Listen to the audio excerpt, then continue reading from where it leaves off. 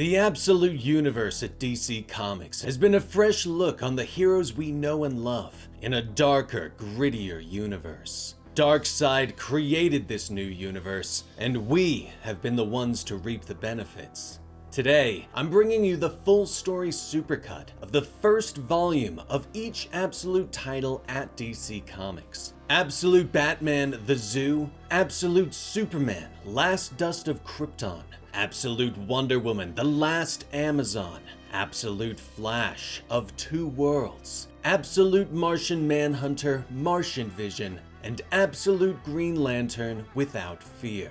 This is a long one, so buckle up, grab some popcorn, and enjoy the Absolute DC Full Story Supercut. Absolute Batman The Zoo. Sometime in the past, a young Bruce Wayne leans over the sign for the Bat House. His eyes widened in fascination with the mural. But he turns when his father calls out to him. Thomas Wayne gathers his class at the Gotham Zoo, informing his son that there will be time to visit the Bat House later. But now, a motorcycle roars through the dark and grimy streets of Gotham. It's different from the last time the rider was here. The outward appearance is a shinier city, raising up into the night sky, taller and brighter than before. But the rider knows the truth. He passes the homeless tents to alleys. He sees the criminals waiting in the shadows for someone to witlessly walk by. He turns the motorcycle down an alley and finally stops at his safe house. Alfred Pennyworth pulls off his helmet as he looks around the dark streets. But he doesn't see anything. He chains the motorcycle to the building before heading inside. The safe house is small, allowing him enough room for a kitchenette and a bed. His arsenal displayed on the wall. While his tea brews, Alfred tries to reach out to Julia, his daughter. He doesn't even know if she still lives in Gotham, as they haven't spoken in years. And there is no answer. He leaves a message with a sigh. He finally sits down with his tea and boots up his secure computer. Pennyworth signing in. Connection secure, he reports. There's a brief moment before his handler finally starts speaking. Tea as good as you remember? His handler asks. Alfred shrugs. Delightful. What's the assignment? Images flash across the screen as the handler explains that in the past 3 months, a gang known as the Party Animals have been sowing chaos across the city, raising the murder rate in Gotham by 700% on their own. Alfred sighs as he hears the reasoning. I read the docket, but can I ask why you pulled me out of Singapore? I was this close to the target I've been chasing for months, he says. You're needed there. Your assignment is strictly surveillance. Gather information on the Party Animals, but do not engage, his handler orders. There is a momentary pause before they continue. One note, there might be another player in town. We've only caught glimpses, but he seems to be circling the gang as well. If he gets close, you have authorization to engage him, the handler orders before signing off. Alfred sighs in the quiet safe house. He finishes his tea before picking up his pistol and jacket and heading back out into the night. Stepping outside, he stares in surprise for a moment as he sees that the chain on his lock was cut and his motorcycle is gone. I hate this town, Alfred hisses through gritted teeth. The next day, Croc's gym. Massive fists smacking against a heavy punching bag. Bruce Wayne moves quickly for a man his size, his fist and feet slamming into the bag, drawing looks of shock from those around him. Memories of that day at the zoo flash through his mind. His final moments with his father. The class was looking at the lions, and Thomas discussed with his son that the family would be going out to a movie that night. As the memories of gunshots flash before his eyes, Bruce hits the bag hard enough to break through the canvas, sending sand everywhere. Really? Waylon asks as he walks over, cradling a crocodile. Bruce sighs and stares at the mess. Sorry, Waylon, he whispers. The gym owner shakes his head and smiles a little. So, let's make it 90 for the bag and 30 for the sand, he says. The sand comes in the bag, Bruce points out as he takes off his equipment and grabs his gym bag. For the cleanup of the sand, my friend. My time is costly these days, Waylon says as he pets his croc. Bruce can't believe his friend is going through with his exotic pet scheme and points out that having Ozzy help him out with the logistics isn't a great idea. He's gonna get you busted any day now, Bruce says as he pulls on his jacket. Bruce heads towards the door, with Waylon asking if he's coming to poker this week. Everyone's in this week. Eddie, Harvey, Oz. I even think Selena might, Waylon says. But Bruce shakes his head. At least tell me you're going to the town hall meeting tonight, Waylon presses. But Bruce once again shuts him down and heads towards the door. The whole city's coming apart. These party animals are destroying everything, Waylon shouts for him. I gotta go, Bruce calls over his shoulder, promising to pay for the bag. Waylon watches his friend leave. This is our home, man. Someone's gotta do something, Waylon sighs. He turns and looks at a picture of the old neighborhood friends. That night, aboard the yacht of Roman Sionis, Don Maroney and Don Falcone sit across from the masked crime lord at an overstuffed dining table. Nearby, a masked child and woman sit in the pool, while a masked DJ plays music nearby. Maroney leans across the table, pointing at Roman with his cigar. Well, rumor is, these party animal pieces of shit are your guys, Maroney snaps, reminding Roman that there are rules in Gotham. Falcone nods, explaining that Roman needs to take his gang and leave Gotham by dawn, or they're all dead. The woman gets out of the pool, putting on a robe and joining them at the table. Baby, show them the masks, she says as she sits down. The child joined them with a towel wrapped around his shoulders. Roman turns his masked face to her, perhaps smiling. Good idea, sweetheart, he says. Behind them, in the shadows of the ship, lights begin to click on, revealing masks in cases. Roman explains that these are death masks, molded from people's corpses. As more lights flick on, Maroney's eyes widen as he sees the face of his brother. The lights continue to click on as Roman shows both Maroney and Falcone the faces of all their lieutenants and family members in the mob. Roman sits and pours himself a glass of champagne. I have 2 places left, just for you, Roman says. The child is suddenly behind them, stabbing Maroney in the eyes before leaping up and pulling a garrote tight against Falcone's throat. Roman sighs and sips from his glass, ordering the DJ to turn the music up. The next day, the party animals continue their reign of chaos throughout the city, but as night falls, someone prepares to fight back. Bruce Wayne stands upon a rooftop, pulling on his cowl and leaping off into the night air. At the town hall meeting, Mayor Gordon stands before the people of Gotham, telling them that he is doing everything possible to end the party animal problem. But the people don't believe him, shouting that he is being soft on crime, despite his history as police commissioner. Outside, Alfred is in a nearby building. He watches as a large group of party animals approach the town hall, weapons at the ready. He taps a button on his comms. Pennyworth reporting, sir. Party animals are at the site. Heavily armed. Mass casualties possible, sir. Permission to engage, he says. There's a brief pause. Permission denied, Pennyworth. Whatever happens there, observe only, the handler orders. Inside, people are still shouting, and a woman finally stands, looking not to Gordon, but to the faces of the crowd. People, look at us. This is what they want. All of us are fighting, scared, blaming each other, she says. She points to Gordon, explaining that she works with the mayor's office and she trusts him to solve this problem. But it's not just up to him or Commissioner Bullock. It's up to all of us to stop these killers, to come together, she says.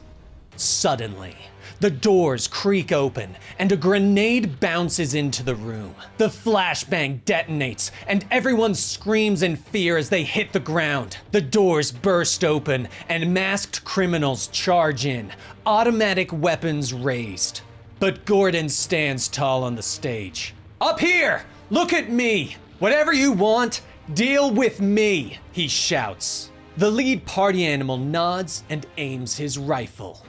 "Bye, Jimmy," he calls and fires off a burst. The rounds chew through the podium and Gordon hits the ground, grunting with pain. The leader orders his men to fire, but something grabs them and pulls them outside, and the doors slam shut behind them.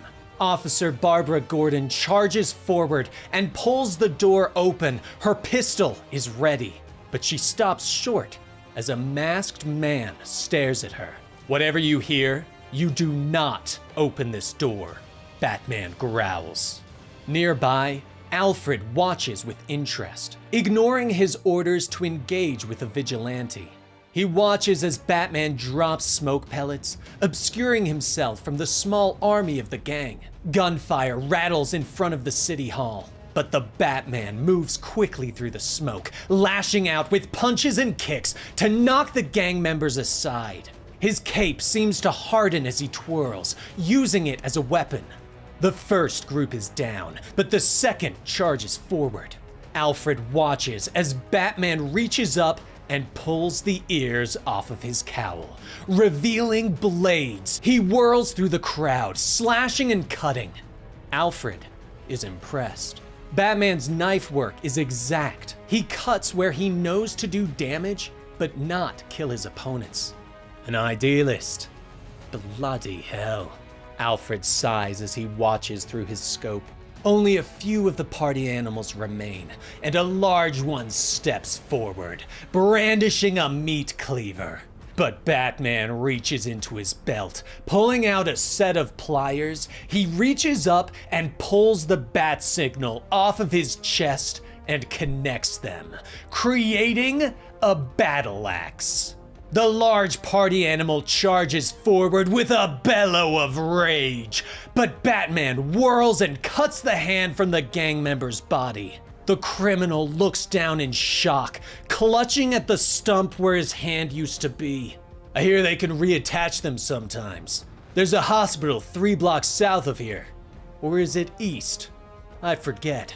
I'd run if I were you," Batman growls as he looks at the remaining criminals. They all suddenly turn and run, rushing down the steps of the city hall to escape. On the rooftop, Alfred nods. Well done. But if he were a true tactician, he'd have set a trap for those fleeing, Alfred thinks to himself. But he watches as Batman pulls out a detonator and blows up the street as the party animals reach it. Smoke fills the scene.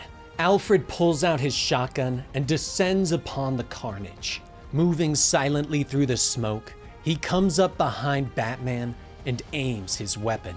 The high-tech shotgun begins to whirl to life. That is the sound of a DC-34 automatic shotgun, son.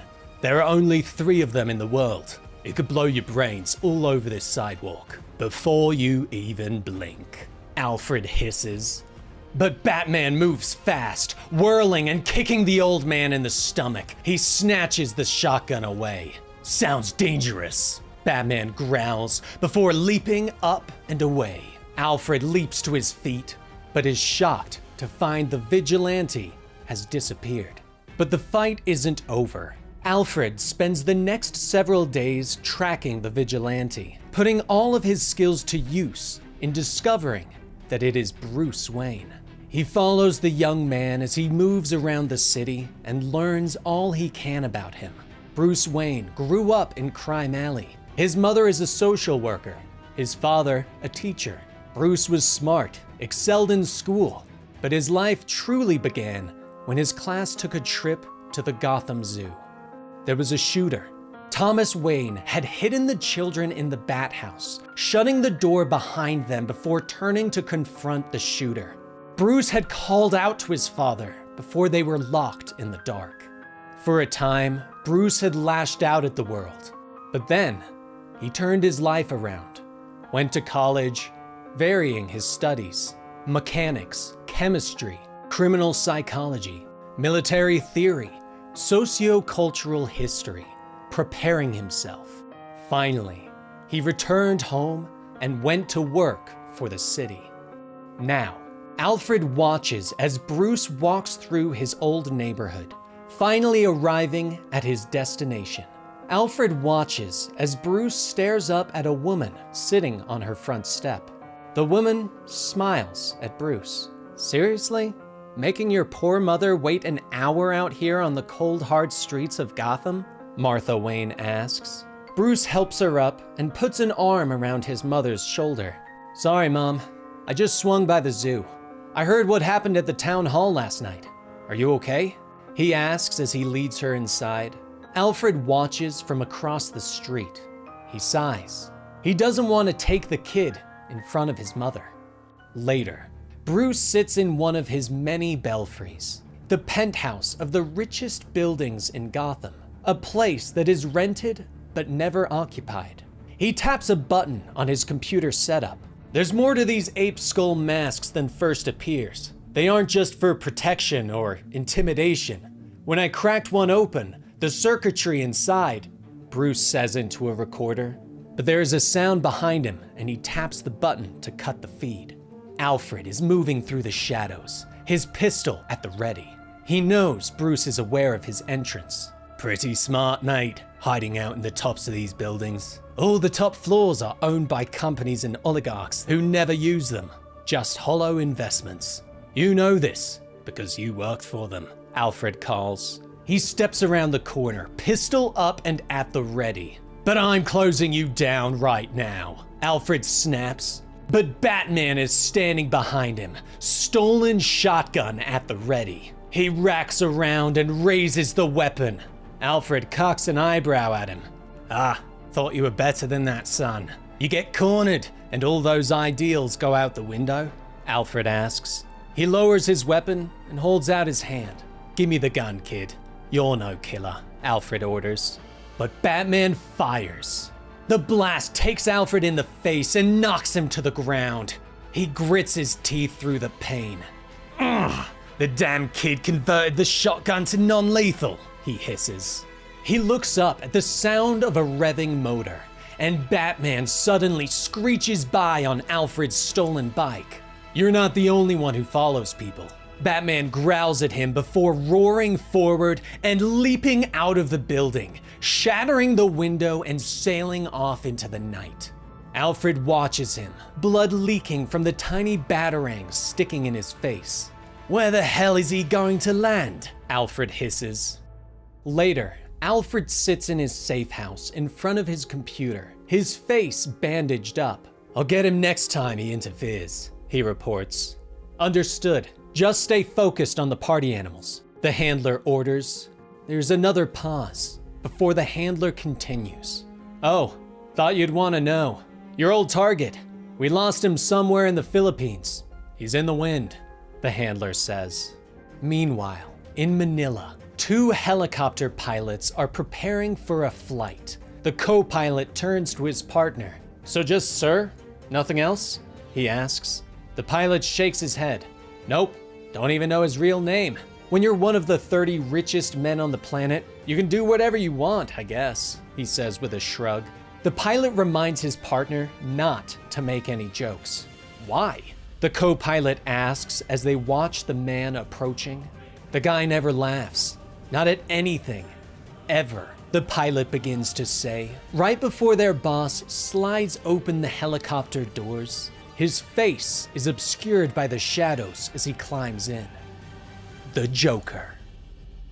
Gotham Zoo, the past. Tears in his eyes, Bruce bangs on the door to the bat enclosure, unaware that his father's body is slumped against it. He shouts for his father, but there is no answer. Behind him, The noise has stirred the nocturnal creatures, and one hisses at him, crawling towards him. The glass shatters as the colony rushes at him, seemingly called by destiny. Bruce screams as the darkness overwhelms him. Now, Alfred continues to observe the party animals, who continue their war against Gotham without any apparent purpose, while Batman continues his war against crime. Batman meets the party animals at the Gotham Aquarium, brutally fighting them off even after being stabbed several times. He rushes through the crowd, dropping several of them with brutal haymakers and clotheslines. He whirls to find the gang members swarming at him, but he yells out a bellow of rage and turns, smashing through the glass and flooding the entire room with water. Batman leaps up and hangs from the ceiling. "Wow, you got us wet. Not like you can stay up there forever," the party animals shout as they begin to regain their footing. The Batman reaches into his belt and pulls free a pellet. He drops it into the water, and in moments, it begins to swirl green and smoke. The pellet was a formula that turned salt water into hydrochloric acid. Minutes later, the party animals are rushing outside. Their skin and clothes smoke as they run into the waiting arms of the GCPD. And Batman is already gone, disappearing into the tunnels beneath the city. Alfred watches all of this on the CCTV that he's tapped into. He's been tracking Bruce, observing him when he can.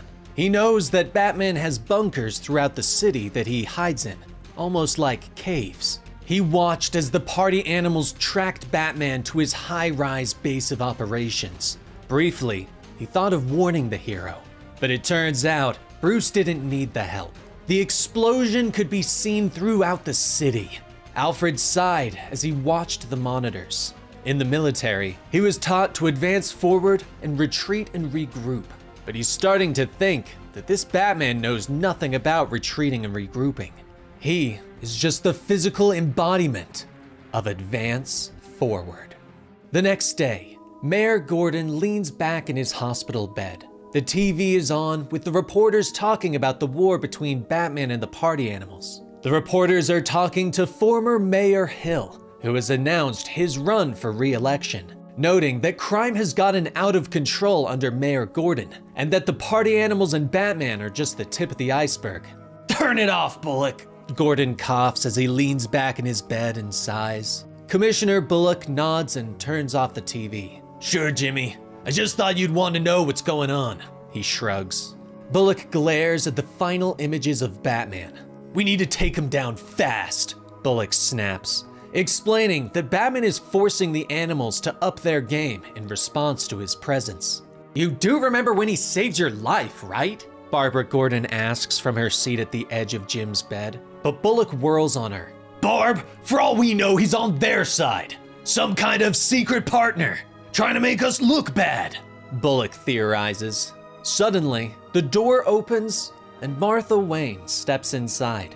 "Sorry to interrupt," she says as a greeting as she crosses over to Barbara and gives her a big hug. The four talk for a moment before Bullock and Barbara are called away on police business. "The party animals are tearing up the Port Authority." Bullock sighs as he motions for Barbara to follow him, and they exit the room.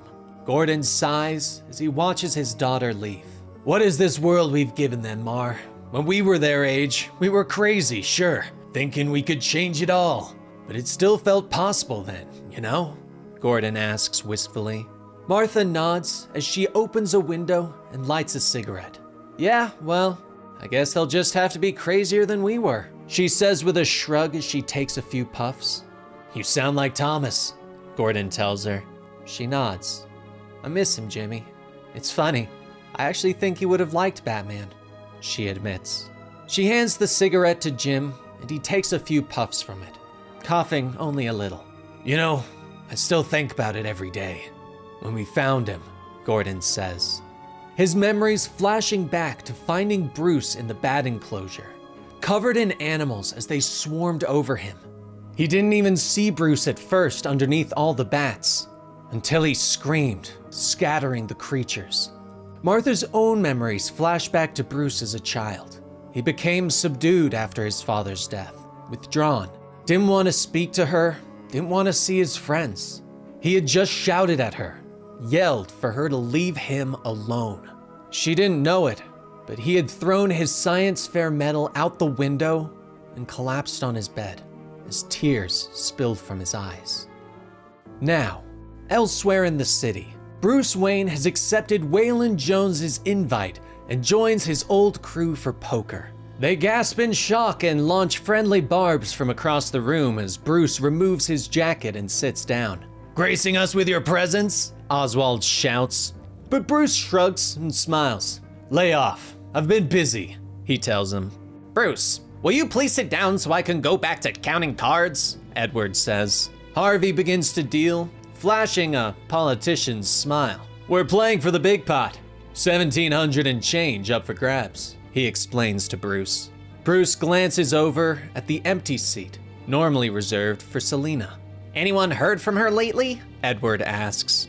Waylon shrugs. "I got a postcard a couple months ago from Cairo," he tells them. The old group of friends sit and play for a while, swapping old stories and discussing current events. Finally, Bruce ups the ante and puts a party animal mask on the table, bringing gasps of surprise from his friends. "Where do you get that thing, man?" Oswald asks, leaning in to peer through the mask's dark eyes. "I found it. I'm heading the repair crew at City Hall," Bruce tells them with a shrug. Edward leans over it, studying the machine work and electronics. "I see 4 different chips in the outer weave," Edward tells them, explaining that it could act as a GPS and tell you where the party animals would attack next. He leans even closer, his eyes widened. "But these other chips, these are Premier," he says softly. Edward glances at his friends as he lifts the mask. "I'll be borrowing this," he says with a smile. Bruce glances at Oswald, and the conversation shifts to what the party animals could want in Gotham. The crew continues to play cards as Oswald notes that the gang doesn't seem to want anything. "As far as I can tell, these guys just want to wreck the city," Oswald says before folding. Harvey thinks the whole thing is political, that everything Roman and the party animals are after is power and money. Harvey doesn't know much about the party animals, but he has heard that former Mayor Hill has been taking in a lot of money for his re-election campaign. "This guy I know works for him. Says Hill is riding high on some new purse he calls his golden chest." Harvey explains as the game ends. Later, Batman slips through the window of Hill's campaign office, moving smoothly through the shadows despite his size. He picks the lock to Hill's office and cracks his computer, searching through the files. "Come on, where are you?" he hisses in the darkness as he searches through the files. But then he comes across a folder labeled Arkham. Suddenly, the monitors on the wall light up, revealing Roman Sionis's masked face. "Well, hello there. Finally, Batman, we meet. Unfortunately, we don't have much time to chat," the villain says. Batman glares at the image, but Black Mask only smiles. "I like you, I do. You're my kind of party, so I'll make you a deal. Everything you've ever wanted. But you do have a problem. We tipped off the whole GCPD, and my people have the building surrounded. Still, I'll be waiting for your call.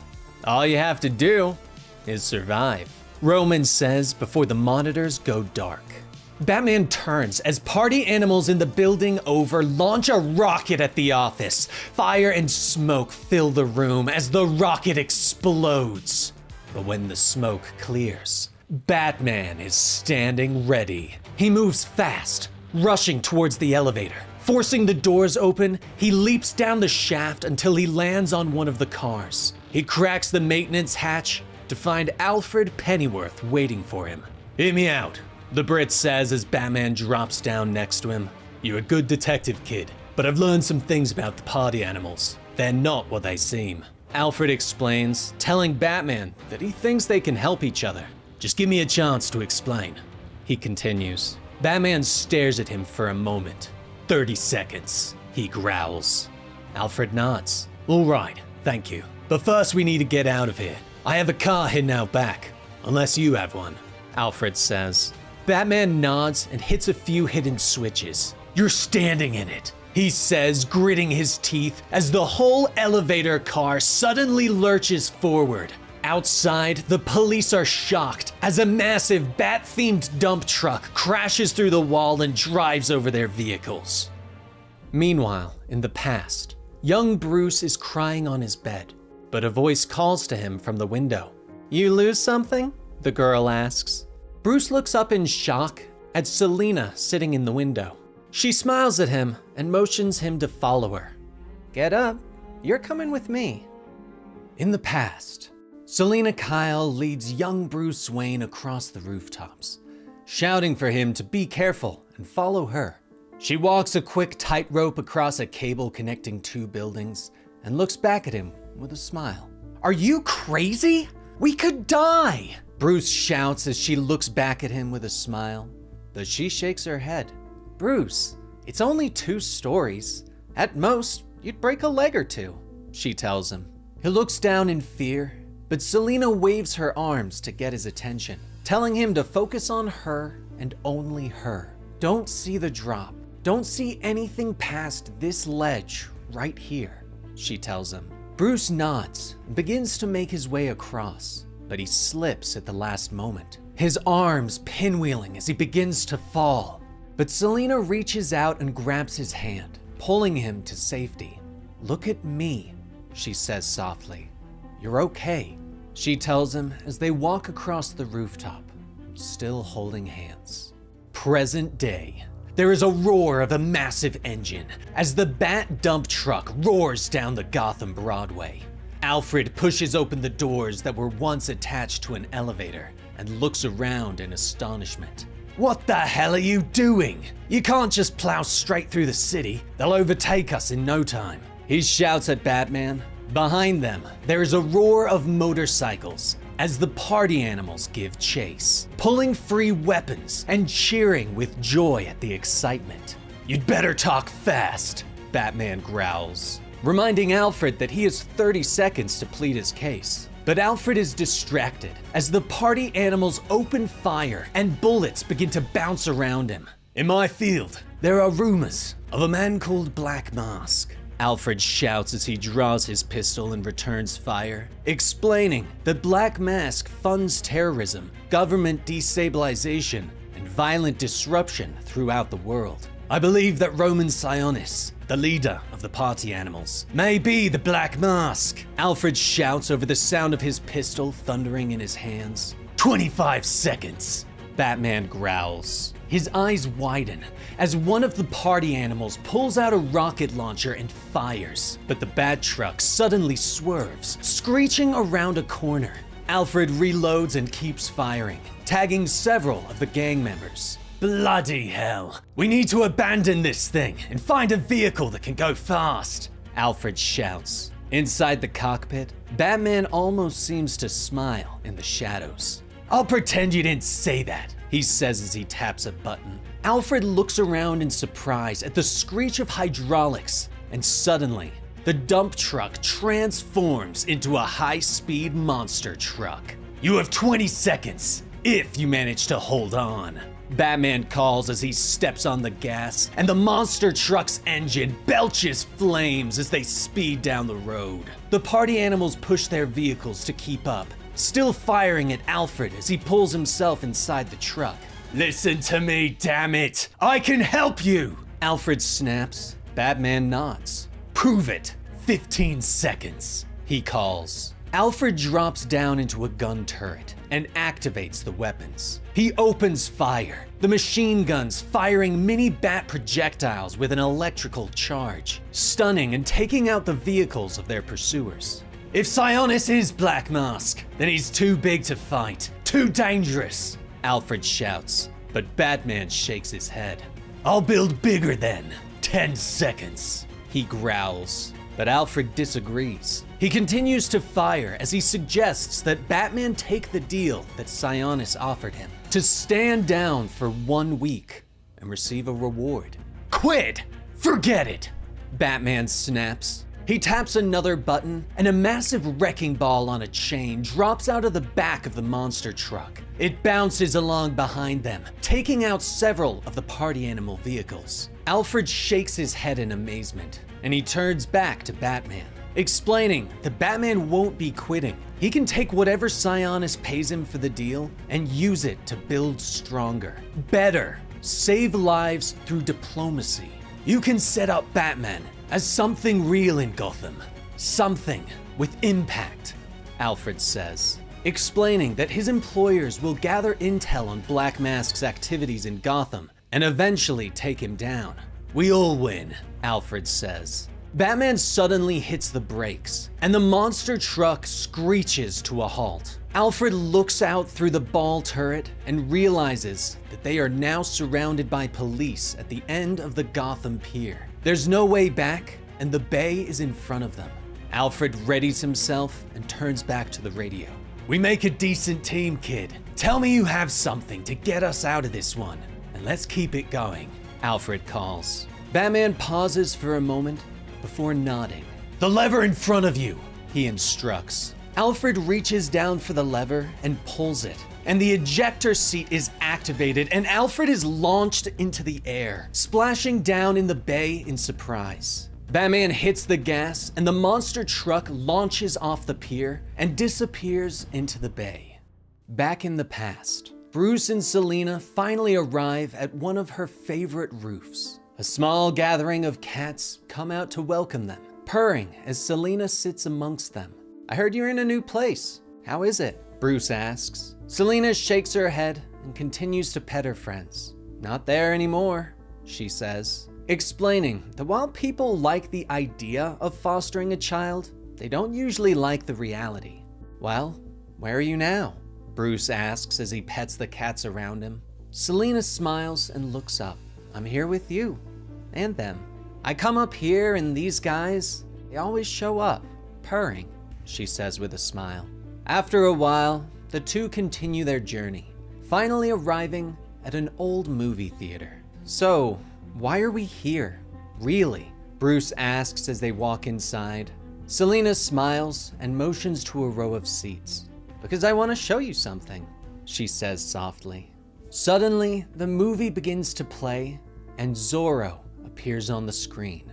Anger flashes across Bruce's eyes as he glares at her. What do you think you're doing? He snaps. In the present, Bruce is sitting in the workshop of his friend, Edward Nygma. Edward motions to his robot that he has hooked up to the party animal ape skull mask. Ask away, Bruce, Edward says with a smile as the robot turns its glowing eyes upon Bruce. I came to talk to you, man, Bruce says, but Edward shakes his head, explaining that the robot, who he calls Al, has a map of Edward's brain and contains 4/5 of all human knowledge. Bruce sighs and finally agrees. How do the party animals' ape skulls work? He asks. Al explains that the mask has 3 functions. It protects the wearer's identity from all global deciphering means. It creates a wallet for the wearer that is connected to a highly protected network of cryptocurrency called Blackcoin, and it provides objectives and targets to the wearer that they can complete for payment. All members of the party animals can get quite wealthy, quite quickly, Al explains. Bruce nods. How would someone disrupt this network? He asks. But Al motions to the monitors nearby, and images from around the world begin to appear. The network is far too expansive for anyone to bring down, he says, explaining that the satellites are connected around the world. Bruce ponders on this and then shakes his head. There has to be some way, he says softly. But Edward steps forward, suggesting that they merely destroy the mask and forget all about this. He doesn't want to help you, Bruce, even if he could, Al explains. But Edward shakes his head, explaining that he is merely looking out for Bruce's well-being. Suddenly, Bruce's phone buzzes.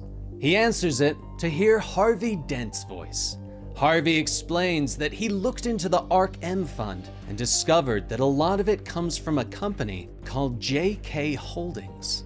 highly diversified around the globe, but they specialize in building secure facilities, private prisons, Bruce. And not just ordinary ones either. Black sites, Harvey says, whispering so that no one in his office hears him talking about this. Meanwhile, Commissioner Harvey Bullock is meeting former Mayor Hill on board a yacht at the docks. Hill smiles widely and holds out a hand. "Welcome! I appreciate you agreeing to meet with me," Hill says. Bullock shakes his hand, but doesn't smile. "You're not getting my endorsement, Hill. If that's why you invited me here, you can forget it," Bullock says. But Hill shakes his head and motions to the yacht. "Whoa! Slow down, Commissioner. I'm not trying to steal you away from old Jimmy. I just wanted to introduce you to a friend of mine," Hill says. At that moment, Dr. Benjamin appears at the top of the walkway on the boat. "Mr. Sionis is waiting in the body room," Dr. Benjamin says from behind his dark goggles. He leads them through the ship into a training room, where Roman Sionis is sparring with former heavyweight champ, Bibbo Bibowski. Bullock watches as the much smaller Sionis easily brings down the former champ. While Sionis is fighting, he explains to Bullock that he is a professional pacifist. "I help bring peace to troubled areas of the world," Sionis says as he grabs hold of Bibbo's arm and snaps it at the elbow. "Good places where the people are being taken advantage of by bad people. And this city, it could use some peace these days. Bad people are tearing Gotham apart," Sionis says. He scrambles across the mat and wraps his arms around Bibbo's neck and begins to squeeze. "You have to get things under control. My people can get you plenty of choppers and tactical vehicles, all through state channels, all above board. So, what do you say?" Sionis asks, ignoring Bibbo as he tries to tap out, and his eyes begin to go red. "All right, man, he's had enough, damn!" Bullock shouts. Sionis nods and releases Bibbo, allowing him to collapse to the floor. He stands, barely breathing heavily, and reaches for his robe. "Don't worry about him, Commissioner. He'll be fine. Now come, let's talk about peace," Sionis says as he motions Bullock and Hill out of the room. In the past, Bruce stands and is about to leave the theater, but Selina reaches for him. "I'm leaving," Bruce snaps. But his other friends are suddenly there, grabbing him and pulling him back into the theater seats, candy and popcorn in their hands. "The hell you are," Oswald says with a smile as Edward throws popcorn at them. "Popcorn attack!" Bruce finally relents and they all sit down. They laugh and shout, enjoying being kids for a moment. In the back row, Martha Wayne smiles for a moment as Bruce enjoys his life again. Present day. Martha comes into the kitchen to find her son sitting and eating his breakfast. "Bruce, you scared me. What is it, honey? What's on your mind?" she asks. But Bruce explains that he was just in the neighborhood and stopped by to say hello. She raises an eyebrow, not fully believing him, but explains that she has to head out. "I was just thinking that maybe with all the chaos in the city, you could kind of, I don't know, lie low," Bruce suggests. But Martha shakes her head, explaining that she is stepping up to help Mayor Gordon as deputy mayor. "The chaos is exactly why I can't lie low, Bruce," she tells him. Bruce becomes angry, telling his mother that she is just painting a bullseye on her back. "I believe in what Jim is trying to do, and I'm going to try and help. That's who we are, who I am. Who your father was," Martha reminds him, and Bruce glares at her. "And look how it turned out for him," he snaps. Martha glares right back at her son before putting her hands on his shoulders. "I'm going to kiss you now, so I don't slap you," she says before leaning down and kissing him on the top of his head. "Goodbye, Bruce. Clean up when you're done," she whispers before walking out and leaving him in the kitchen. The next day, former Mayor Hill holds a press conference announcing that Police Commissioner Bullock has endorsed his run for the mayor of Gotham, and Hill points out the chaos and crime in the city. That night, terror and fire spread in the darkness of Gotham as the party animals continue their war. Later, Bruce sits in another of his bunkers, this one at the old Gotham Zoo, now shut down. He's plugged into the party animal mask and hears Sionis's voice coming from his phone. That's right, 200 million to stand down for 1 week, and I'll make sure we go a little bit easier on Gotham. I hope you're smiling just thinking about it, Sionis offers. Bruce doesn't respond and sits there thinking. Think about all the good Batman could do with that kind of money. The cars, the weapons, the tech. He'll be larger than life, Sionis continues. Finally, Bruce interrupts him. Enough. I'll take the deal, he finally says. The past. The courtroom is quiet as a young Bruce Wayne takes the stand. The judge looks at those gathered. This morning, Mr. Chill was prepared to give a statement, but Mr. Wayne has requested to speak first, the judge explains. He looks down at Bruce Wayne, whose eyes are shut tight. You can go ahead now, son. What is it you have to say? The judge asks. Bruce opens his eyes, and a single anger-fueled tear runs down his cheek. A short time ago, the gangbangers stand on the rooftop, smiling at the apartment residents that are dangerously close to the edge. The leader of the gang steps forward and glances at those gathered. Go on, convince me. Tell me why you three alone think you should be exempt when everyone else chips in, he says. He motions to the city around them. Historic Park Row. Upkeep takes money. 10 Thieves isn't a gang. We only want to keep this place safe.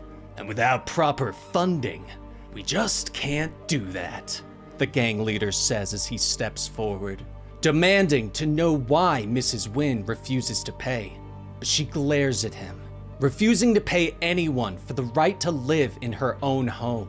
The gang leader sighs and reaches out and pushes her gently, sending Mrs. Wynn over the side of the building, and he turns to the others. See? If we don't stay vigilant, things get unpredictable real fast. You never know what could happen, he says with a chuckle. But he turns in shock as Mrs. Wynn is suddenly tossed back onto the rooftop. The gangbangers look around in shock, unaware of the shadow creeping up behind them. The cloaked figure opens his mouth, bearing sharp fangs as his eyes begin to glow. The bat lets out a screeching cry as it leaps among them. Wait, wait! One of the gangbangers shouts in fear as the cloaked bat leaps forward and bites into his neck. The gang member lets out a strangled cry and falls away, foam falling from his lips. The bat whirls, slashing across the next gang member with his claws. He whirls again as the gang leader draws his pistol and fires. Stay away, or I'll blow your damn head off! The leader shouts, but the bullets have no effect, seeming to just bounce off the dark wings of the bat. The monster steps forward and draws its own pistol, aiming it at the gang leader's head. But he hesitates, memories of his father flashing before his eyes. Thomas walked into the room as Bruce continued to work on his project. I chose a bat, Bruce says as he looks up from his makeshift bridge model. He shows his father, explaining that it's for the Young Engineers competition at the zoo. A lot of their animals come from distressed areas, so we have to build a bridge for a place like that, and theme it around an animal. Bruce tells him as he motions to the spires on his bridge, modeled after bat wings. Thomas looks at it, noting that it looks quite intimidating. I just wonder if that's the best strategy for a place in need. Intimidation? Thomas points out. The pistol shakes slightly in Bruce's hand, his father's words echoing in his mind. Suddenly, the door bangs open behind him as more gang members flood out. The bat whirls and leaps off the roof. His cloak billows as it catches the wind and he swings off into the night, seeming to fly away from the danger. Later, Bruce stands in his lair. He shakes his head as he stares into the fire. The criminals were afraid of him, but it was all theatrics. The animal noises, the fake teeth with paralytics, the claws and the gun. He is disgusted with himself, and he throws it all into the fire. He needs another way. Time passes. He continues to study, to train, to build and create. He needs to do better, to be the thing that criminals fear. He studies his city, moving out at night, watching the gangs in the corrupt GCPD. He finds where the Falcones and Maronis are bringing weapons and drugs in at the docks. They move in the open, unafraid of the police on their payroll. That night, an 18-wheeler pulls away from the docks, loaded up with illegal goods. Behind them, a remote-controlled car moves fast to catch up. It drives underneath the truck just as it enters a tunnel. The drivers have no idea, but their headlights suddenly illuminate a man dressed as a bat in front of them. "What the? Run him down!" the passenger shouts.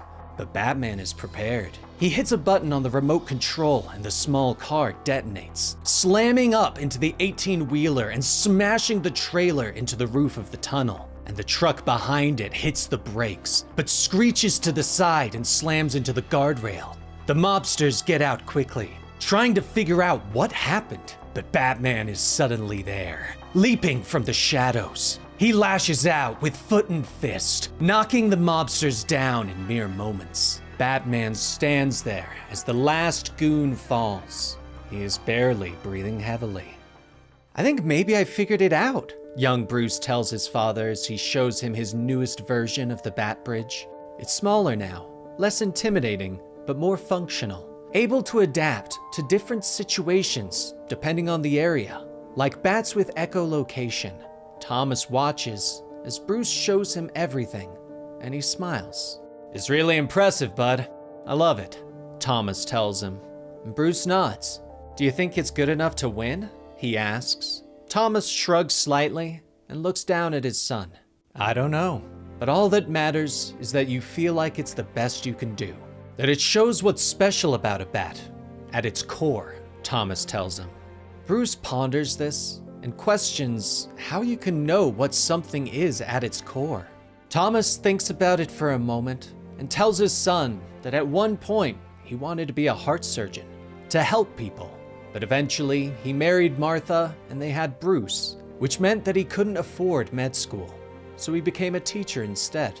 Thomas explains that at his core, he wanted to help people, and helping children learn the skills they needed to succeed in life helped him do that. So at his core, he is doing what he wants to do. Bruce nods and thinks on his father's words. Bruce looks up at Court. His face is a mask of anger. "I know Mr. Chill gets to make a statement today," Bruce begins. He lets the court know that he has had time to reflect on what happened at the zoo that day, that he remembers being there with his class, there for a competition that Bruce had entered. Bruce explains that he looked back, and for a moment, he saw that his father was proud of him. He remembered seeing his father and feeling so happy. Another tear falls from Bruce's eyes and streaks down his cheek. And I knew it.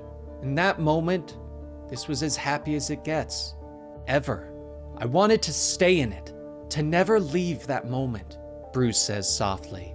He glares at Joe Chill, his words coming out in a hiss. "You killed that happiness, Mr. Chill, forever. So I'm not staying for anything you have to say. I don't care what made you do what you did. I just need you to know that I hate you," Bruce shouts. The judge bangs his gavel, demanding order in his court as Bruce continues to yell, and those gathered begin to murmur. Long ago, young Bruce calls his father, asking him to come see his final project. Bruce explains that he thought about it, and at its core, the bat-styled bridge needed to be everything for the people who needed it, that it needed to be intimidating and adaptable. He pulls away the cloth, revealing the bridge with an even more bat-shaped design. It's got everything the other designs had, but this one, it's got an extra feature. It flies. It's lightweight, foldable. It could be dropped from a plane and parachuted down, so the people can set it up themselves. It'd be a tool to use however they need. They don't have to rely on the powers that be to set it up. It makes the bridge theirs.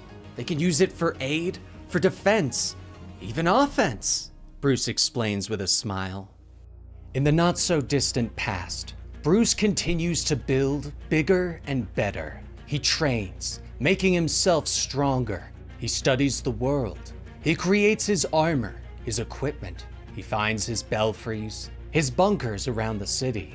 He becomes what the city of Gotham needs: intimidating, adaptable. He stands ready with the new equipment, a type of material that can harden and soften through the flexing of his wrist and hand. Record. Testing bat thumb, Bruce says to his computers. He grips his hand and the rod retracts, becoming a type of claw. He smiles. He's found his symbol. He creates Batman. He is ready. Night falls over the city, and the rich and elite gather for the annual Dance for a Better Gotham charity ball. Batman watches from the skylight above as the rich and elite mingle. He placed directional mics and listened in on their conversations. These people supposedly want to make Gotham a better place, but they really don't. They merely want to make themselves richer. They don't care about the city or the people that live in it. But Bruce isn't there for any of them. He is after Randall Powers, the man who owns the trucking company that Maroni and Falcone use. Taking out the goons and gangsters won't stop the shipments. They'll just get someone else to do it. But Batman has decided that if you take out the means of getting the guns and the drugs into the city, you make it too difficult for the mob to do their job. Suddenly, there is a buzz of a helicopter as it crests the building. A spotlight shoots down, and for a moment, Batman is illuminated. You there! Lie down with your hands behind your back! A cop shouts over the loudspeaker, but Batman whirls and leaps away into the night, swinging off into the darkness and disappearing. Later, Bruce has traveled to Blackgate Prison. Someone has requested to speak with him. Bruce walks into the visitation room and glares at the man behind the glass. Joe Chill just stares back. Anger flashes through Bruce, and he tightens his fist. Finally, he steps forward and picks up the phone. Well, you had something to say? Bruce asks the man who killed his father. Batman turns the motorcycle, revving the engine and roaring through the night, passing the waiting party animals on each corner, daring them to do something, to break the deal that he set up with Black Mask.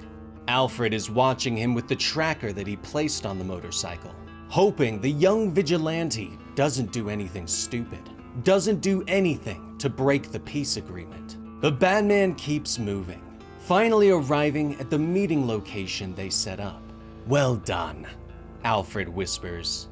Meanwhile, across town, Martha Wayne walks into the office of Mayor Jim Gordon, asking if he's ready to go. Look, Mar, I just want to say that I'm sorry that, Jim starts to say. No, we haven't lost yet, Martha reminds him. But Jim shakes his head, motioning to the TV press conference, pointing out that Harvey Bullock is thrown in with Hill. I didn't see that one coming. Stings, he whispers.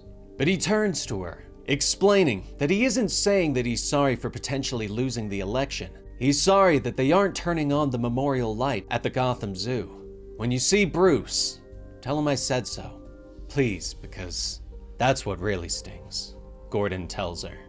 It was years ago, at the funeral for Thomas Wayne. The rain fell from the sky over Gotham, washing Bruce's face and hiding his tears. Go on, honey, Martha says as Bruce steps up under the shelter of Gordon's umbrella. You wanted to talk to me, Mr. Gordon? Bruce asks. Jim nods and leans down to the young man, explaining that his father was one of the bravest men he had ever met. He sort of shone with it. I see that when I look at you, Jim says. But Bruce doesn't look up, his face masked in shadows as he looks at the floor. Jim stares at him for a moment before nodding. I'll let you go now, but I also wanted you to know that they're going to tear down the zoo, okay? Build something practical. You won't have to look at it ever again. it'll be gone for good, okay? Jim asks. In the present day, Batman waits on the rooftop. Alfred continues to watch him from a distance, noting the young man's back tensing, as if preparing. Easy there, easy, Alfred whispers. He turns his night vision to the nearby rooftops, noting the party animals' snipers and rocket teams, villains just waiting for Batman to make a mistake. You did it. You won, Alfred whispers to Batman, hoping the young vigilante understands. A helicopter buzzes in and lands, with Black Mask and his deranged family disembarking. Hello there, let's make you rich, Sionis shouts. He steps forward, explaining that the money has already been placed into Batman's account. I know.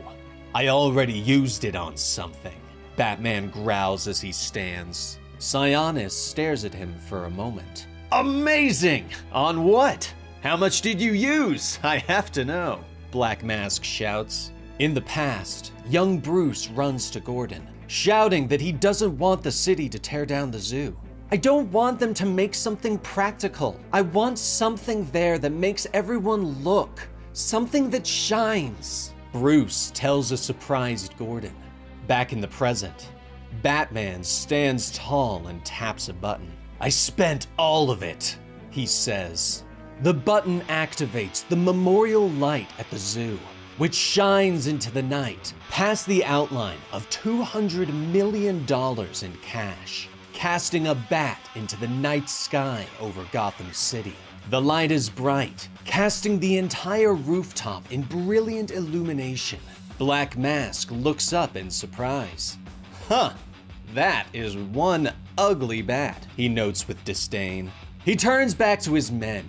Party animals! The deal is off! He shouts. The gang swarm the rooftop, rushing for Batman. I don't need cars, planes, or computers. All I need is Batman. Batman growls as he rushes to meet the criminals. He whirls his cape around, lashing out at the party animals and slashing through them. He grabs the hardened, sharpened edge and stabs it through one man's leg. The man screams in pain, but Batman is already moving. He knocks another aside with a bone-cracking punch and kicks the leg from beneath another. The big man that Batman faced the other night rushes forward, a cleaver in hand, and he leaps on top of the massive vigilante's back. Payback time! The party animal snarls in Batman's ear, but the Dark Knight flexes his back and spikes stab out, piercing through the party animal's arm. Ah! I'm stuck! Get me off of him! The gang member shouts as Batman whirls and keeps fighting. He finally releases the spikes and allows the big man to fall. The rest of the party animals hesitate for a moment, not sure if they want to rush forward, and Batman glares at Black Mask.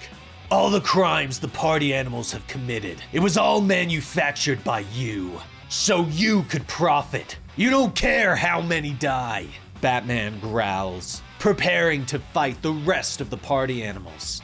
Black Mask stares at him for a moment, before pointing and shrugging. Nope. Fortunately, though, you do.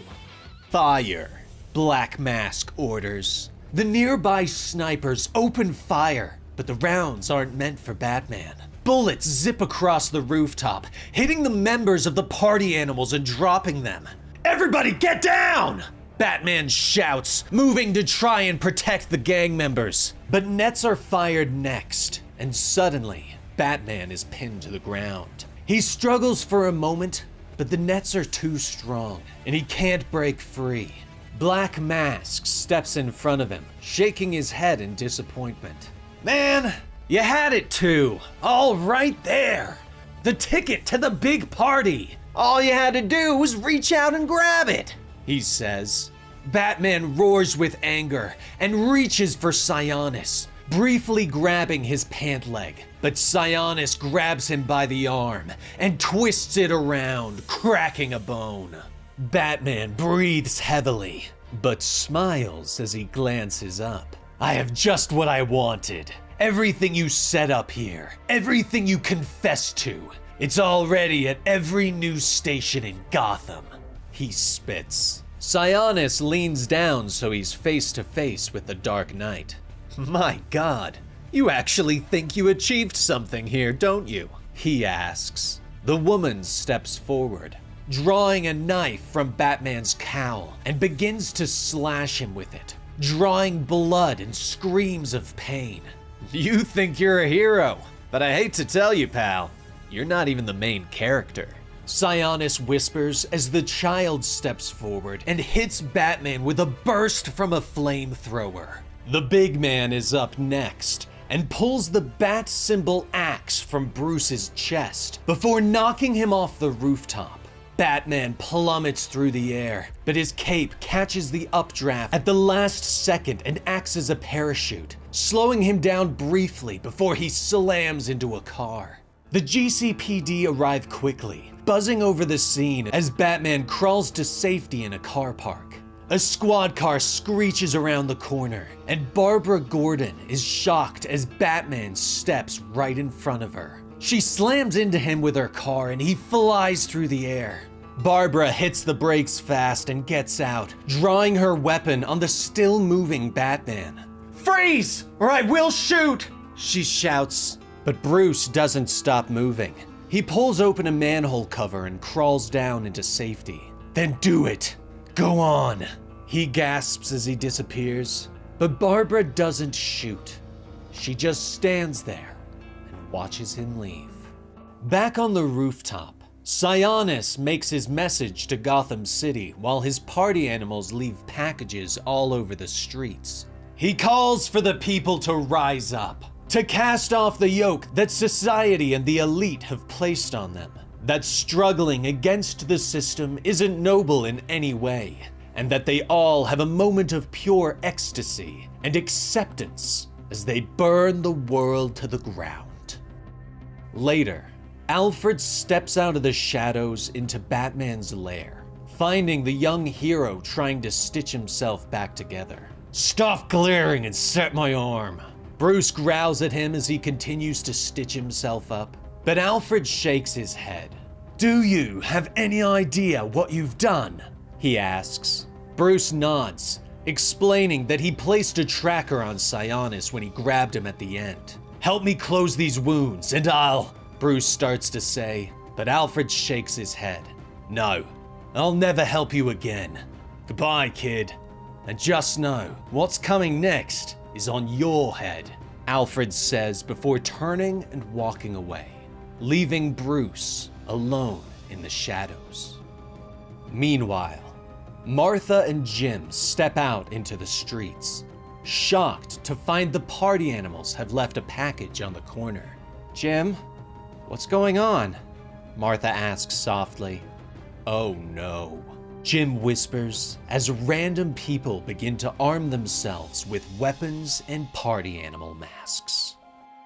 Gotham City is burning. Roman Sionis has scattered crates of weapons and masks around the city, encouraging citizens to join his party animals and take up arms and commit crimes, with the promise of fighting the system and earning a lot of money.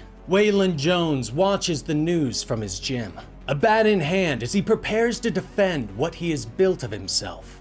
Suddenly, there is a sound of a breaking window. He turns and moves back through the shadows of his gym.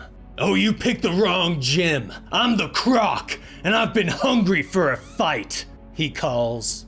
But a familiar voice answers him. "It's me, Way." Bruce gasps as he stumbles out of the darkness. Waylon moves to help his friend, but is shocked to find Bruce wearing a strange costume. Bruce looks up at him. His face was battered and bloody. "I'm Batman, and I need your help," he gasps. In the past, Bruce is sitting in the living room with all of his friends for a sleepover. Martha smiles and reaches for the light, wishing them all a good night and sweet dreams. But when she turns, a man is standing there with a gun. Maybe it's the same man who shot his father. Bruce isn't sure, but the man raises his weapon at the children. Martha steps in the way as the gun thunders in their apartment, and Bruce screams loud enough to drown out the echoes of gunfire.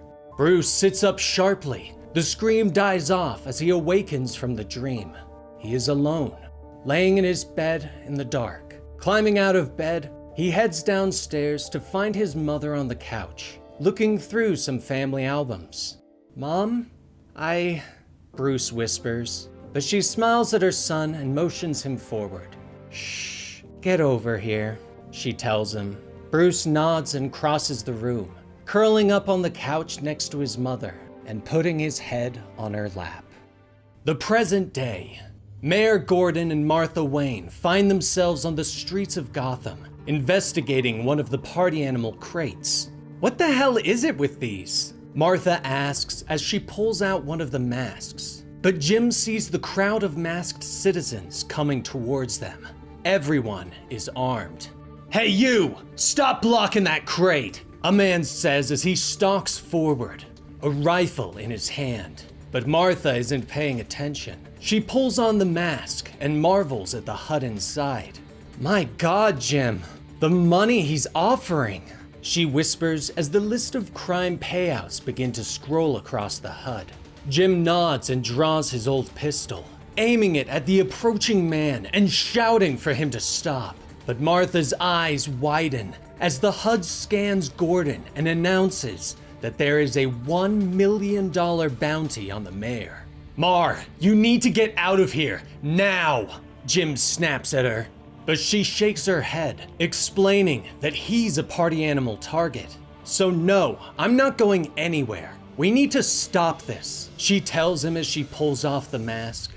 Meanwhile, Julia Pennyworth is riding the Gotham Metro. Her phone buzzed with a citywide alert that everyone should stay inside due to the violent riots. But the doors open, and masked thugs get on board, stalking towards her. Julia's eyes widen in fear as she reaches to call the police. But suddenly, someone grabs her from the shadows.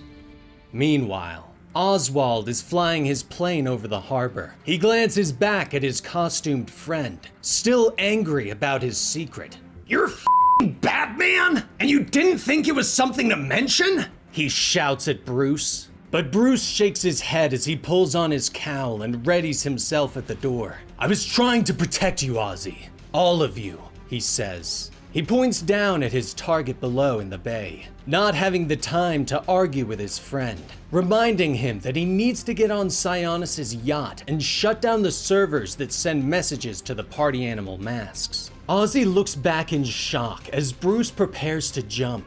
"Bruce, you do this and you're on your own. I barely have enough fuel to get back to Gotham. I can't stick around to save you," Oswald shouts at him. Bruce nods once and looks back at his friend. "I'm not asking you to, or anyone else," he says before leaping out into the night air. The cape catches the wind, slowing his descent as he steers towards the yacht. On board, Sionis' DJ is preparing to drop another beat, but he looks up at the last second to see Batman's boots slamming into his face. Batman moves quickly, grabbing hold of some of the life vests. He wraps one around the DJ and tosses him overboard. But Batman whirls at the sound of small approaching feet. "Kill you!" the little girl says as she slashes with her knife. But Batman just reaches down and picks her up by her purple hair. He stares at the girl for a moment before putting a life vest on her and punting her off into the water. Sionis' girlfriend comes up on deck, curious at the noise. But she stops when she sees Batman standing there, smiling menacingly at her. The woman shakes her head and turns, leaping over the railing and into the water. Batman stares at her for a moment, shrugs and tosses her a life vest. Meanwhile in Gotham, more civilians are approaching Jim and Martha, wanting the party animal masks and weapons. Gordon still holds his old service weapon ready. "Back away! For the sake of the whole city!" Jim shouts at them. Martha nods as she stands at Jim's back. "You can threaten all you want, but Mayor Gordon and I aren't giving you these masks," she snaps. But more masked thugs show up, aiming their weapons as they realize that Jim and Martha have bounties on their heads. "Check the values on them. They're each worth $1 million, one of the thugs shouts. At the airport, Alfred has saved Julia and brought her to his plane, but she glares at him, ordering him not to take off. "I have a life, Dad. I have people I care about. I know it's a foreign concept to you, but I need to be with them right now, while they're hurting," she tells him. Alfred nods, explaining that he'll bring her back to Gotham in a few weeks. "I've seen the aftermath in places where Black Mask does this kind of thing. Right now, I can't risk you being here," he explains to her. But she turns and glares at him. "There's no place I want to be less than on a plane with you. And I promise you this, if we take off, I don't have a father anymore," she snaps. Alfred closes his eyes, sighing deeply. Finally, he turns to the waiting pilot. "Wheels up, Captain," he orders. Back on the yacht, Batman turns as Sionis leaps from the top deck, bellowing with rage. But Batman meets the attack with a kick to the criminal's stomach that launches him back. Sionis stumbles away, gasping for breath. "You still don't get it! You think you can stop them? You think you can stop anything?" Sionis gasps. Batman roars with anger and rushes at him, slamming into the villain hard enough to send him through the wall. "Go on! Keep talking!" Batman bellows. He grabs 2 bowling balls and begins to slam them into Sionis' head. The 2 go through the floor, slamming into Black Mask's secret chamber. "Tell me again how I don't matter. I love it!" Batman snarls as he hits Sionis again and again, the strange masks watching them. But Sionis isn't done yet, and he grabs a garrote and wraps it around Batman's throat, pulling it tight and drawing blood. Batman's vision begins to darken. Images flash before his eyes. Bruce sits on the couch with his mother. He finally looks at the photo albums that she is looking at. Images of his father as a young man. Pictures of Bruce's first steps. His eyes finally land on a picture that was taken at the zoo, the day his father died. Bruce can't understand why she kept that one. "I love this one," she tells him softly. She explains that no matter how hard times got in the city, Thomas was always hopeful, always saw the best in people, and he was always the most hopeful when he was with Bruce. She smiles and pulls her son close, tears glistening in both their eyes.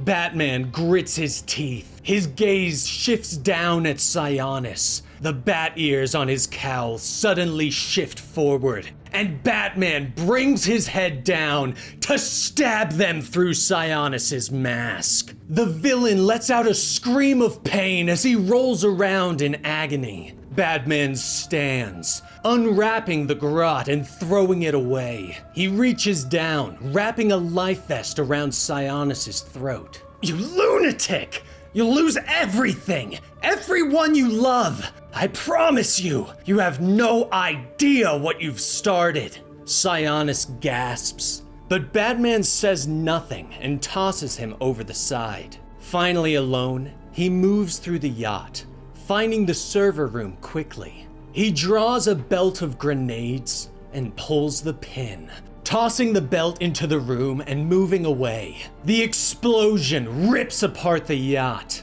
sending it to the bottom of the harbor. Back in the city, the thugs are preparing themselves to kill the mayor. "I saw your faces before you put those masks on. You shoot him, and after all this is over, I will make sure you pay for it," Martha yells at them. But the thugs raise their weapons. "You're better than this! You hear me? We are better than this!" she continues. The thug shakes his head and takes the safety off his weapon. "I'm sorry, Mrs. Wayne," he says softly as he takes aim. But suddenly, the system goes down and the HUD goes blank. The thugs stop and pull off their masks, looking at them with curiosity. "It's dead. Does that mean there's no money? One of them asks. The entire city has suddenly gone quiet. The violence ended almost immediately. Martha steps forward and punches the man who almost killed her, knocking him to the ground before turning back and hugging Jim. Meanwhile, Batman is sinking to the bottom of Gotham Harbor, but someone pulls him out of the water and onto a sub. Alfred grunts as he drags the younger man's large body. Kid.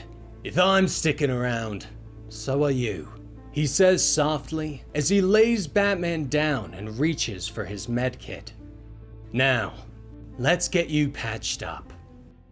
Somewhere else, in an unknown location, a pale man is sitting in a large white room, strange red bodies draped over him. Another man comes into the chamber. Sir, Sionis is reporting. It seems there's been a small snag in Gotham City, he reports.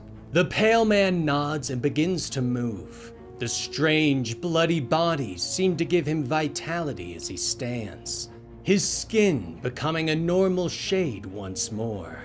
It's time, he says softly. Get Bane. Absolute Superman, Last Dust of Krypton. 9 million light years from Earth, the planet of Krypton is a bustling metropolis. The sprawling city centers of such places as Kandor are ruled by the clerics of the Science League. Kandor is full of lab-grown gardens and powered by lava-fused energy plants. Krypton is ruled by a class-based system. Kryptonians wear the symbol of their class on their chest, with the Science League lording over all. And the elves? We're not among them. We find Lara L out in the Redlands, the vast farming centers of Krypton. She works underneath an ancient machine, trying to get it working for the farmer. The old man sighs and stands, looking up at the sky, his chest covered in the S of the working class. Clerics charged me for an early morning downpour, but I haven't seen so much as a drizzle. The old farmer sighs. Lara shrugs from her place beneath the tractor. You know how it is with the Science League. The science always takes a bit longer when it's for the Redlands, she points out. She slides out from beneath the tractor and gives it a pat. The farmer smiles as the engine rumbles to life. You're the only mechanic around who's been able to keep this old girl running. He nods as the tractor rumbles off to complete its work. Lara smiles. She's such a classic. From the days when things were still made by somebody's hands, she tells him with a shrug. Overhead, drones fly over the farmlands. Looks like your rain finally showed up, Lara says as she motions to the drones. The rain starts quickly after the drones drop their cloudy payload, drenching the two and the farmlands. About damn time. Come on, let's get inside before we get drenched, the farmer says. But Lara doesn't move. She opens her arms wide and raises her face to the sky, letting the precious water fall over her as it quenches the dry farmlands of the red. You paid a lot for this rain. Don't you want to get your money's worth? She asks. There was a time when Lara was on the fast track for the Science League. But as a child, she wrote a report that criticized Krypton's lack of funding for interstellar exploration. She was labeled unruly and forbidden from applying to the League. She was 9 years old. Meanwhile, Jor-El makes his way into the mines deep beneath the planet. Sun crystals sparkle around him as he moves with the workers, shining their lights. Warning sirens continue to sound, ordering the miners to evacuate. Jor-El stops and looks around. I'm not seeing anything at all. No stress fractures, no dimpling, nothing that looks like the start of a sinkhole or a cave-in. He says with a sigh, turning to the lead miner. Your diggers are sure they heard splintering? He asks. The man nods, repeating that his diggers said it was the loudest that they had ever heard. Jor-El crouches, putting a hand to the warm crystals around them. There's no danger down here. Just some diggers who lost their nerve. We need to reopen their mine, but you're the lead engineer. It's your call, Jor-El, one of the leaders says. Jor-El pauses for a moment, thinking over the issue. But suddenly, there is shouting behind them. "What is the meaning of this? Why are my workers standing around topside and not digging sunstone?" a man says as he pushes his way forward, the symbol of middle management on his chest. The workers try to explain, but Jor-El sighs and stands up, turning to the manager.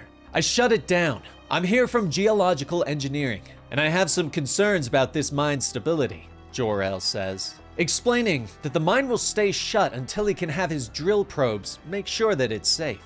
The manager glares at Jor-El and points down at his own chest. "Take a good look at my chest, then glance down at yours. Now go march yourself upstairs and tell those diggers the League of Middle Management said to get their sorry skin sacks back to work," the manager shouts. But Jor-El ignores him and turns away, calling that he'll launch the probe himself. "You must be the dumbest laborer ever crawled his way out of the red wastes," the manager sputters with anger. Suddenly, the cavern begins to rumble around them and shake. The sunstones crack beneath their feet. Jor-El whirls and shouts for everyone to run to the surface. But it's already too late, and the ground splits beneath their feet, and green acid suddenly spits into the cavern. Jor-El tries to help those behind him, but the liquid has already eaten through the suits of the others, and their screams of painful death filled his ears. Krypton was dying. Present day, Earth, Brazil. The miners stand before the entrance to the diamond mine. The last few days were filled with asbestos snow, blown into the sky by the mining and poisoning the very air the miners breathed. But it had suddenly stopped. The leader of the people look into the sky. "No snow today. Must be a good sign, eh?" Joao says to his friends. The peacemakers of Lazarus Corp motion the workers into the mine. Lazarus has promised the workers a bonus if they could finish the mine today. Inside, the miners are shocked to find that the diamonds have already been mined and waiting for them in the mine carts. "What the hell?" someone whispers, holding up their lanterns, the light bouncing off their precious stones. Others are looking around. The diamonds have already been crushed, and there's no asbestos in the air. It's simply gone, someone whispers. Joao looks to his friends, telling them not to worry about their good fortune. He grabs one of the carts and starts to push it towards the entrance. "We say nothing. Our work here is done, brothers and sisters. Do you understand me? All that's left is for us to take these diamonds to the surface and claim our pay," he says with a smile. As the workers come back out of the mine, the peacemakers are surprised at how quickly they finished. One of Joao's friends walks gently by his side. "Joao, who do we really think did this?" he asks. It was the previous night when Joao had been approached by the young man. The snow had fallen from the sky, poisoning the lungs of any who breathed in the air. He had been approached by the young man who was new to the camp. His eyes seemed to glow with the most brilliant blue, and Joao had offered him a place to rest and eat dinner. "Join us. You will be family," Joao had offered. But the young man shook his head. "I've seen the wonders of your world. And I've seen places like this, industries run on suffering," he says softly as he turned to leave. "I have to go, more work to do. But thank you," the man had whispered before disappearing into the darkness of the favela. Now, a peacemaker is standing in his way, lashing out and kicking Joao hard in the jaw and bringing him to the ground. "You think we're stupid? You didn't mine these diamonds yourself. Someone among you enjoys breaking the peace. Who is it?" the peacemaker demands. He pulls out a knife and presses it against Joao's throat, demanding answers. But one of his soldiers rushes up with an answer. "Sir, the head count is complete. All of the workers reported for their shift today. All but one," the soldier says. Nearby, the strange visitor is laying down in his shack. Strange red wires wrapped around his body, pulsing with a strange light. A voice chimes in, warning him of the peacemaker's approach. The man shifts and groans, still dead to the world. "Kal-El!" the voice shouts, forcing him awake. Kal-El awakes with a shout and moves at blinding speed, smashing through the wall and knocking the peacemakers aside before they can open fire. Contact! Open fire! One shouts, and the remaining soldiers raise their weapons and fire. Rounds rip through the favela, but they do nothing and bounce off the armor of the strange visitor. Kal-El looks around in frustration. Will they live if I hit them? He asks his computer. Yes, but I still advise against that, Sol responds. But Kal is already moving, hitting them hard and knocking the soldiers away. But the Peacemaker weapons adapt to the situation and 3D print higher caliber rounds. They continue to fire, and the heavy rounds drive Kal-El back. He stumbles through the favela, afraid that the workers will be hurt. He pushes his weakened body, moving fast and disarming the soldiers quickly. Kal stops and turns to Joao, who stares at him in shock. If Lazarus won't pay you, take the diamonds and sell them to someone who will. But please, just get everyone out of here, Kal begins to say. But a blast of energy suddenly hits him from above. Kal lets out a scream of pain, and he falls to his knees as military drones continue to blast him with energy. Above them, Lazarus's paramilitary team is approaching. On board, the team lead turns to his soldiers. The director himself wants the target alive, the lead shouts. He turns to one of his best soldiers, asking her what she sees. She holds up her tablet, showing the drones hovering over the target. His suit, if you look closely, you can see it shifting, changing shape, like living armor. And I'd swear he's also talking to it. Agent Lane reports. But Kal is growing angry, and his eyes begin to glow, and he turns a fiery gaze upon the drones. Heat flows from his body, and the drones are ripped out of the sky from the blast. But the attack weakens Kal, and he crumbles to the ground, the area around him smoking. The workers have managed to escape, but the Lazarus military has arrived. Helicopters and tanks rumble forward. As Kal staggers to his feet, he watches the soldiers approach. You were right, Sol, he whispers weakly. This was a bad idea, and I don't feel so great, he gasps. Suddenly, someone rushes at him from the side. The woman launches forward and slaps a handcuff over his wrist. This is Agent Lane, suspect in custody. Lane shouts as she raises her pistol and points it at Kal's face. Move, and I fry your face, Superman, she shouts at him. Meanwhile, somewhere below the Nevada desert, someone watches the attack on his monitors. Wires are connected to his head, and small cities surround him. Tiny voices crying out in terror from the bottles. Well now, what have we here? A new toy? Wonder where you came from, the man whispers as he watches. Years ago, Krypton. Jor-El has returned, staggering through the red fields to his home. Lara meets him, worried about her husband. She looks at his wounds, shocked by the radiation burns. But Jor-El is barely listening to her. Of course, there needs to be testing. I'll need to get started right away, he babbles to himself. Lara grabs her husband and pulls his face to hers, demanding to know what is happening. His eyes focus, and he seems to see her for the first time. We can't tell anyone yet. You understand? Not until we're certain.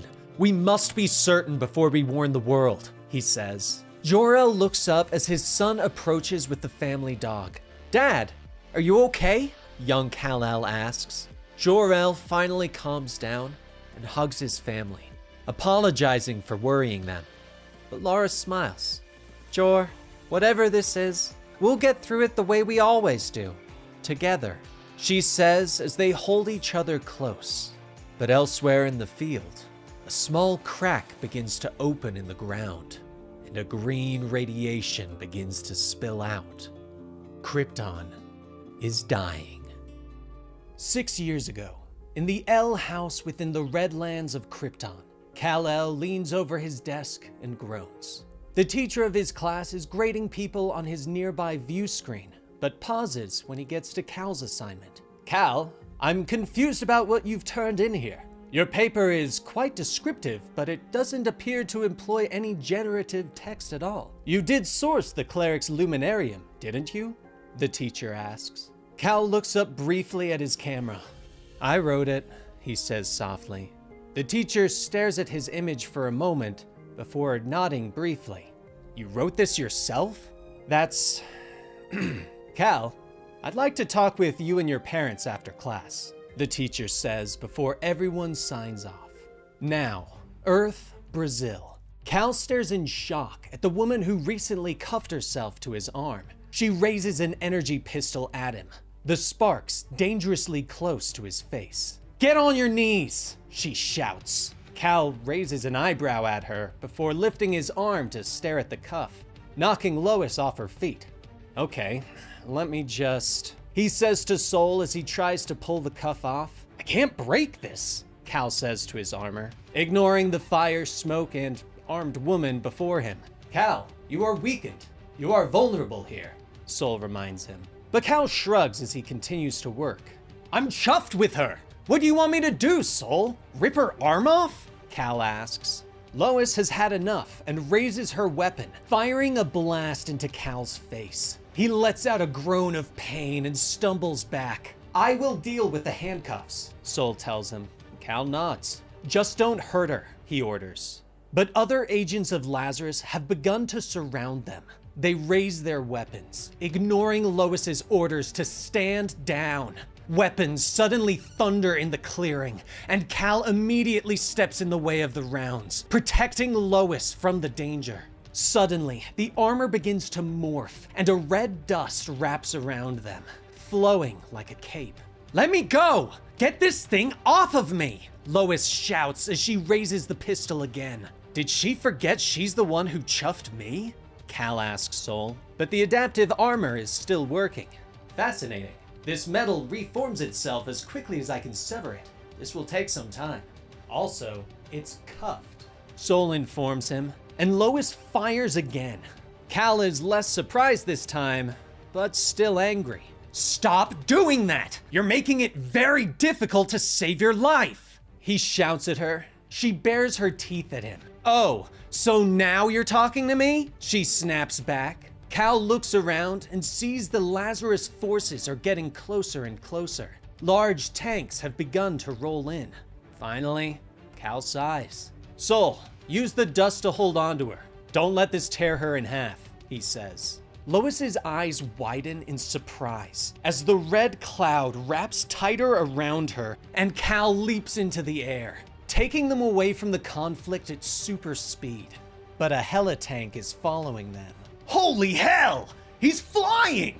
One of the peacekeepers shouts. The tank opens fire and the rounds detonate at the edge of the red cloud. Cal is knocked from the sky, slamming hard into the village below. When the smoke clears, he is standing with Lois in his arms. And Lois raises the pistol and fires again. Cal stumbles and falls to his knees. When he looks up, Lois is on her feet, pistol recharging. This is Agent Lane. Suspect leap due east, she shouts into her comms. But Cal shakes his head. Jammer transmission, he orders Soul. Already done, the armor informs him. Cal sighs and looks up at the woman. I just saved your life several times, and you want to arrest me for it? He asks. But Lois shakes her head. No, you willfully endangered my life by trying to escape lawful custody, which you're not going to do, she snaps at him. She watches him as Cal stands to his full height, demanding to know if it's the suit that gives him power. People have a right to know, she says. But Cal disagrees. Since when does Lazarus give a damn about anyone's rights? He asks, pointing out that the company treats people like slaves and livestock. He shouts at her. But their argument is interrupted by another explosion. Both look up to see the helitank getting closer. Cal reaches out and lifts a nearby car, tossing it at the tank with great strength. The car slams into the tank, knocking it out of the sky. But Cal looks on in horror as it falls out of the sky and slams into a nearby church. He glances back at Lois. The sunstone dust will shield you, he promises. But Lois doesn't hesitate and motions to the building. Never mind me, just go, she orders. Cal leaps forward, slamming through a wall of swirling smoke and fire. Inside the church, he moves quickly, the sunstone dust swirling around to protect Lois and a group of villagers from the destruction. In moments, they are carrying people to safety and laying them in the street. Cal turns back and uses his super breath to put out the fires and save what's left of the town. But the effort has weakened him, and he falls to his knees next to Lois. She stares at the alien visitor, then at the pistol still in her hand. But finally, she sighs and holsters the weapon. This man is not who she thought he was. Cal smiles at her. "Thank you," he says softly. Staring at his smile, Lois begins to stumble over her words. You did all the... You're welcome, she finally says. Cal struggles to his feet. They have but a few moments, and so he tries to convey his feelings on this planet. So many stars in the sky are orbited by nothing but chunks of rock and methane. Do you people have any idea how precious a place this is? I'm a child of one of these sons of nothing. My planet, he begins to say. But the handcuffs suddenly click open and fall away, clattering to the ground. Cal stares at his freedom for a moment, and Lois reaches out a hand for him. "Wait, don't. Just let me," she begins to say. But Cal leaps up into the sky and rockets away. The full might of Lazarus arrives moments later, but only finds Lois looking up into the sky. Later, Lois sits at a computer in the office, giving her full report to the Brainiac algorithm, explaining that she doesn't think the strange visitor is actually a threat to this planet, that she thinks that he needs to be studied more closely, that she feels like, while he is powerful, he is just as surprised by his abilities as they are. But Lois is unaware that someone is watching her through the computer, that it isn't an algorithm that is responding to her. Agent advises termination. So noted. Brainiac says to Lois's shock, "This completes your after-action report. The Brainiac algorithm thanks you," the computer says before shutting down. Behind her, the door opens and a Lazarus commander walks in, congratulating her on a job well done and ordering her to get some rest. But Lois shakes her head. No, I don't think I'm done with my report. I think I need to write this report myself, Lois says, thinking back on flying with the visitor and helping him save the people in that burning building.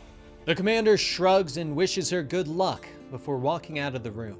Lois sighs as she turns back to the computer and begins to type. Sometime in the past on Krypton, Lara and Jor-El are hard at work, preparing for what they know is coming. Lara shows Jor her work, explaining that her design will act as an exploratory spacesuit and rocket ship all in one, though she doesn't know how they will convince the Science League of their findings, and questions what they will do if no one will listen. Jor looks at his wife for a moment before pulling her into a hug. "If they won't listen, then I steal all the sunstone I can carry, and you build us a ship big enough to hold everyone we love," he says. They both look out into the field, where Cal is playing with Krypto. And then we hold fast to each other with all the steel in our hearts and lava in our veins. And we aim for the stars, Lara whispers softly. Back on Earth in the present, the peacekeepers are moving through the village after the battle with Cal, angry that the people are looking at them with disdain. Two patrolling soldiers notice that one of their brothers is staring at the villagers, his helmet cracked from this morning's attack. "Hey Smith, you all right? Shouldn't you be with the medics?" they ask. But Smith shakes his head, looking at the villagers in disgust. "They don't get it. Don't appreciate everything we've done to pull them out of the mud," he growls. The others shrug. "Yeah, that's the job though. What are you gonna do?" one of them notes. But Smith just smiles and suddenly raises his weapon. Teach them that peace has a price," he snaps as he squeezes the trigger and opens fire. Krypton, 6 years ago.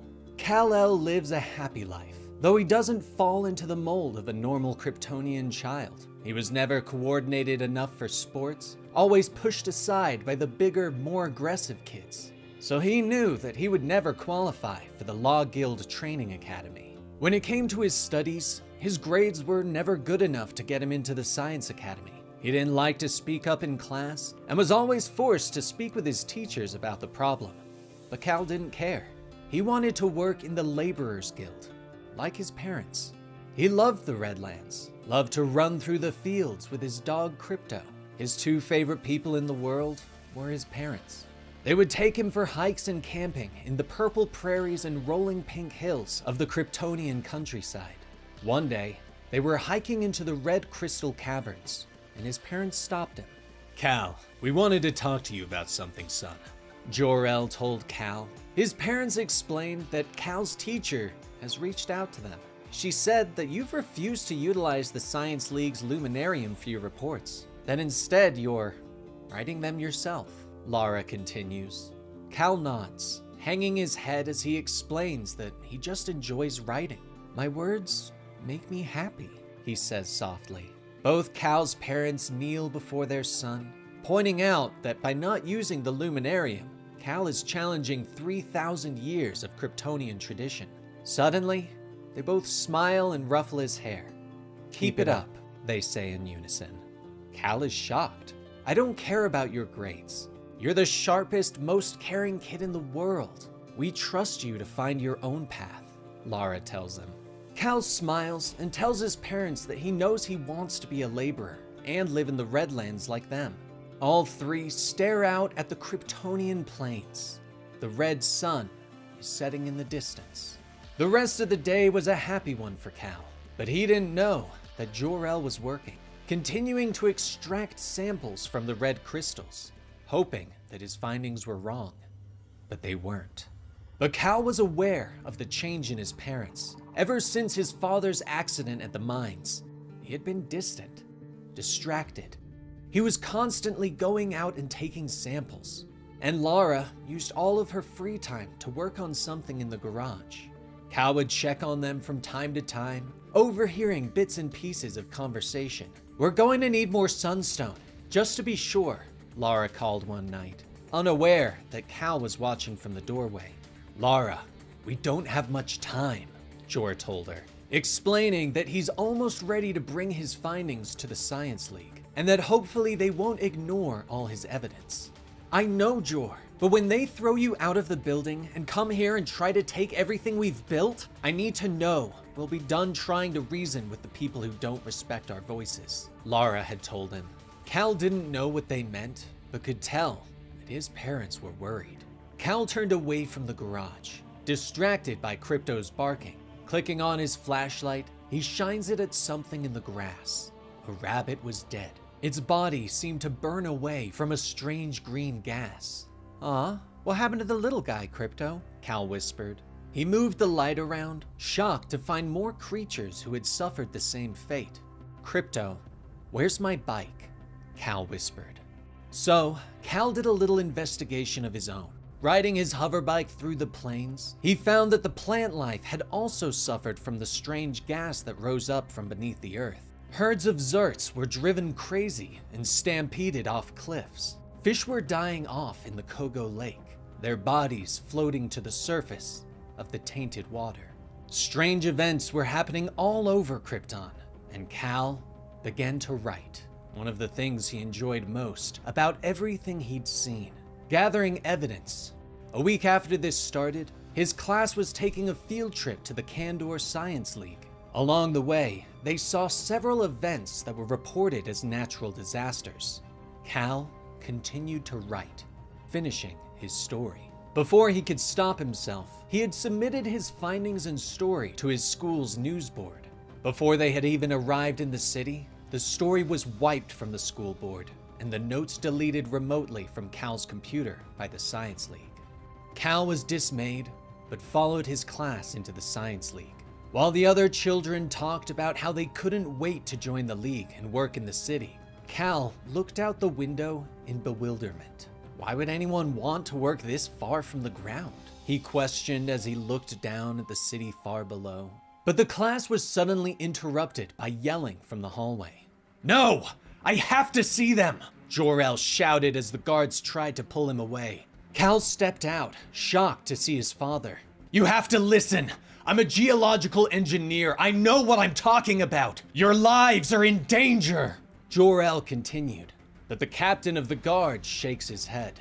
"Scientific heresy. Threatening officers of the Law Guild? You don't know when to quit, do you, laborer? Let's go," the guard says. Jor turns and sees Cal, shouting for him to head home and tell his mother what happened. But his words are interrupted as one of the guards tases him. Cal rushes at the guards, but they just knock him away. "Get out of here, kid," the guard snaps as they drag Jor-El off.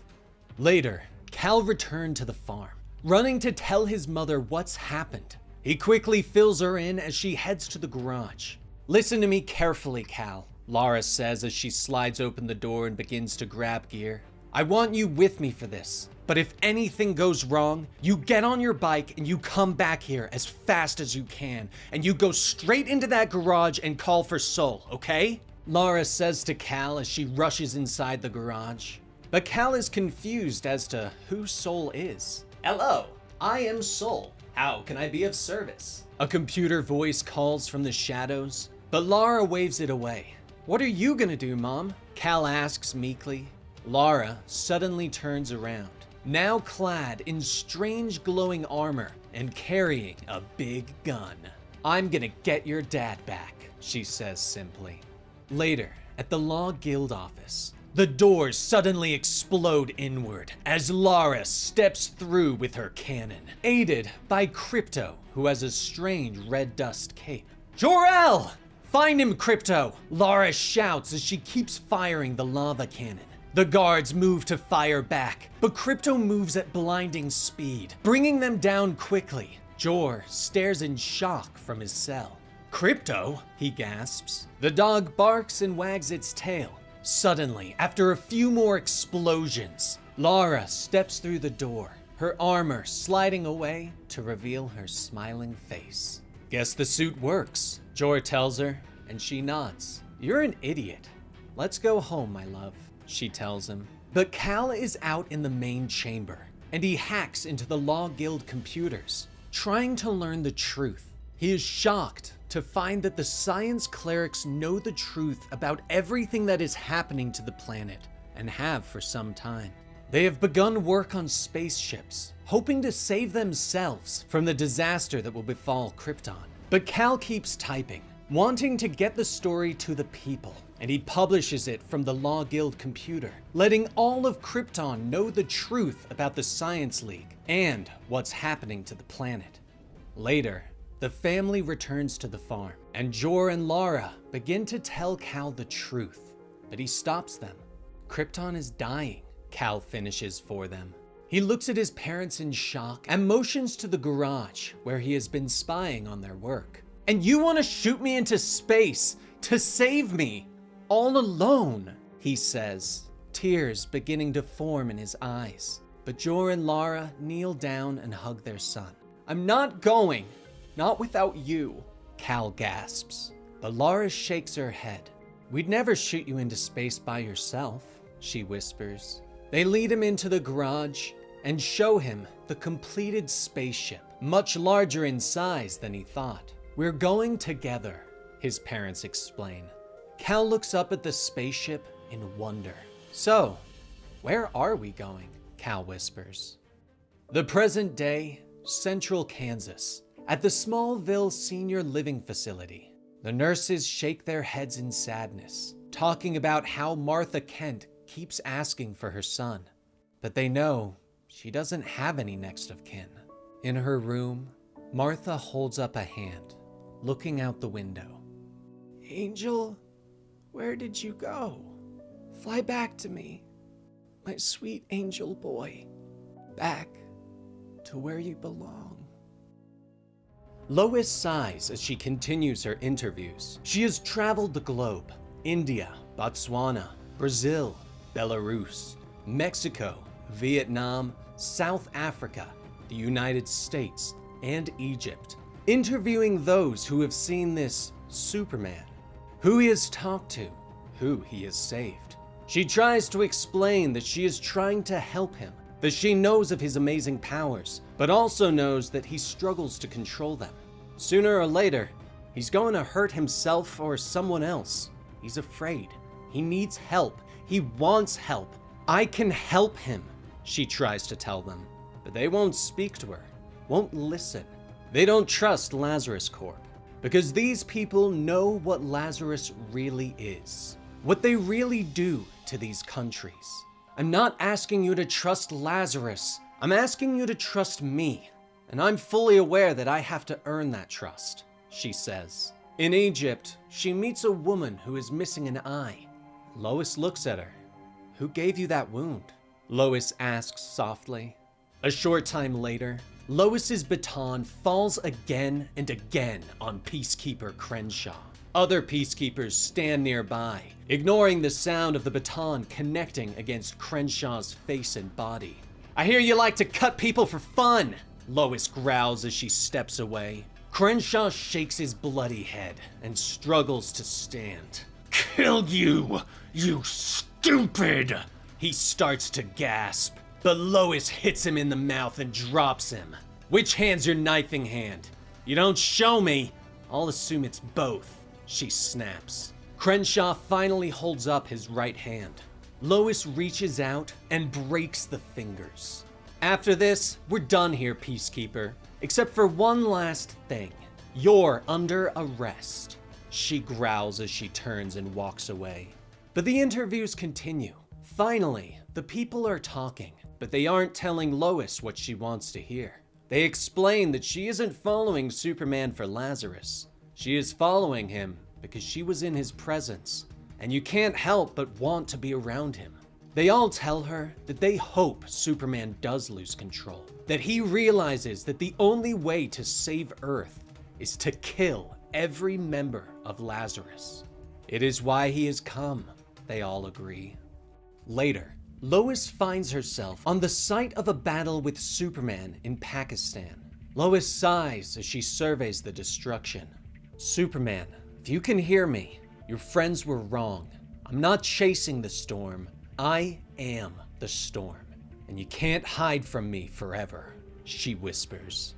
But her thoughts are suddenly interrupted by the buzzing of her phone. Lois taps the button and answers the call from her father. What the hell's this I hear about you refusing your security detail? General Lane says as a way of greeting his daughter. Lois sighs and explains to her father that she is trying to gain the trust of the people, and she can't do that by walking around with a squad of heavily armed peacekeepers. But General Lane explains that he's seen footage of this Superman that she is hunting. You find him, you Hiroshima that freak, and pick up your medal on the way out, General Lane tells her.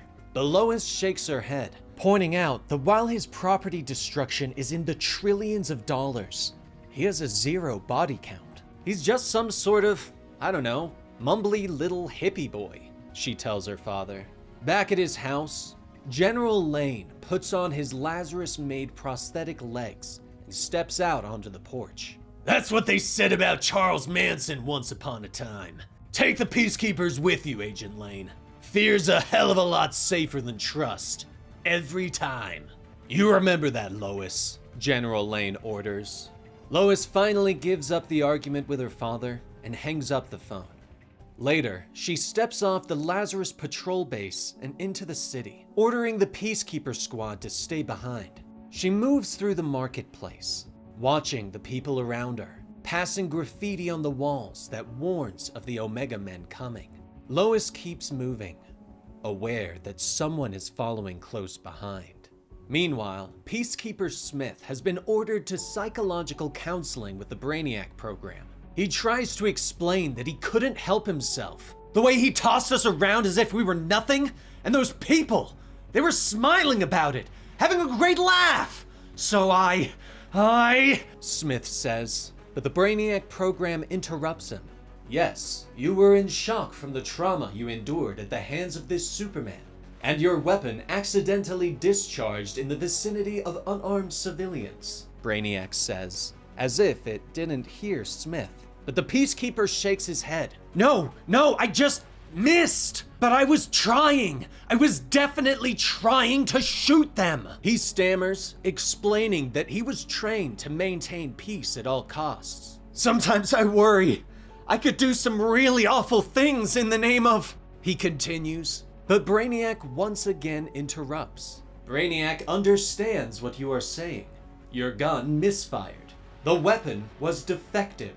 It will be recalled and repaired, and you will be issued a new rifle, Brainiac explains. Smith tries to argue. No, damn it! Aren't you listening to anything I'm saying? I need to talk to a real person, not just some damn algorithm, he shouts. But the system orders him to return to duty and shuts down, leaving him in the dark. No, please, Smith whispers, unaware that he is being watched by someone, that Brainiac isn't merely a program. Meanwhile, Lois ducks into an alleyway, allowing her shadow to catch up so she can draw her pistol on him. Who are you? She asks the young red-haired man, who puts his hands up. It's not what you think, he tells her. Lois moves behind him quickly, her pistol never wavering. I think you're one of the Omega Men, here to kill me, she says. Okay, it's sort of what you think, the young man says with a shrug. But he quickly explains that he's not here to kill her, that he wants to talk with her about the truth of Lazarus and what they've been doing around the world. Lazarus is built on lies. You're a smart woman. Haven't you wondered if you're really on the right side? The man asks. A mask suddenly slides over his face, and the alley is hit with a bright flash. Lois throws up her hands as she is temporarily blinded and doesn't see the Omega Man whirl and draw his own weapon. But Lois is skilled, and she lashes out, punching him hard in the stomach. If you think I haven't been trained to fight while blinded, you don't know much about me, she says, ordering him to stay down. But the man whirls with a kick, bringing Lois to the ground where they both draw their weapons. After everything you've seen these last few weeks, the suffering around the world that's been brought by Lazarus, I'd hoped you'd be ready to accept the truth, the young man says with a sigh. But he shakes his head, allowing his mask to slide away. I just have one thing left to say to you. Run, he whispers. Suddenly, gunfire erupts all around them. Lois turns and runs for cover from the nearby sniper. Wait! Hold your fire! I can still reach her! I know I can! The young man shouts to his compatriots. Lois peeks out from cover, trying to get a bead on the sniper, but her comms suddenly chime. This is the Brainiac Automated Response System. Gunfire detected. Requesting assistance, the comm says, ignoring Lois's shouts that she can handle the situation. The Peacekeepers mount up at the patrol base and rush out fully armed. Peacekeeper Smith with them after being issued a new weapon. Peace at all costs. Peace at all costs, he whispers to himself as they rush into the city. Lois draws her weapon and orders the Brainiac program to fire non-lethal rounds only. Understood. Loading eviscerator rounds, Brainiac confirms. Damn it, you worthless hunk of... Lois starts to shout, but someone whirls around the corner and slices her rifle in half. Agent Lane, call me Primus. I'm an old friend of the family, Primus says as she steps out of the shadows, armed with an energy sword. She whirls the weapon and slashes at Lois, who manages to block with her electric baton. How's the general these days? A bit shorter than the last time we met, I'd wager, Primus gloats. But the young man, now called Alpha, is there. He aims his pistol at both women, asking that they take a minute to talk. But suddenly, red dust floats all around them, and the Omegas are knocked away. Lois looks up as Superman suddenly lands in the streets in front of them. Superman, the Omega Men stand ready to help you in your fight against Lazarus, Primus says as she rushes to him. But Superman whirls and knocks her away. He turns to Lois and glares. You, stop looking for me, Superman growls as his eyes glow red. But Lois shakes her head, trying to explain that she just wants to talk. But they are interrupted as the Peacekeepers arrive. They grab Lois and pull her away as others cover the Man of Steel. "Remember me, pal?" Peacekeeper Smith shouts as he raises his weapon. But Superman just looks at him for a moment. "No," he says simply, before hitting them all with a blast of super breath that freezes them in place. Lois struggles to try and reach him again, but Superman leaps into the air and flies away. "Damn it!" she shouts, whirling angrily on the frozen soldiers and shouting at them, while the nearby citizens are laughing at the Peacekeeper's plight. Nearby, Primus and Alpha are hiding in an alley. Primus is not happy. "This is your fault! You had the chance to take the shot on Lane and you failed!" Primus says. But Alpha isn't listening. He's staring at a picture he took of Superman on his phone. "Are you hearing me, Olsen?" Primus asks. Alpha shakes his head. "You can call me Jimmy," Jimmy tells her, explaining that he thinks that Lois just needs more time to realize that she's on the wrong side. Later, Peacekeeper Smith is freed from the ice, but he is yelling in rage, his weapon firing. The rest of the Peacekeepers try to stop him and get him in restraints. What happened?" Smith gasps as he finally comes out of his rage. But when they look up, all of the civilians are dead. "Oh, not much, tough guy. You just brought a storm down on our heads is all." His superior shouts as he motions to the corpses of civilians that surround them. Krypton, 6 years ago. Kal has warned the people that the planet is dying. His act allowed the people to realize that not only is their world dying beneath their feet, but those clerics have known for some time and had created spaceships to save the elite. The police have come for the L's, but Jor and Lara are fighting back, defending their son. "Run, Kal! Get to the truck!" Jor shouts as he swings a hammer into the trooper that reaches for his son, Lara firing a blaster at his back. The family jumps into their hover truck and speeds away, passing through the city as riots and violence tear everything apart around them. The ground quakes beneath everyone's feet as fires erupt and Krypton tears itself apart. In a short time, the family finally arrives at the Red Crystal Cave where they have hidden their spaceship. Lara moves quickly, believing that she might be able to make some room to squeeze more people on board. But Jor shakes his head and puts a hand on her shoulder. "Lara, you said so yourself. There's nothing more you can do without compromising the ship's integrity," he reminds her softly. But she turns, unfallen tears glistening in her eyes. "But there are so many more people out there, Jor. More cousins and neighbors," she whispers, reminding him of the friends they have made along the way, the neighbors that have helped them. Jor nods as he wraps his arms around his wife. "Lara, we can't save everyone. There just isn't time," he tells her. He pulls away and motions to the crowd that they have already gathered. "This will have to be enough." Nearby, Kal is watching his parents at the entrance to the cave, but he turns away and looks back on the place that he has called home for his entire life. Krypton's sun burns in the distance, but the planet has already begun to crack.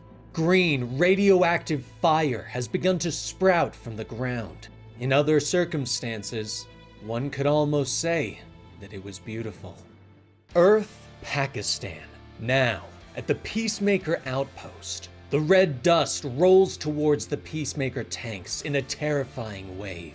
"How the hell are we supposed to stop that?" someone shouts over the comms. "Like peacemakers, open fire!" the commanding officer orders. The tank cannons roar, but the rounds pass through the dust as if it were nothing.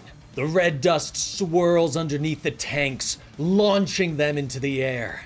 Inside the bunker, the other peacemakers stand with their weapons at the ready. The radio has gone silent. When suddenly, the bunker doors begin to glow red hot. The metal begins to peel back and burst, and the peacemakers are thrown to the ground. The air is heated around them as Kal steps through the door, his eyes glowing with intense heat. He reaches down and grabs the lead peacemaker, lifting him easily into the air. slamming him hard against the wall. "Christopher Smith! He murdered 23 innocent people! Where is Lazarus hiding him? Where is he?" Cal demands as he slams the soldier against the wall. "I don't know!" The Peacemaker gasps as Cal's eyes begin to glow brighter. Please don't kill me." The Peacemaker gasps.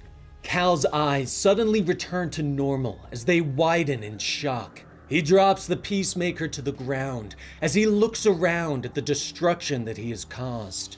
Suddenly, he realizes that Soul has been speaking to him. The AI has been searching for Smith, but someone known as Brainiac has tried to hack into his systems.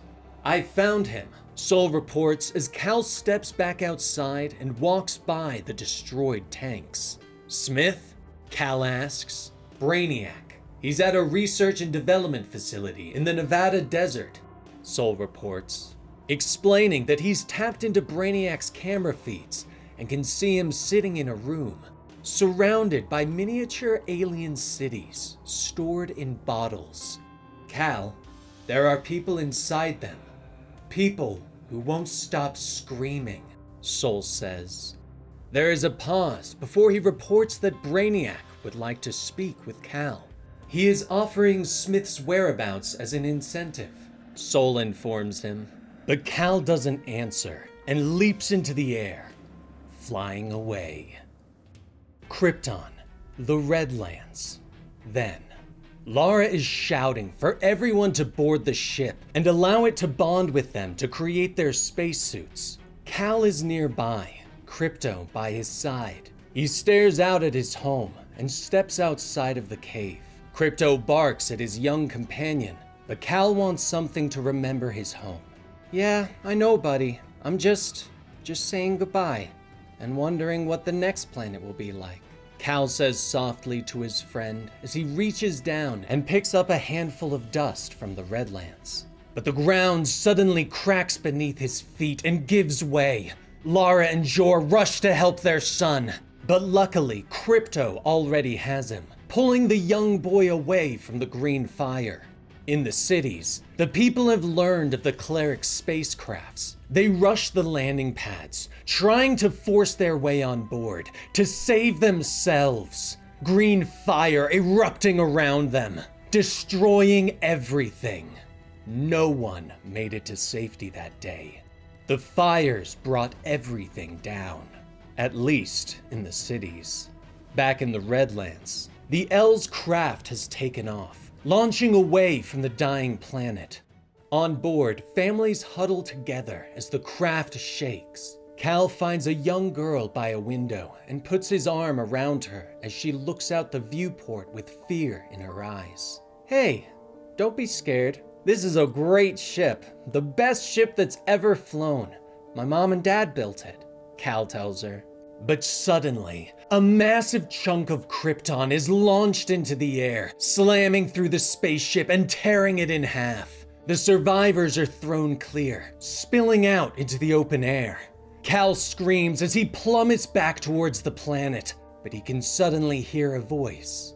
"Do not be afraid, Kal-El. I am Sol, your exploratory spacesuit. I will protect you," Sol says as he forms a ship around Cal and flies up into space. Cal looks in shock as the rest of the survivors are also saved. He looks to his left and sees Krypto with his own spacecraft, his tail wagging enthusiastically. His parents suddenly appear alongside him. "We're here, Cal. We're with you, son.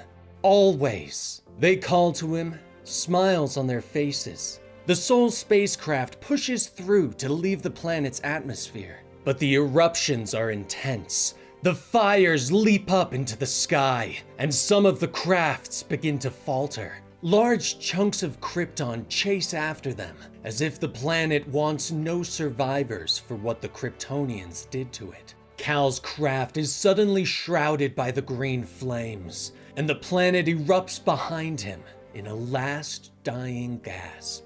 For a brief moment, there is nothing, but finally, Cal and Sol erupt from the flames. Cal cheers for a moment as he launches into the darkness of space. But when he looks around, he sees no other crafts in sight.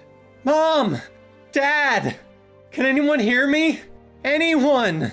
he calls as his craft flies off into the vast unknown. Now, on Earth, Cal lands in a large field, the night stars twinkling overhead as he moves forward, the red dust swirling behind him like a cape. Sol reports that he's found Christopher Smith's location, but Cal shakes his head.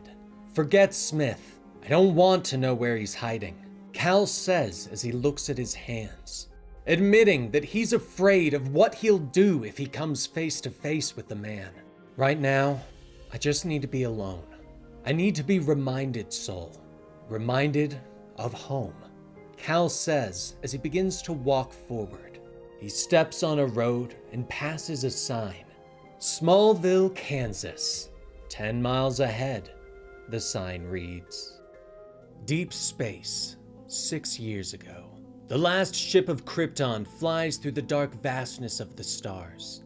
On board, Kal-El huddles in fear, but Sol continues to scan, reaching out with his sensors and searching for a planet to land on with his young charge. 8 days go by, and Cal is alone. 8 weeks pass, still no sign of life. 8 months. The young boy is going crazy with loneliness. 17 months, 14 days, and Cal is curled up in a ball on the deck of his small ship. Sol has become concerned. His only job is to keep Cal safe. "Kal-El, you have not consumed your daily allotment of rehydrated protein slurry," the AI tells him. But Cal shakes his head. He doesn't care. Slowly, he sits up and stares out into the darkness of space. "We've traveled 9 million light years, and how many habitable worlds have we found?" he demands. Sol pauses for a long time before finally answering. "0, Cal. The answer is 0, the AI tells him. Cal nods. He bangs his hands on the viewpoint once. His anger rose before finally fading away. "You can keep going if you want, but just let me out. You did your best. Don't worry about me. Just drop me off here," Cal whispers. He points to an approaching system. "Right in that big yellow sun," he sighs. But Sol can't do that. He reminds Cal that his sole purpose is to protect Kal-El. But Cal isn't listening. He is still staring at the yellow sun.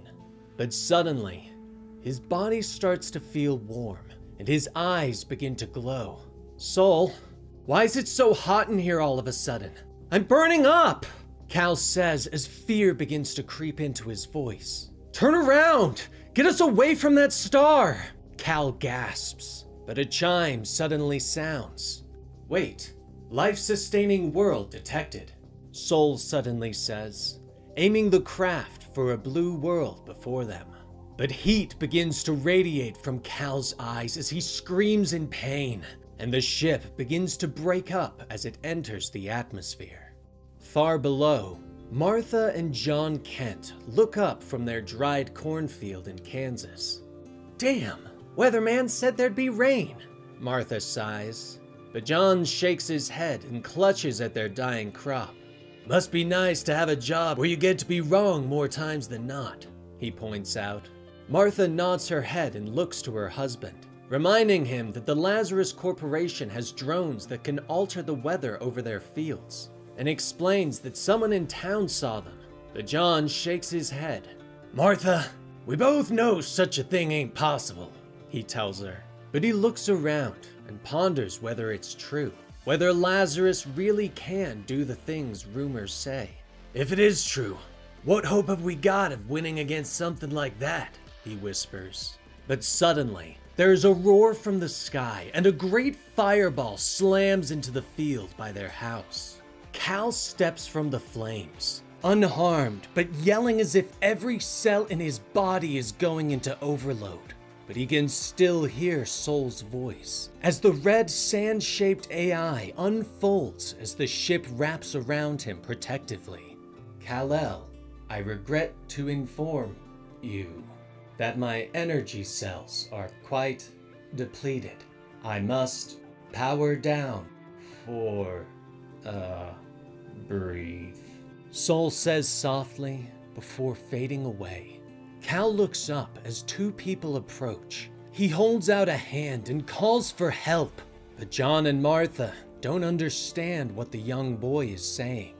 Finally, the flames fade and Cal collapses to the ground. Martha finally rushes forward, shocked by this strange visitor. "Where did his ship go? It's like he absorbed it," she gasps. John doesn't like it though, thinking that they should call for the police. But Martha shakes her head, reminding him that minutes ago they were asking for a miracle. He was covered in flames, but now he's not even harmed. "Don't you know an angel when you see one?" she asks softly.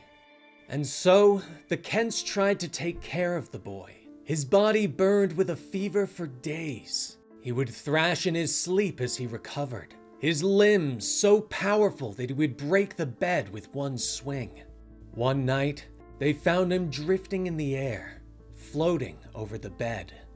Another day, red beams of heat shot from his eyes when he awoke from a nightmare, only to once more pass out again.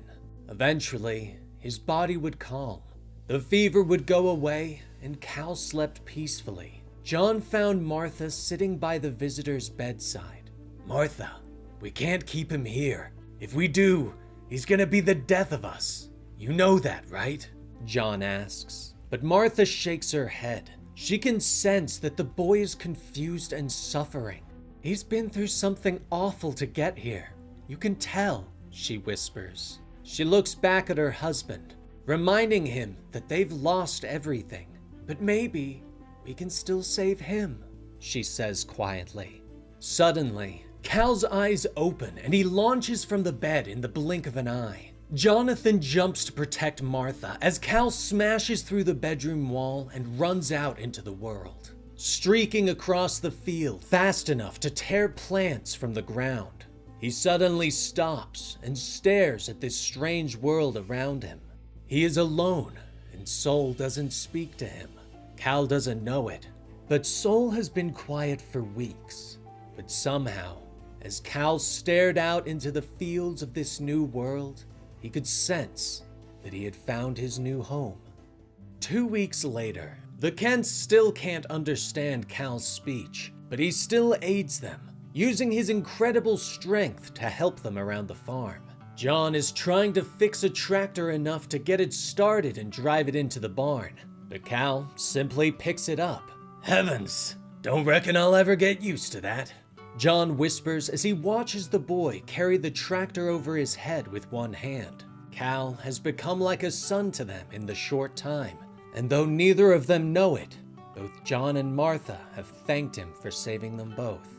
One day, Martha looks up at Cal, who smiles at her. "I know you came here searching for something. Might just be it's the same thing we was looking for too, and I just hope, well, I hope we can find it together," she tells him. Another day, Cal is working on the tractor, remembering what his mother taught him about listening to the engine, when suddenly, the symbol on his chest begins to glow. "Cal?" Soul suddenly says as Cal looks down at it in shock. "Apologies. My recharging took much longer than I anticipated. Cal, be warned. I fear this system's yellow sun may supercharge your Kryptonian cells in wildly unexpected ways," Soul warns. Cal cocks an eyebrow at his suit's words. "You don't say," he whispers. He stands up as he feels Soul's system surging as his suit forms around him. "Never mind that for now, Soul. I need you to download whatever language these people speak," Cal tells him. In moments, he is walking towards the farmhouse's front porch, where the Kents are sitting. Cal smiles at them. "Hello, my name is Kal-El. I fixed your tractor," he tells them in his first attempt at the new language. The Kents stare at him in shock for a moment. "My God," John whispers, but Martha just smiles. Kal-El, such a lovely name. It's a pleasure to finally meet you, Kal-El, she says as they both step down to shake the boy's hand and introduce themselves. I'm Martha Kent, and this is my husband, Jonathan. Cal, I detected some manner of remote drones operating in the skies above, with apparent weather-influencing capabilities. I took the liberty of disabling them, Sol reports. The Kents look on in shock as the drones drop out of the sky and slam into the field around them. Moments later, thunder rumbles overhead and lightning cracks. Hello, Kents, Cal says softly as rain begins to fall down all around them. But the Kents don't know that someone from Lazarus has come to investigate the missing drones and reported him for terrorist activity and immigration violation. The rain fell for 3 days, and though this brought happiness to the Kent farm, it was not to last. The 4th day saw the arrival of the Peacekeeper unit. Tanks and helicopters churned up the mud as the squadron of peacekeepers step up to forcibly pull Cal from the Kent's home. Martha tries to reason with them, and Jonathan steps up to defend his wife. But one of the soldiers moves in and punches him across the jaw, knocking him to the ground. The boy's got no ID and no work permit. We're taking him in for processing. The soldiers shout as 2 of the soldiers are struggling to put Cal in the back of the truck. Lil fella's stronger than he looks, one of them grunts as they slam Cal's head into the truck. Cal, I cannot allow you to be taken by these men, Sol suddenly says, lashing out with his abilities to knock the soldiers aside. Cal looks in fear and surprise, unsure why the peacekeepers are attacking him. Talk to them. Tell them who we are. Tell them about Krypton, Cal says to Sol as he shoves one of the tanks away with ease. We do not belong here. My mission is to protect you, Sol tells him. Cal moves to help the Kents, but they both shake their heads. Son, please. Go, John and Martha whisper. Tears fill Cal's eyes as he realizes he's going to lose them. But he suddenly leaps up into the air and flies away. He would stay on the move, going from town to town, seeing this new world, and slowly realizing that he might not be able to save it, that it might end, just like Krypton. Present day. Agent Lois Lane has tracked Superman's movements. She arrives at the Smallville Senior Living Facility and flashes her badge. I'm looking for Martha Kent. Is she a resident here? You might say, I'm a friend of the family, she tells the receptionist. Meanwhile, at a Lazarus Corp research center in the Nevada desert, someone else is tracking Agent Lane's movements. Brainiac smiles as he watches the camera feed. Agent Lane is quite the investigator. She's barely required any coaxing on my part. Just a nudge, really. Brainiac says to his benefactor over the other feed, the one that shows him Lazarus headquarters. You deliver what you have promised me, and you ensure your place in the world that is coming. The leader of Lazarus says as he steps from the pool. His followers step forward with robes and a towel as the magic liquid falls away. The androids raise their hands in praise as Ra's al Ghul stands before them. Salvation is close at hand for billions upon billions, once the Superman kneels at the feet of his holy father, Ra's al Ghul. The immortal shouts. Absolute Wonder Woman. The Last Amazon. Gateway City. The strange structure suddenly appeared over the beach, interrupting the sunny day and startling the beachgoers for miles. News cameras quickly began to cover the phenomenon as the upside-down pyramid simply hovered over the ocean. But suddenly, screeches could be heard.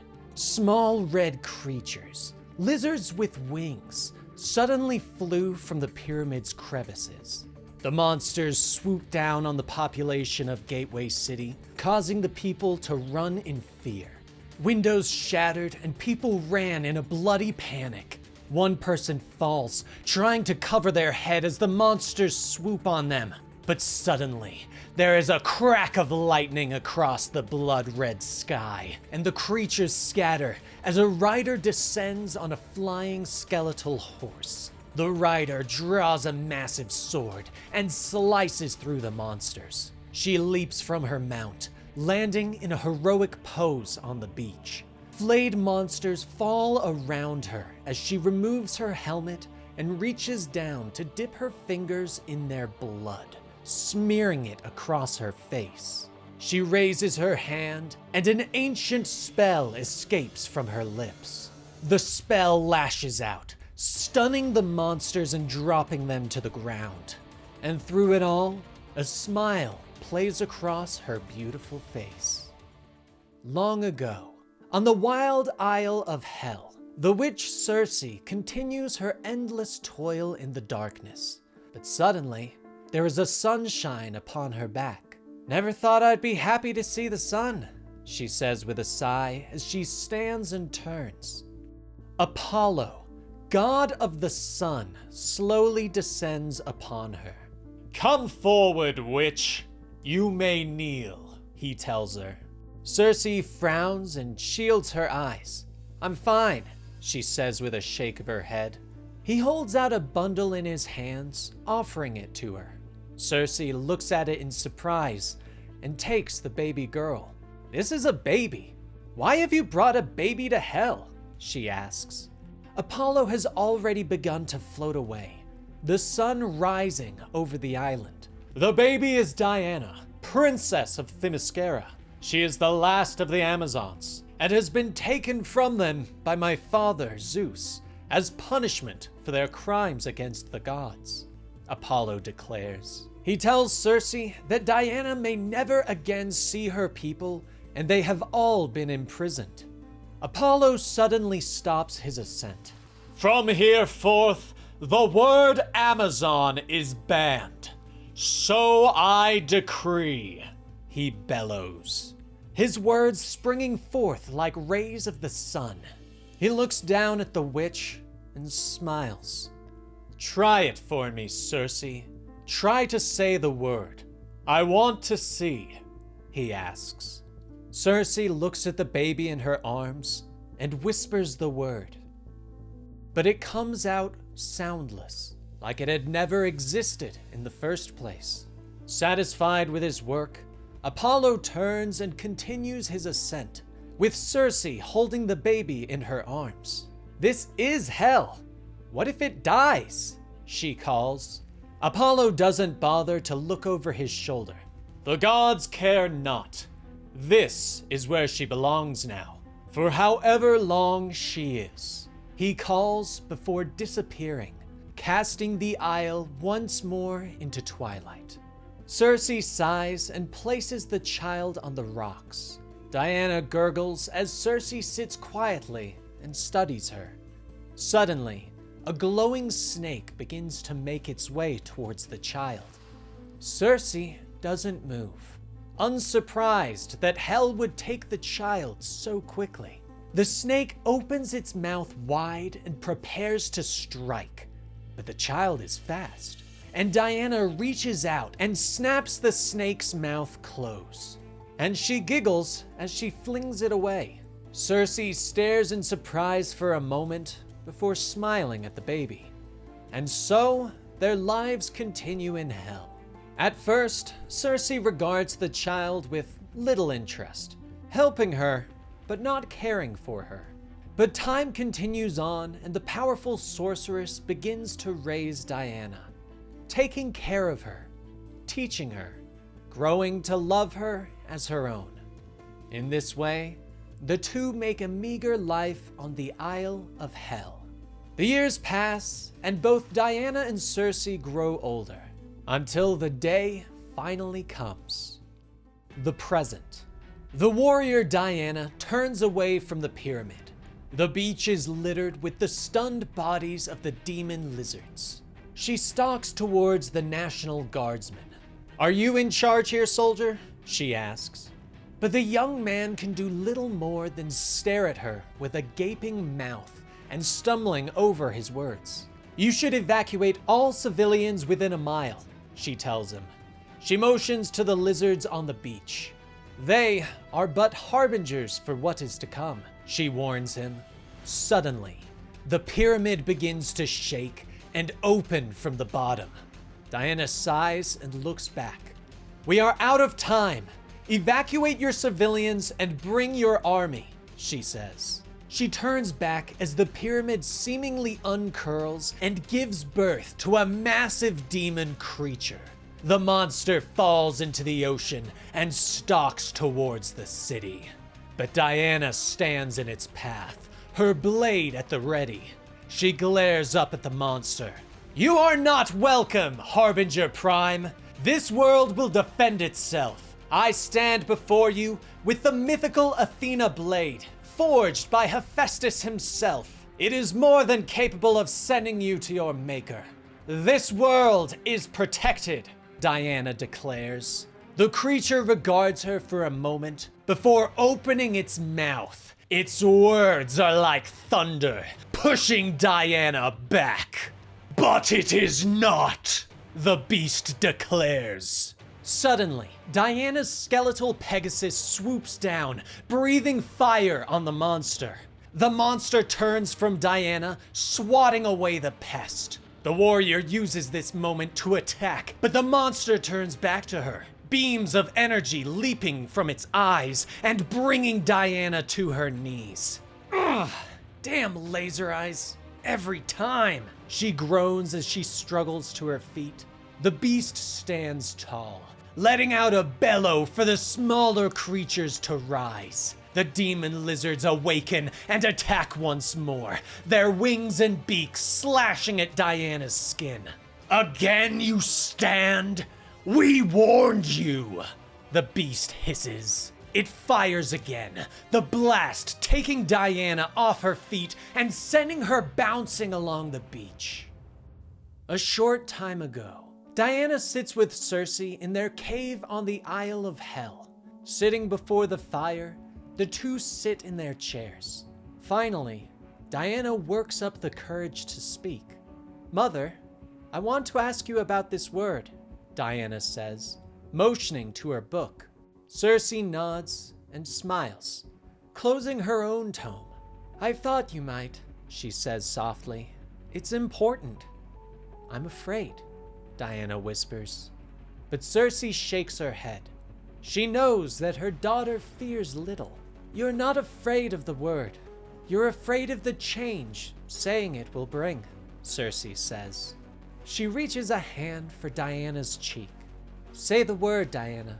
Say it and know it is what you are," Circe tells her. Diana pauses for a moment and nods. "Amazon," she whispers. And so, Circe tells her daughter the truth. She tells her of the day that Apollo brought her to this damned island that became their home, brought Diana into her life, and how Circe grew to love her, and that the god banned her from ever saying the word. "They don't want me to know I'm an Amazon. They took me from them, and they tried to stop me from knowing what I was. Why?" Diana questions. Circe stands and takes Diana in her arms, explaining that the Amazons protected the world from darkness, and without them, the very world may end. Or perhaps you will say your name again and become what you were always meant to be, Circe whispers. Tears begin to fall from Diana's eyes. "Amazon!" Diana calls. Now, on the beach, the warrior struggles to her feet, a look of determination on her face as she stares up at the massive monster that threatens the city. "No," Diana whispers.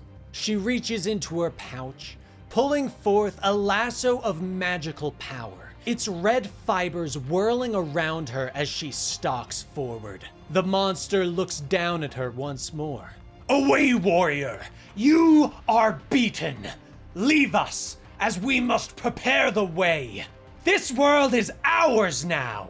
the monster says, motioning her away. But Diana shakes her head. "No," she growls as she begins to float into the air, her eyes glowing as they cast the reflection of her weapon. For I am Diana of Themyscira, last of the Amazons, daughter of Circe, princess of hell, witch of the wild isle, and you will not have this world while I still draw breath. Gateway City. The massive creature known as the Harbinger from the depths of the ocean steps forward, but is met by Diana, who stalks up the Gateway City beach with her magic lasso whipping around her body. The Harbinger fires a blast of energy from its great eyes, which Diana dodges under. She lashes out with her lasso, striking the monster across the face. That is but a taste, Harbinger Prime. Retreat now and save yourself, she orders. But the monster bellows for its minions, and the small lizard-like creatures launch forward, swarming over Diana. Retreat is doom, you fool, the Harbinger rumbles. Diana throws up a protective spell and knocks away the small creatures with her lasso. The Harbinger has left her no choice, and she whirls the weapon over her head and tosses it around the great beast's neck. Hear me, Harbinger Prime. This is a weapon forged in the fires of hell, fashioned by the sorceress Circe and made from the remains of the last basilisk. It binds and burns in proportion to your sins, Diana tells the monster. Harbinger Prime roars with pain as its skin begins to sizzle. Release me, Amazon! Release me! The Harbinger Prime yells, his screams of pain shaking the buildings around them. Diana nods her head. You shall have your freedom on one condition only, Harbinger Prime, she tells the monster, ordering the creature to return to the depths from whence it came and tell its master that the earth is now under the protection of Diana of the Wild Isle, princess of hell and the last Amazon. The Harbinger stares at her for a moment before finally dipping its head in submission. We accept, it rumbles. Diana nods and releases the creature, allowing it to return to the ocean, its small minions following close behind. Diana lowers to the ground, watching as the ocean returns to its former calm. Behind her, the smoke of the battle billows, and as the smoke begins to blow in the ocean breeze, a lone soldier steps through. Diana? He asks. The princess turns slowly and regards her lost friend. Steve, she says gently. Before, on the shores of the Wild Isle, Diana was walking one day and discovered a man washed up on the shore. Rushing to his side, she leaned over his battered body. Please tell them. I'm sorry, Steve gasps. His eyes flutter for a moment and close. Who are you? Where did you come from? Diana wonders quietly to herself. Lifting the man in her arms, she rushes back to their home. Circe turns in shock as the door bursts open and Diana rushes inside, the man in her arms. Mother, bring the Cerberus fur. It's the warmest, Diana shouts as she lays Steve in her bed. She quickly tells her mother the story of finding the man on the beach, and even Circe is shocked by the tale. Finally, she sighs and turns to their kitchen. I'll put the kettle on, she mutters. Later, Steve awakens to find Diana sitting with him. She offers him a warm cup of tea, explaining where she found him. So, where are we? Steve finally asks. Diana looks away sheepishly. Well, this is going to be hard. You're in the underworld, she tells him. Steve springs out of the bed in shock. Wait, hell? I'm dead? He shouts. The two women shrug. Not exactly, they say. Steve sits back on the edge of the bed, his head in his hands, muttering to himself. I'll just give you a minute with that, Diana says softly. Later, Steve joins the two for dinner. apologizing to them for his outburst. Cersei introduces herself with a shake of his hand. Fortunately for you, you landed on the Wild Isle, which, thanks to Diana and myself, is the safest place to be, if you have to be in hell, she explains. Steve nods, his mind still reeling, but he turns to Diana and asks her to show him where he washed up on the shore. As the two walk along the beach, Steve explains that he thought he had lived a good life, that he didn't believe that he would be going to hell when he died. Diana shrugs. Here's what I think. Not everyone here belongs here. It's just sometimes where we've ended up, she tells him. The two of them stare out on the ocean for a time until Steve finally turns back to her. Thank you for saving me. Twice, he tells her softly. Diana smiles. You're welcome. Gateway City, now. The two stand on the beach for a moment, regarding each other. But Diana rushes forward and hugs the man. Finally, she pulls away and smiles. I hoped I would see you, but I never dreamt it would be today, she tells him. Steve smiles back. What are you doing here? He asks. Diana shrugs as Pegasus lands nearby. Saving the day, she explains. Steve nods, telling her that the military command wants to speak to her, though she might not like their attitude. Diana nods and motions for Steve to lead the way. You do not need to warn me, Stephen. I am not entirely naive in the world of men. I had a teacher with a sharp tongue in these things, as you well know, she tells him. But minutes later, Diana is standing tall, while a rather short general yells at her about the destruction that she caused while supposedly helping stop the monster that attacked Gateway City. When the general had stopped to take a breath, Diana finally spoke. I understand your position, Commander. I am an outsider and an element you can't control, and that frustrates you. But this is not my problem, Diana says, explaining that her real problem is the next monster that will arrive, and that more lives will be lost if they do nothing. But I will coordinate with you to the best of my ability. This world is not prepared for what is coming, and you will need my help, she tells him. The general is shocked as Diana turns away from him and looks at the tactical maps of the city. How is the evacuation proceeding? She asks a nearby officer. The tone in her voice doesn't invite questions, and the officer immediately begins to give her answers. Slow, but we were going to stop the orders. You killed the monster, right? Or send it home? He asks. Diana shakes her head. I did, but that was just a harbinger. A messenger of things to come, she says, warning them that the next creature could arrive within the hour, and that they need to evacuate at least a mile away from the coastline. The general gives the order to continue the evac, but turns back to Diana and Steve and begins to shout again. Finally, Diana has had enough. She steps up and stands over the general, seeming more imposing than before, anger flashing in her eyes. I think we both know you need me quite badly given what just happened, but I don't need you at all. So perhaps rethink how you would like to approach this conversation, and we'll retry this when you've calmed down. Hopefully before more innocent lives have been lost, she says. She turns away and storms towards the entrance to the command center. I'll be outside, feeding my horse, she snaps over her shoulder. Steve follows her outside to find her feeding magical energy to the skeletal Pegasus. Steve steps forward and pets the undead steed, who nuzzles him with his bony muzzle. I'm sorry about what happened in there, Steve tells her.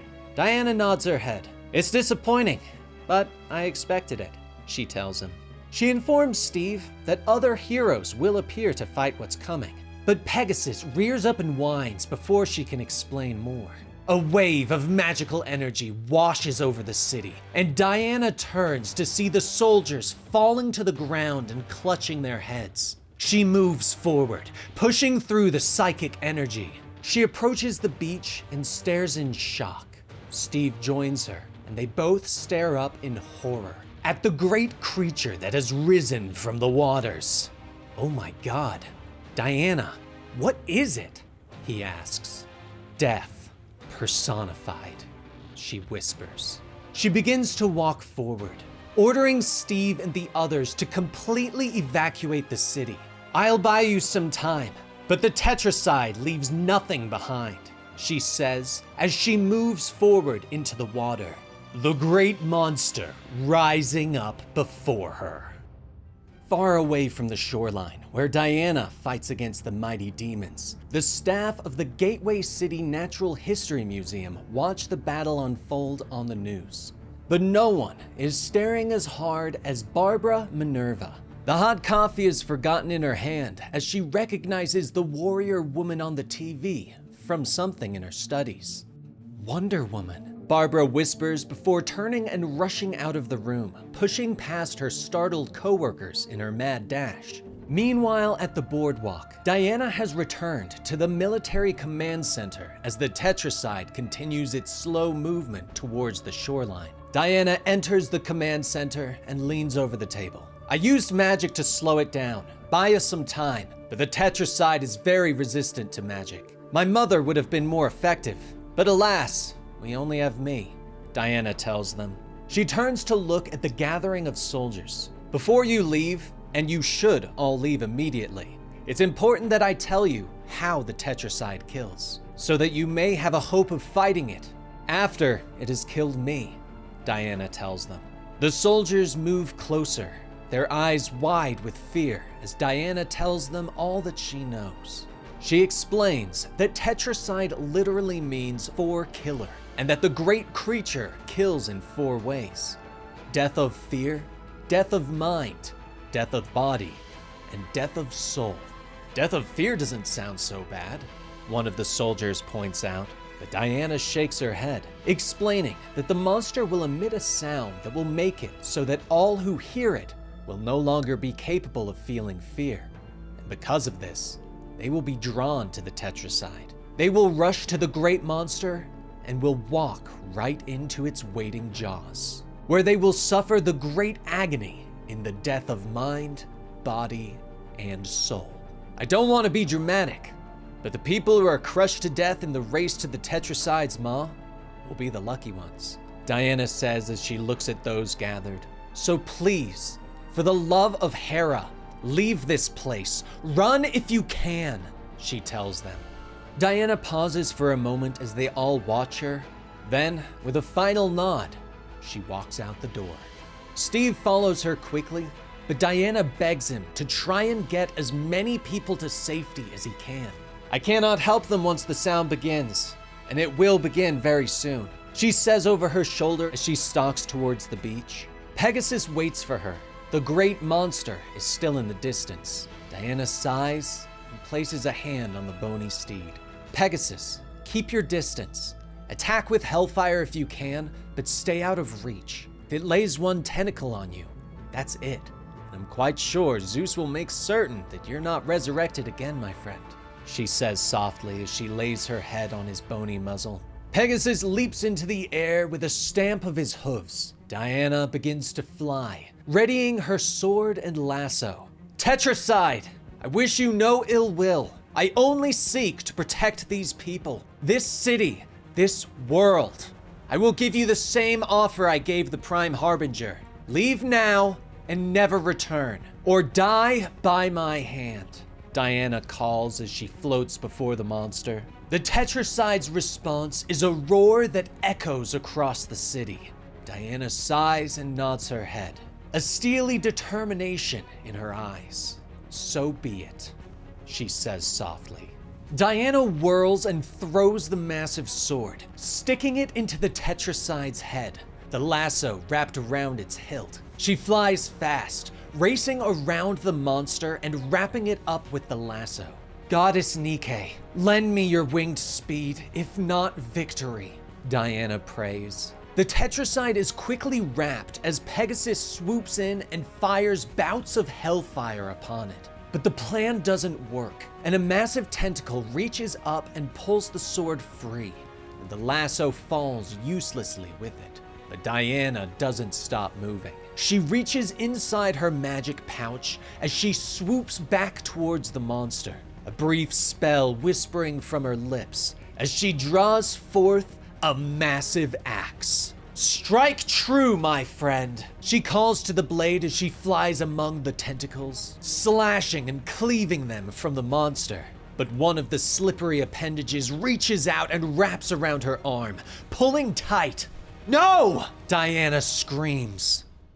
It wasn't that long ago that Diana lived upon her island with Cersei. Steve had grown used to living on the island, helping Diana fight off the Kraken that seemed to have grown fond of him. But he still longed to return to his world. "Do you miss it terribly? Tell me about your home," Diana requested one night as they sat by the fire. Steve smiled, and a faraway look could be seen in his eyes as she watched him.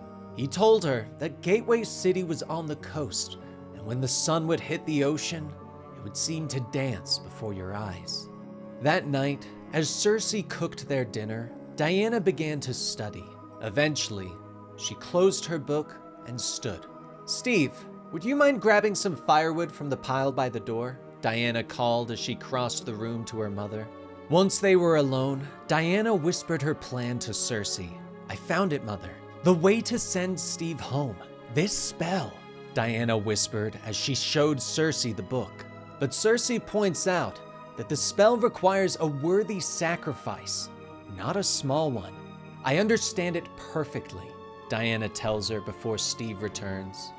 That night, Cersei awakens to find her daughter sitting before the fire, whispering quietly. "Diana? What are you doing up at this hour?" Cersei whispers as she crosses the room. "I couldn't stop thinking about it. About what I am," Diana tells her.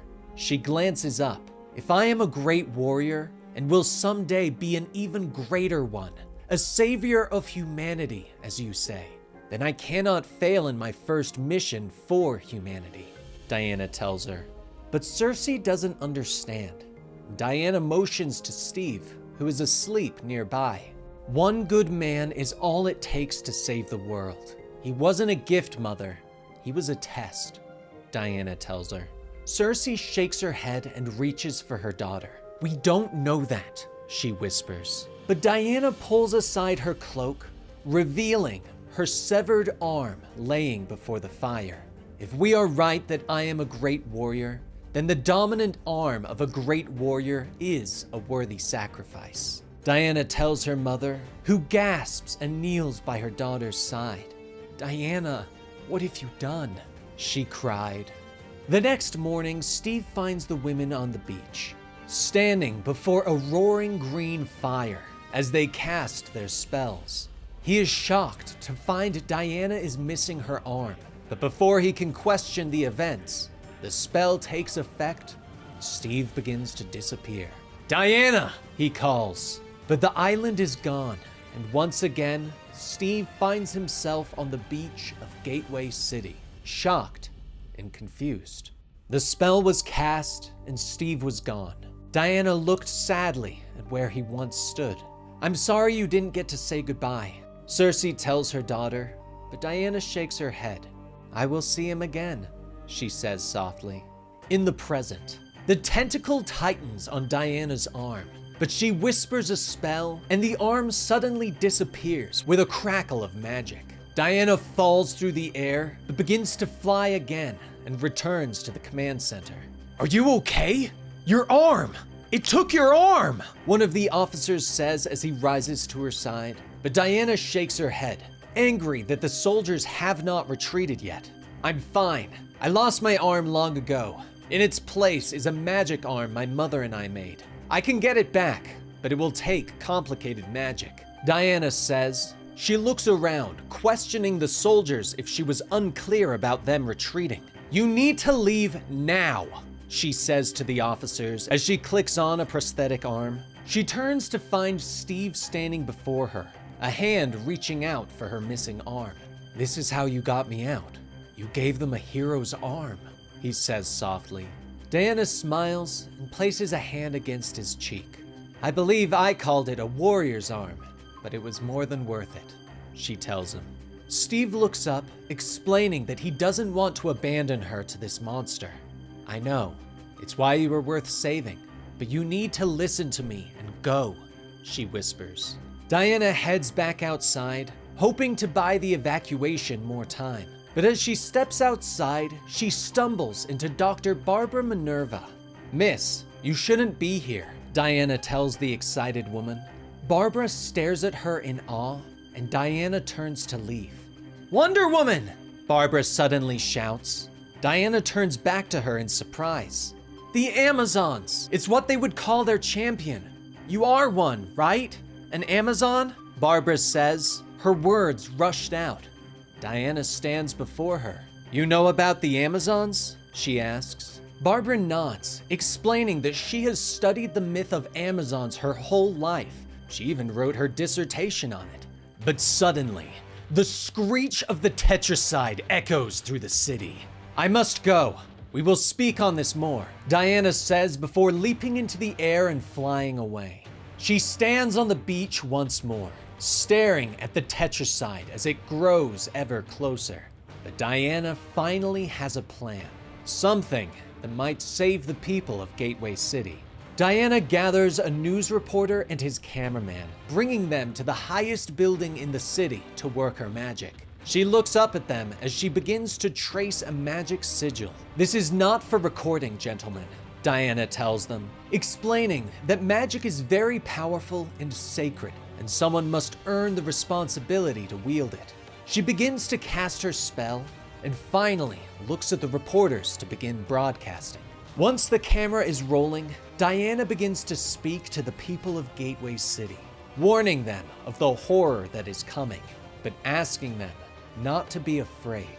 "My name is Diana, and I'm afraid that I need your help to save your city.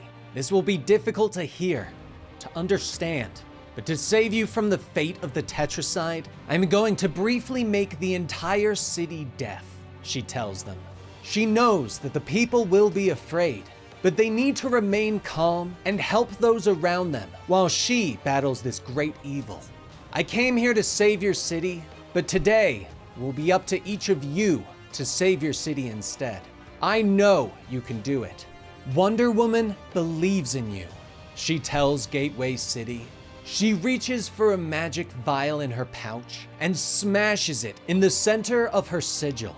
A powerful magic explodes outwards, and a green mist begins to blanket across the city as Diana's plan begins to take effect. Gateway City now. Etta and Gia Candy watch the news of the attack on the TV. They watch as Diana stands before the camera, asking that everyone help their neighbors as the spell of deafness falls over the city. Etta holds up a sign for her sister, explaining that she is going out to help. She reaches for the door to their shop and opens it, but both sisters are shocked to find Diana and Steve Trevor standing before them. "Hey Etta, can we come in?" Steve asks. But Gia suddenly begins to freak out. "Oh God, I can hear you! Am I going to hear the death sound?" Gia shouts as she quickly covers her ears in a panic. But Diana smiles and motions for her to remain calm. "You're okay. I've done a protective spell around this building so that we can communicate safely." Steve introduces Diana to the pair, explaining that she and her mother were the ones who protected him while on the Wild Isle in Hell. Etta and Gia stare at the Amazon in shock. This is a lot to process, but I'm guessing there's no time for that. "Why are you here?" Etta asks. Steve nods and smiles, explaining that Diana needed help of the witches. Stepping forward, Diana puts an arm around Gia and motions to her shop. "Fear not, Gia. I come seeking only ingredients, no more. I had to use the last of some things for the spell to deafen the city," Diana tells her. She flexes the prosthetic that has replaced her magical right arm, explaining that while the arm was forged in fire by Hephaestus himself and is a powerful weapon, she will need her magical second arm to defeat the tetracide. Gia nods at the warrior. "Arms are good to have," she says softly. Diana begins to list off the ingredients that she requires, and Gia moves quickly around the shop, gathering the most rare items from a safe. Diana smiles at her. "Gia, thank you. You are quite the witch," she says as the final items are laid on the counter. Diana looks around the room, questioning whether the girls have somewhere else that she can cast the spell, because there will be quite a lot of blood. Diana notes. A short time later, Diana is in the back room of the shop. Her upper body was covered in the blood that Steve, Gia, and Etta donated. The trio watch wide-eyed as Diana begins to mutter her spell inside a circle of power. Blood-red light begins to fill the room, and energy suddenly slams into Diana's chest. Long ago, on the Wild Isle in Hell, Cersei rushed outside from her cave home. She falls to her knees and tries to catch her breath. "So the visions have started then," a voice calls to her. Cersei looks up, but keeps her eyes shut tight. "You did this?" she demands. There's a long pause. "Yes, my most devoted disciple," the voice finally answers. Cersei asks why. Why would the voice do this to her? Why would she allow her devoted disciple to be imprisoned on this island and bring her a child that wasn't her own? "There is a great and powerful game afoot, Cersei.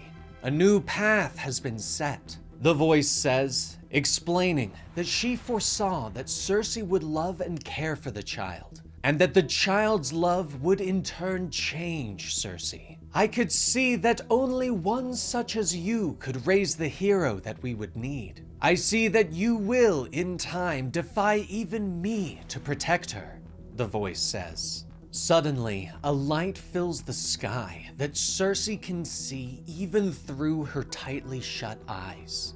"You may look upon me, Cersei, most beloved of all my beloved. Look upon Hecate and know you are blessed and will be remembered," the goddess calls. Cersei opens her eyes and looks upon the goddess of magic and witchcraft.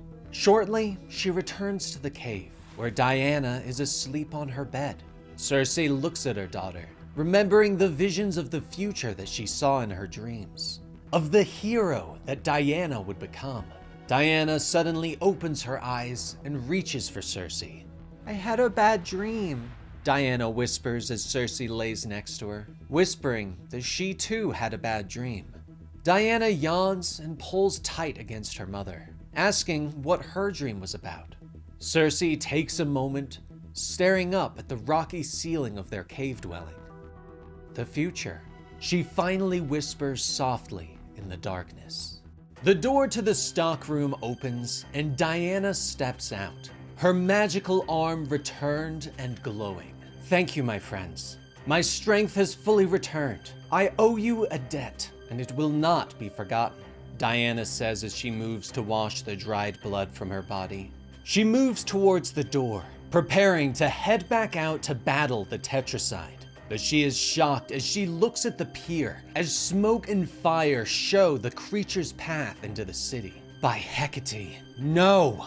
Diana whispers. She leaps into the air, flying back into the city. She hovers close to the massive monster, trying to think of some way to stop its advance. The people of Gateway City can't hear the death sound, so they are not coming to the monster. Instead, it has gone looking for them. Every step shakes the earth, and buildings quake and crumble at its passing. Suddenly, an idea springs into mind, and Diana flies back out of the city. She returns to the ocean and hovers over the place where her sword disappeared beneath the waves. She begins to cast another spell, and the ocean begins to bubble. Finally, the blade breaks free of the waters and returns to her hands. "Hello, my friend. I've had a very big idea for you. You're going to love it," Diana says with a smile. She reaches into her bag and pulls out a potion bottle. Another quick spell, and the red liquid inside begins to bubble. Diana throws the potion onto the beach, and the air is suddenly filled with the screeches and cries of humanity. Horror and fear echo throughout the beach. Inside the city, the Tetracide suddenly turns. It begins to move back towards the beach, drawn to the sounds of anguish that it yearns for. Waiting at the pier, Diana has begun to cast another spell, this time on her sword. It begins to glow green, and as the spell finishes, it grows even larger. Yet Diana still wields it as if it were as light as a feather.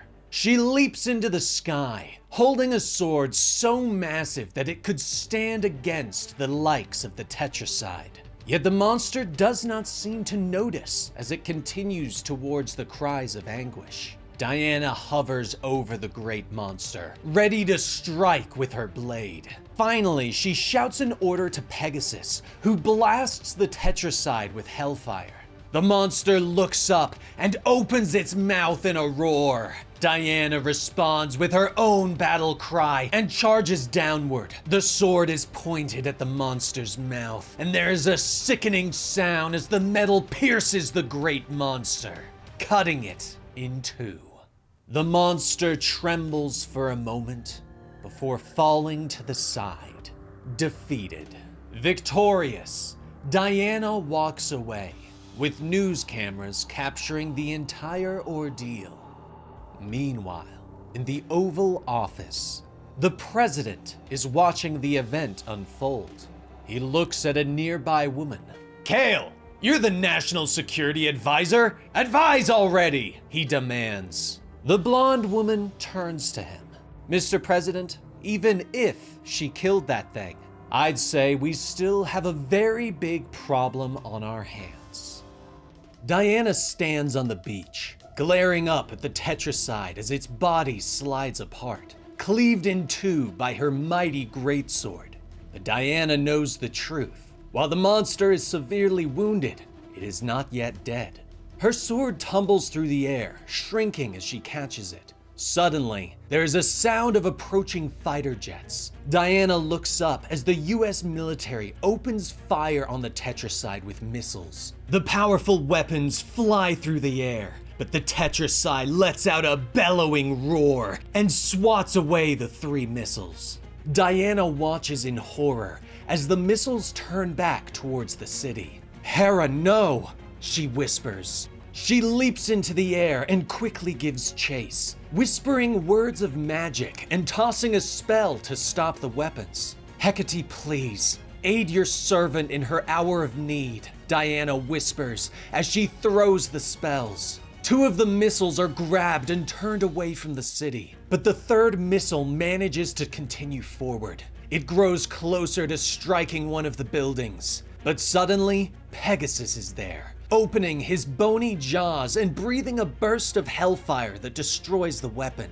"Thank you, Pegasus," Diana whispers. She glances up to see the fighter planes turning around for another pass. "Can't be having any more of that," she says to herself.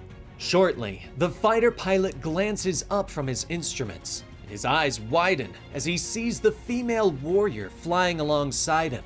"Hi, so I need you to not do that again. All right?" Diana requests. He stares at her for a moment, dumbfounded, but finally nods.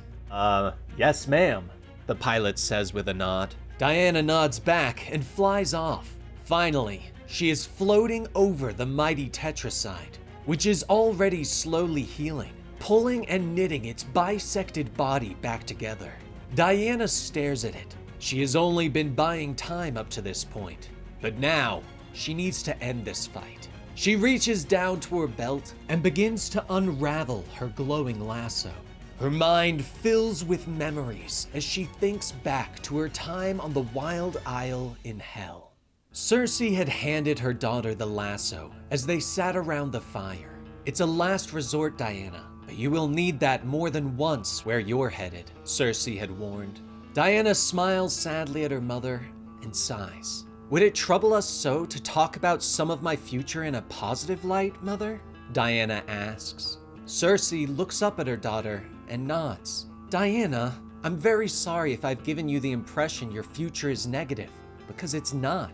It's glorious, filled with beauty and horror, danger and opportunity, which is why you will need this," Cersei says. She wraps the lasso around Diana's hand, explaining that it will hold anything and that it has the power to transform anything. "I have named her Thesia. It means sacrifice," Cersei tells her. Diana stares down at the glowing lasso in her hands and nods. Her quest has begun, and she leaves Cersei by the fire. A short time later, Diana returns. Her body is cut and torn, blood seeping from several small wounds. "You didn't have to wait up," Diana gasps as she collapses by the fire. "Speak plainly, Diana," Cersei whispers as she looks up to her daughter. Diana looks up, memories of her battle with the Harpy filling her mind. They fought into a cave, with Diana losing her battle axe. She had no choice but to use the lasso to strangle the monster, watching as the light faded from her eyes. "I found it a bit cruel," Diana finally whispers.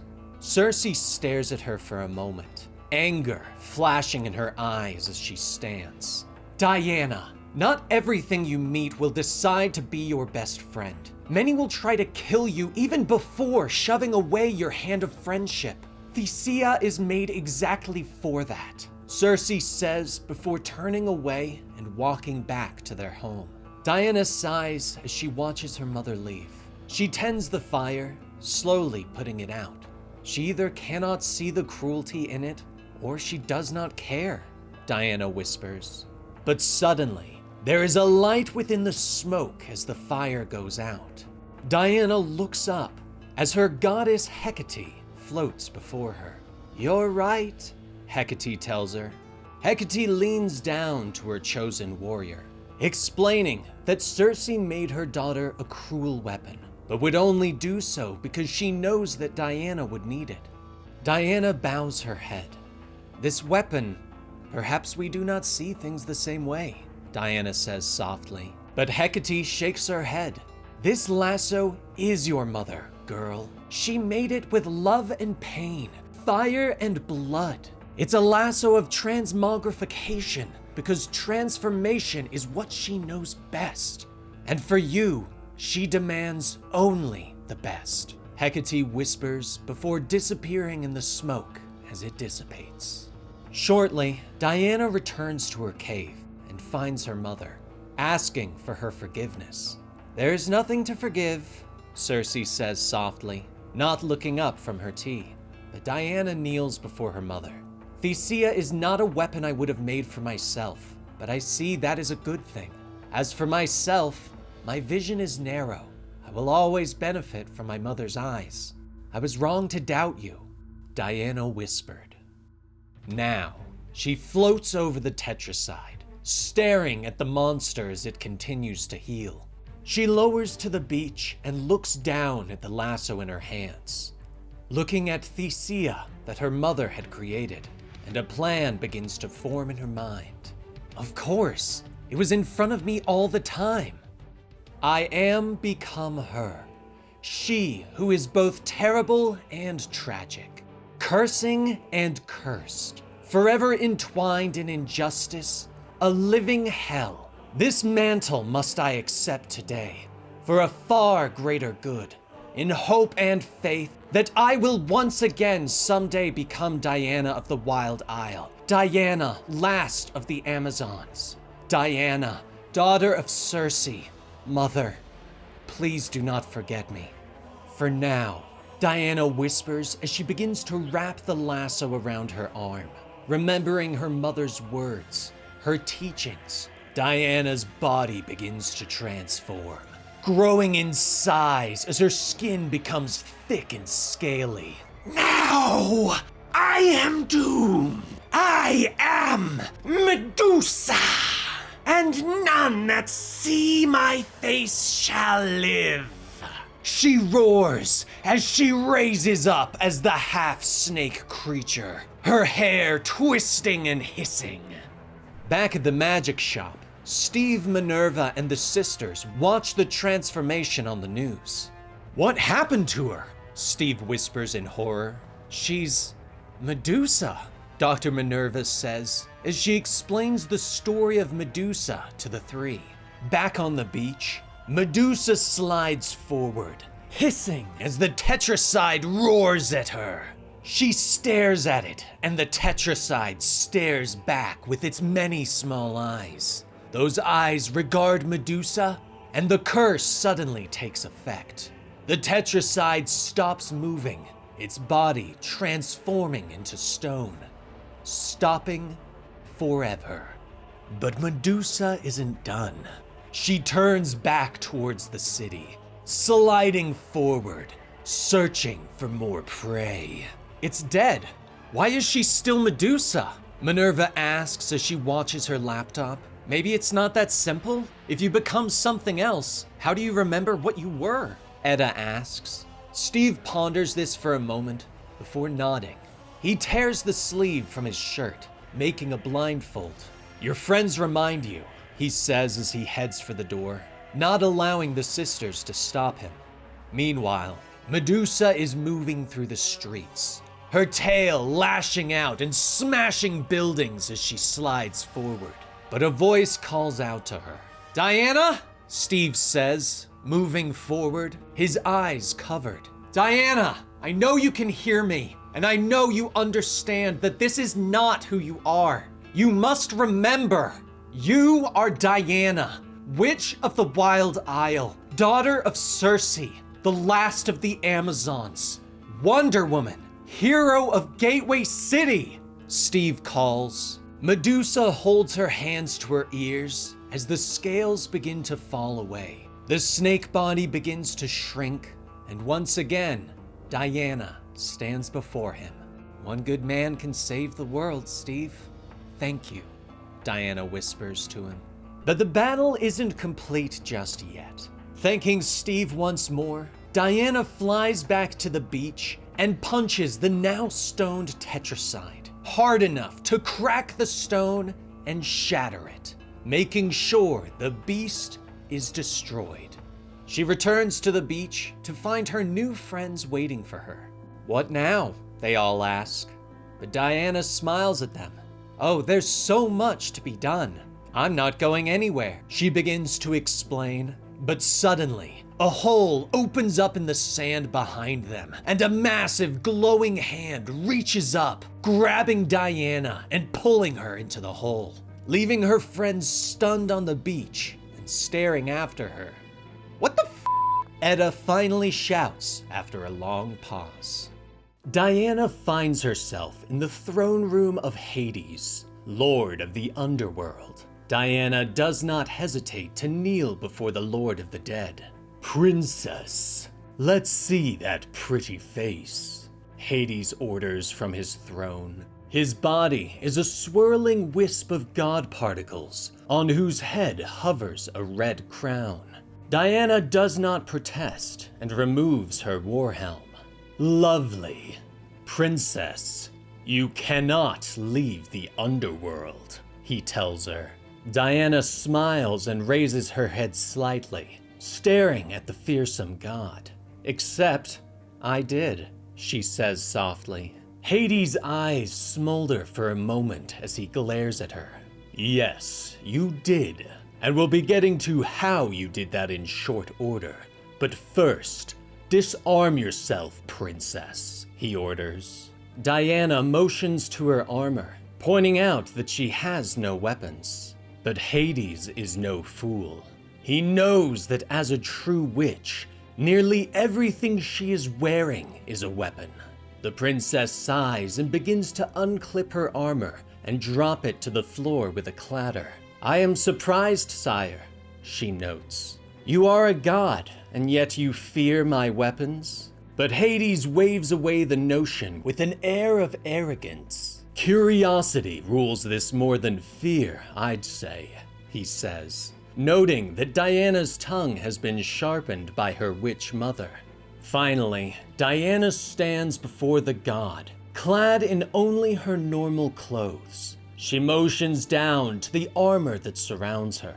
Better? She asks. But Hades shakes his head and motions to the pouch at her feet. Do you think I can't smell an enchanted pouch? The magic coming off that thing might as well have cartoonish stink lines. Empty it, he orders. Diana sighs again and reaches for the pouch. Magic escapes the bag as she pulls free every object. Her buster sword clatters to the ground, and she gently lays her 3 lassos next to it. Hades almost smiles at her. Just what every growing girl needs, I see, he whispers. He looks to one of his minions and orders the creature to bring him the crimson lasso. I'd advise against that, sire, Diana notes softly. The minion reaches for the lasso, and as its hand touches it, it suddenly bursts into flames and disappears. Diana nods at where the creature once stood. None may wield the nemesis lasso but me, my liege, Diana explains. Hades finally leans forward and stands from his throne, walking down the steps to stand before Diana. We would not have crafted such dangerous weapons in such a dangerous place unless we could be certain they would not be misused by others, Diana further explains. Hades stares down at the three lassos. You and your mother have been busy, he notes. Diana smiles again, pointing out that living in a dangerous place forces one to use weapons as a second nature. Tell me what this nemesis lasso is made from, Hades orders. Diana's smile falters as she thinks of her time on the Isle with her mother. She explains that as a child, Circe would send her on errands for simple weeds and plants. As she grew older, Circe would send her on more dangerous errands for ingredients. It was only when she sent me to Prometheus that I began to understand the true scope of my mother's vision, Diana says softly.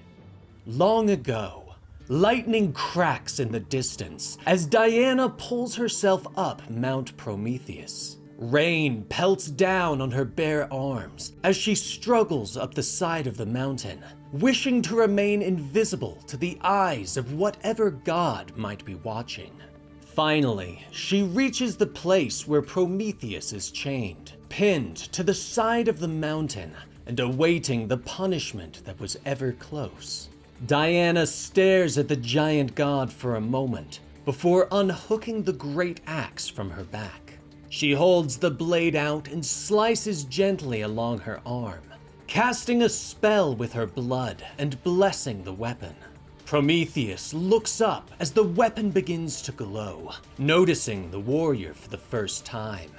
Diana holds the weapon aloft. I ask your forgiveness, Lord Prometheus, she calls, shouting over the rumbling of nearby thunder. Diana takes a step and heaves the weapon, sending it across the plateau and crashing through the imprisoned god's chains. Prometheus stares at her for a moment before retrieving the weapon and handing it back to her. Diana kneels before him. Forgiveness for my inadequacy. I confess I have not the power to free you permanently, but I thought a respite might be welcome, she asks. Prometheus smiles down at her. It is indeed, princess, he rumbles. The two look up as an eagle approaches, prepared to enact Prometheus's punishment. But Diana calls out to the bird. It lands on her arm and she asks that it take a break from eating at Prometheus. The eagle screeches softly at her, and Diana nods. Ah, thank you, sister. You will have the thanks and friendship of Diana, witch of the Wild Isle, for all my days. Diana whispers before the eagle leaps and flies away. Once more alone, Diana turns back to the god, who smiles at her. Circe has been clever. I am happy to see that she's not lost a step since becoming trapped in the underworld. I am even happier to see that her daughter is much the same. Prometheus tells her as he sits and relaxes. But Diana admits that she has come to the mountain for a reason. Prometheus nods. Well, princess, ask for your boon, he tells her. Diana holds out a vial and kneels before Prometheus, confessing that she needs a vial of his blood so that she and her mother may create a weapon that will only be used in the service of protecting humanity from monsters and even the gods, should it come to that, she whispers. Prometheus ponders for a moment before placing his hand before Diana, ordering her to strike him and cleave a small piece of his finger so that her weapon might be powered by his flesh and blood. Diana thanks him as she stands and takes up her axe, slicing through the tip of his finger.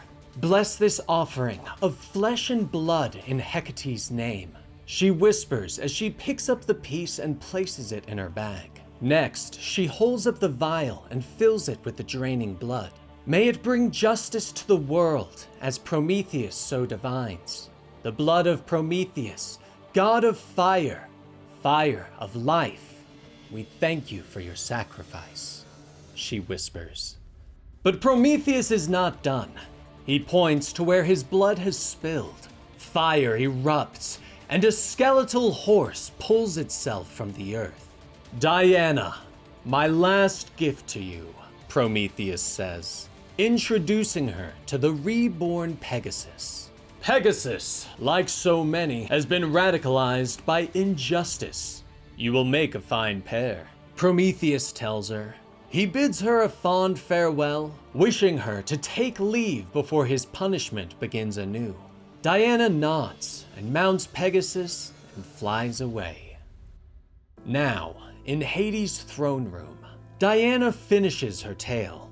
The god of the underworld nods and looks down at the lasso, noting that he can sense far more power than from just Prometheus. Diana admits that it was also made from the last basilisk. You killed the last basilisk? Hades questions, and Diana begins another tale. Zeus was displeased with Circe and Diana, and so had sent the last basilisk to try and kill them many times. But this time, Diana had tracked the creature to its lair. She crept inward, aware that to look into the eyes of the basilisk is death. But Diana had taken precaution, and she had taken her eyesight with magic. The creature looked into her sightless eyes and realized that its gaze would have no power.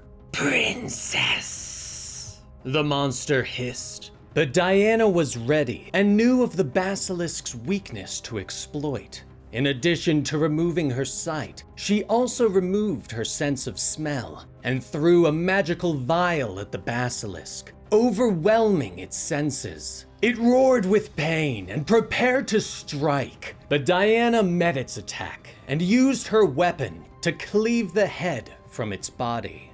Hades returns to his throne. The last basilisk, he whispers as he sits heavily. Finally, he leans forward. His eyes smolder once more as he glares at Diana. This has all been very educational, he says. He waves a hand and something drops out of the darkness from above, dangling in spectral chains. Diana's eyes widen in shock and horror as she looks up at her mother. Circe, her mouth clasped in iron, is trapped in the chains. Mother? Diana whispers as tears begin to form in her eyes. Hades leans back on his throne. Ah, at last. No more smart remarks from that too-sharp tongue of yours, he says. We all have weaknesses, princess. Yours was quite easy to pinpoint. Long ago, in the bowels of the underworld, Diana ran along the shores of the Wild Isle, chasing after one of her pet monsters. But she stopped short as she rounded the corner to see the queen of the underworld waiting for her. Lady Persephone, Diana whispers, but the queen merely nods and smiles, motioning the young girl forward. Hello, Diana. Come meet my tree, she offers. Diana steps forward, surprised to see a tree growing on the Wild Isle. But Persephone explains that she is trapped in hell, and that everywhere she walks, life follows her. She stands and holds out a hand for Diana. But in the underworld, everything dies almost instantly. But sometimes, something very special breaks through. Come, show me the rest of your home, Diana. Perhaps we can encourage more to grow, Persephone offers. Diana smiles and takes her hand. I'd like that. Mother always needs more plants, she says. The two turn and begin to walk along the beach. Persephone looks down at the young Amazon and, almost as an afterthought, begins to tell her a tale. Have you ever heard the story of how I became the queen of the underworld, Diana? It involves a kidnapping and some very diabolical pomegranate seeds. The queen begins. Now, the queen watches as the chimera wraps its paws around Diana's throat. But the warrior twists out of the monster's grasp and hits it hard, knocking it across the arena of the damned. Quite the fight, Persephone notes. Hades nods his ethereal head as he continues to watch. Thank you, wife, Hades says absent-mindedly. Before, on the Wild Isle, Circe kneels before their hearth, whispering softly so as not to awaken the sleeping Diana nearby. She bows her head, whispering for an audience with Hecate, the goddess of magic. Hecate, please answer me. This is for Diana, and I must demand an audience with you. Now, Circe whispers. Suddenly, there's a whoosh of flames, and Hecate's head appears in the fires of the hearth, blazing the room to life. Speak fast, Circe.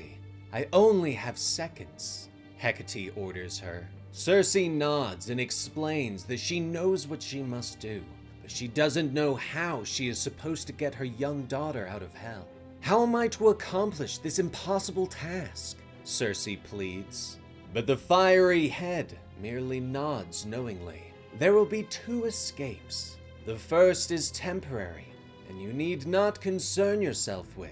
The second is more permanent, but the path has been laid, Hecate explains.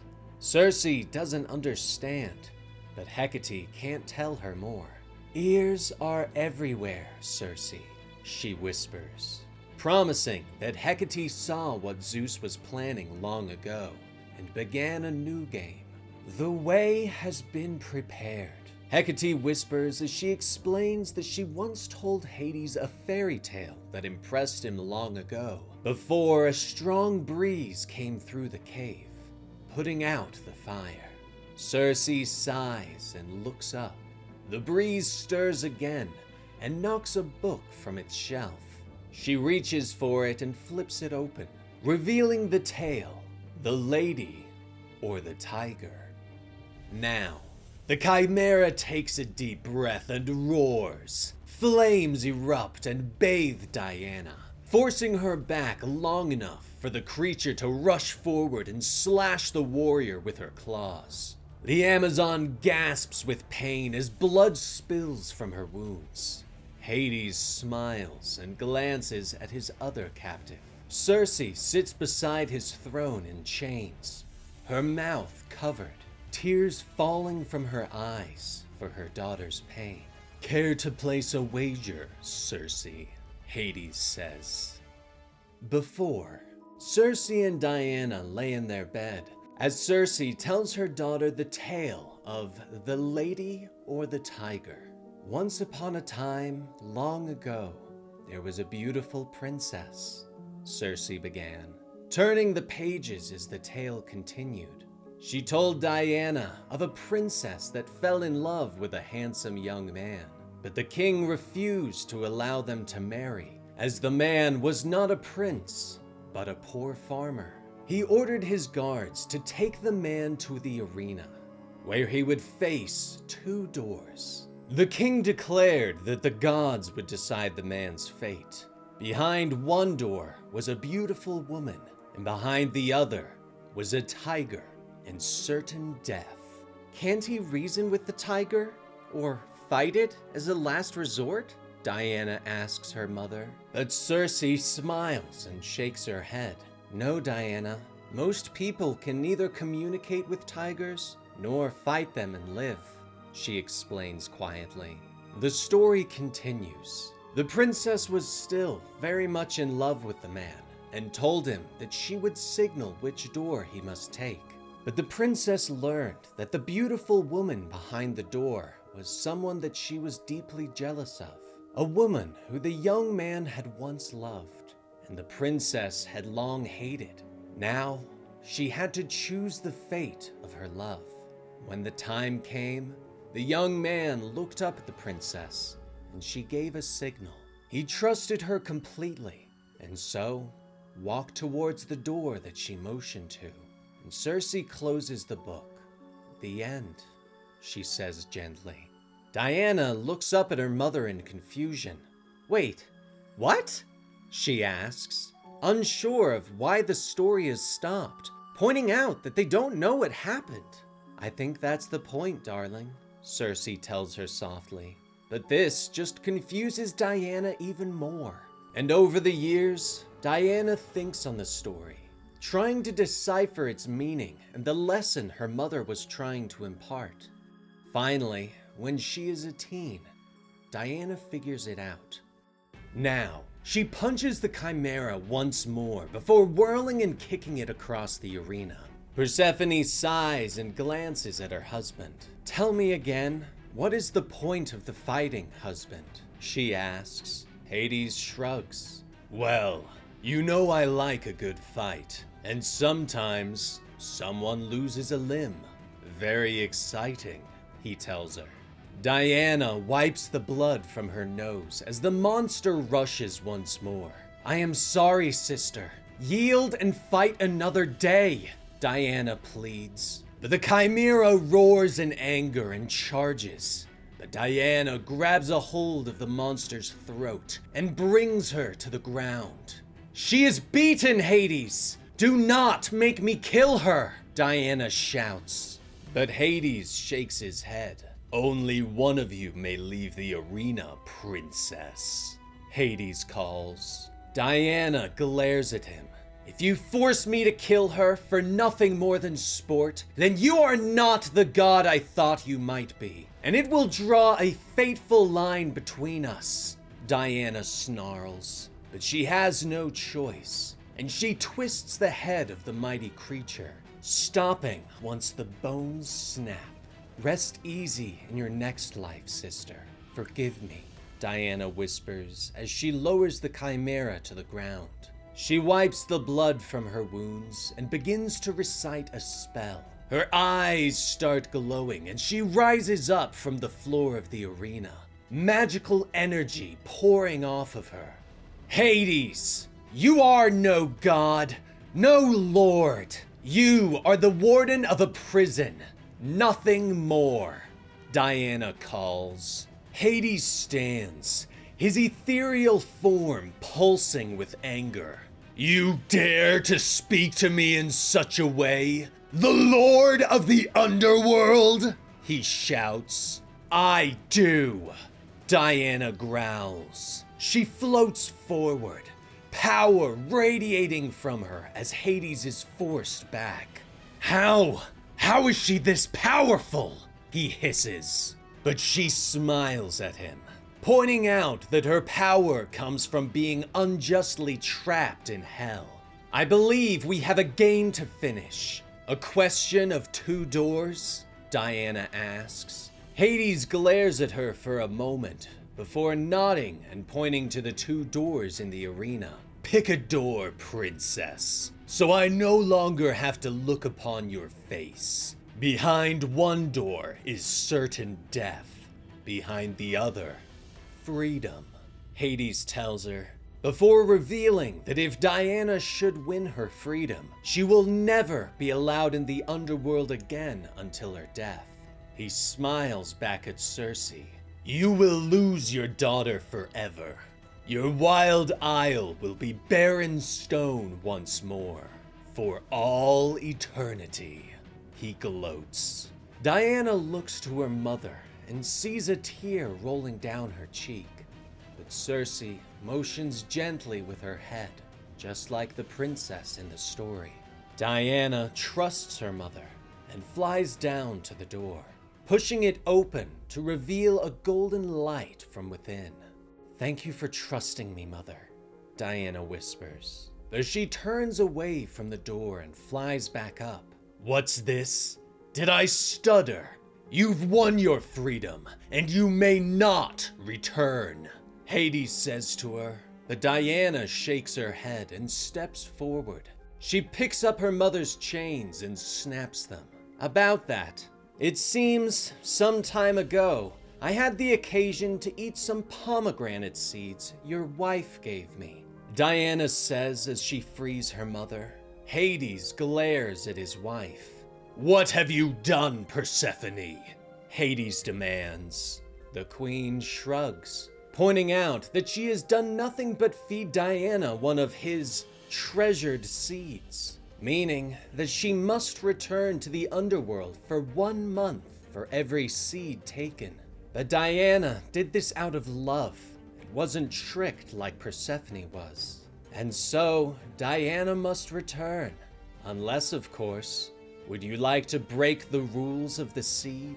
You'll have your win, husband, but you will lose your bride, Persephone says with a smile. Hades looks to Diana and glares at her as his body begins to turn to mist. This is not finished, princess. You've made a grave miscalculation and a motivated enemy, he tells her before disappearing. Later, Diana flies her mother back to the Wild Isle, promising to return.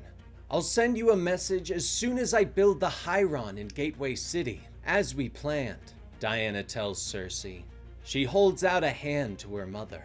In Hecate's name, fare thee well, mother, Diana tells her as she floats away. In Hecate's name, daughter, Circe whispers. Absolute flash of two worlds. Somewhere in the desert, lightning cracks on a sunny day as Wally West suddenly comes to a stop. His mind is racing at super speed, thoughts falling over one another as he thinks too fast.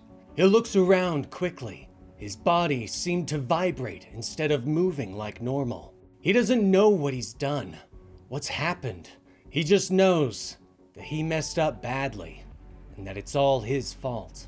Energy begins to crackle as he looks down at his hands. They seem to vibrate in place, creating afterimages. His thoughts racing as he begins to have a panic attack.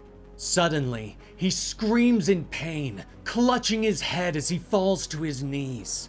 He needs to slow down.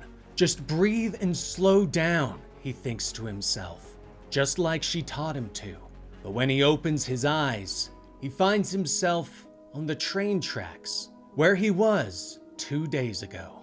Wally begins walking along the railroad tracks through town. He knows where he is and who he is. He's Wally West, the 15-year-old, and he's completely alone. He passes some teenagers hanging out by the fire, but he doesn't bother going to say hi. Wally's always been an outsider. Cutting through the woods, he finally comes to the gate of Fort Fox, the military base where his father is stationed. This is a restricted area, one of the gate guards tells him, holding up a hand for Wally to stop. But Wally pulls out his ID. You know you're not supposed to be out this late, kid, the guard notes as he checks the ID. Your dad catches you, you'll have a fit, the guard continues. But Wally is saved as a familiar blonde man steps out. At ease, I can escort the prisoner from here, Dr. Barry Allen says, reminding the guard that everyone was young once. He should just cut Wally some slack. He motions for Wally to follow him as the two walk away from the gate. Thanks, Dr. Allen, Wally says quietly to the friendly man. Barry shrugs as the two make their way through the streets of Fort Fox, with Barry telling Wally that he understands the harsh reality of being an army brat and always moving around. Finally, they come to the West House, and Wally heads up the steps. But Barry calls out to him before he can go inside. Hey Wally, you want to see something cool? Barry asks.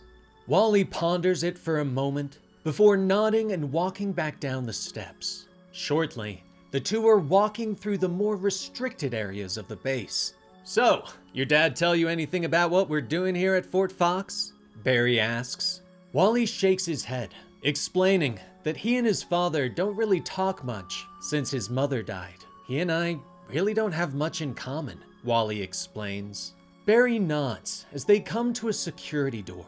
He places his hand on the pad and it opens with a chime.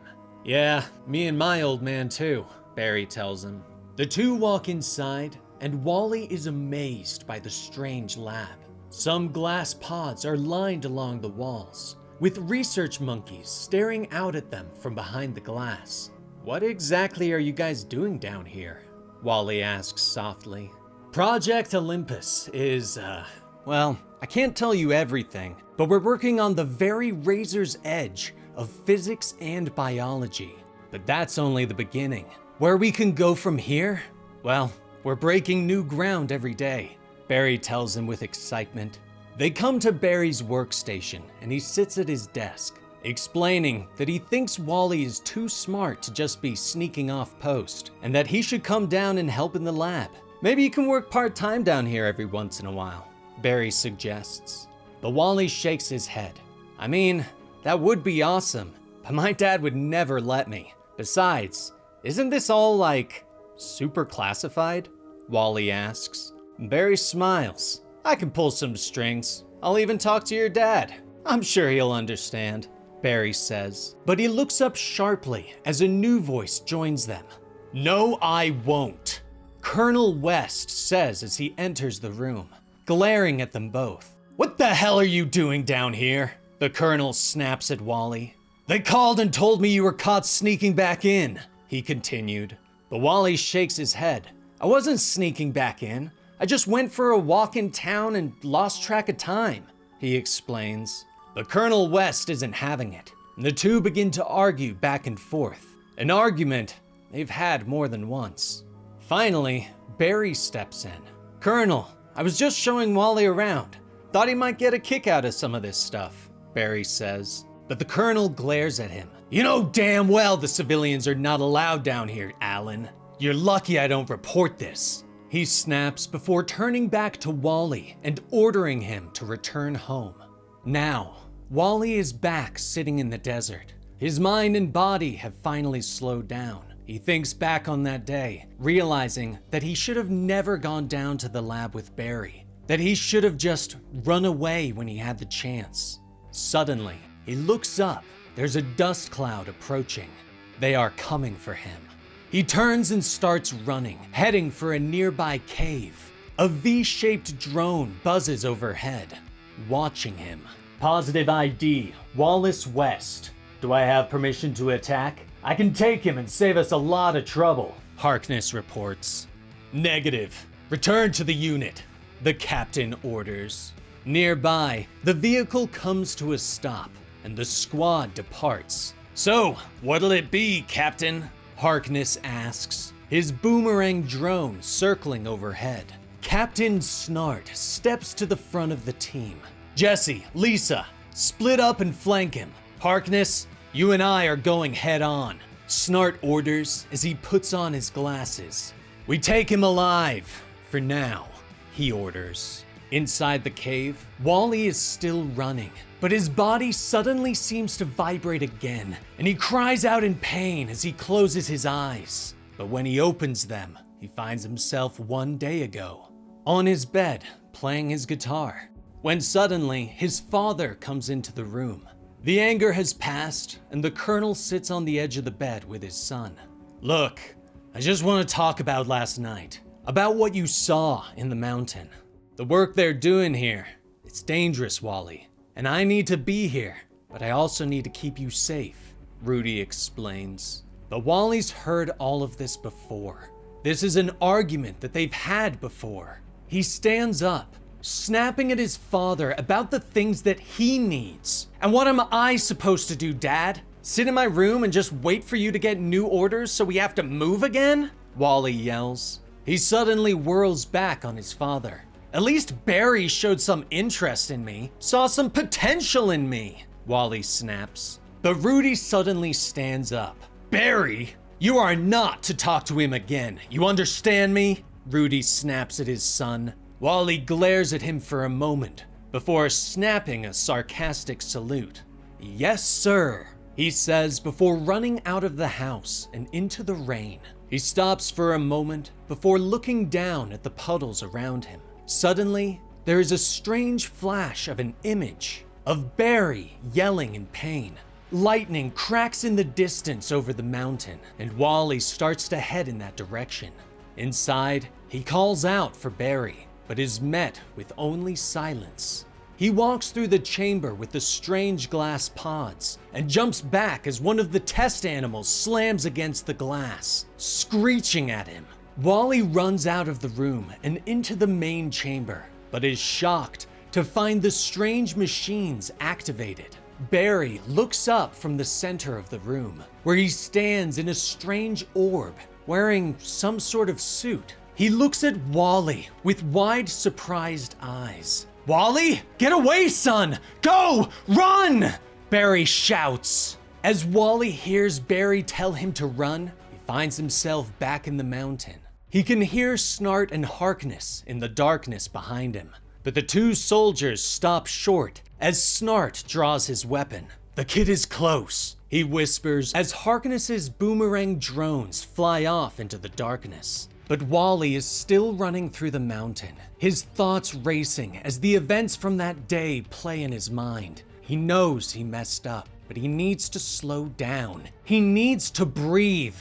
But he suddenly stops and collapses to the ground with tears in his eyes. "Barry," he whispers. Nearby, the body of Barry Allen is already decayed to a skeleton, still wrapped in the strange suit.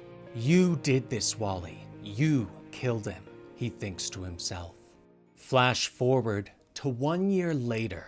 A mysterious figure steps through the rubble and debris of the mountain lab. They stop in front of a computer system. "Access to Project Olympus archives requested. Password, Blue Trinity," the figure says. The computer takes a moment before the screens flicker to life and show images of the lab. Images of Wally West sitting with the research monkey, holding up the strange suit, and apes wandering into a destroyed city. The figure smiles as he looks up at the images.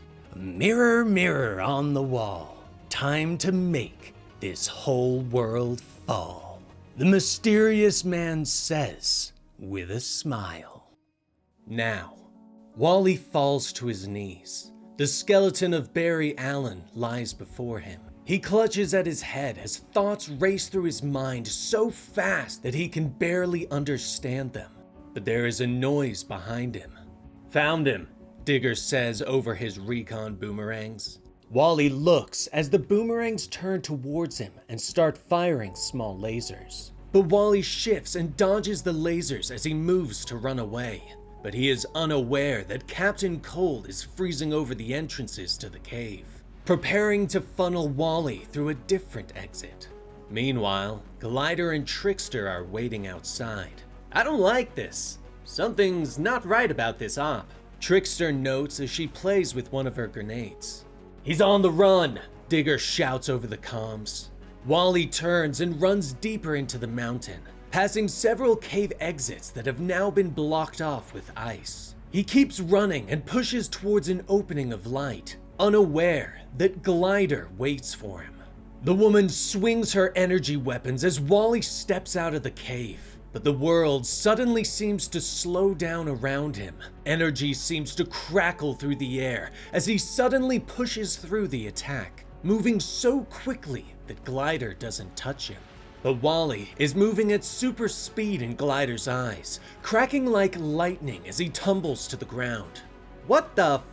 she snaps. Wally stares at her in surprise for a moment as Glider starts running towards him. "Guys, this kid is, well, I don't know what he is," she shouts to her team. But Wally has already begun to pick up speed. His body begins to blur as he runs away, but a blast of ice hits his leg and pins him to the ground, bringing Wally to his knees. He turns back as the team of agents close in. "Okay, West, that's enough. Time to go home," Captain Cold tells him. Wally stares at them in fear, his mind racing again. "I'm ruining everything. I messed up too bad this time. There's no going back. I'm all broken. I need to get up. I need to move!" His thoughts shout as they race through his mind. Energy begins to spark around Wally. His body begins to vibrate and his eyes begin to glow. Leave me alone! Wally suddenly shouts as the energy begins to crack all around him, shifting the ground beneath him as Wally screams in pain. Then, he opens his eyes and realizes that he's back inside the lab, back with Barry in his containment bubble. Barry! Wally shouts as the energy swirls all around him. His body seems to be stretching out, like he's being pulled across reality. Take my hand! Hold on! Barry shouts to him. Wally tries to reach out, and Barry suddenly leaps forward to try and ground him. Wally! Barry shouts, but suddenly, there's nothing there. The energy is gone, and the room is quiet. Barry merely falls to the floor. Wally? He whispers. He looks up as someone approaches through the shadows. But it isn't Wally. It's Wally's father, Rudy West. Alan, what did you do? What did you do to my boy? Rudy snaps as he lashes out, cracking Barry across the jaw. He hits him again and again, shouting at Barry that he told him to stay away from his son. But Barry doesn't fight back. He merely points behind him. Rudy, Barry whispers. Rudy turns and stares in horror at the energy that floats before him. It coils and pulses until it takes on the vague form of his son. Dad? Wally whispers. Rudy steps forward, holding up his hands. It's okay, son. It's going to be okay, Rudy tells him. But Wally suddenly screams in pain and drops to the floor as he becomes physical once more.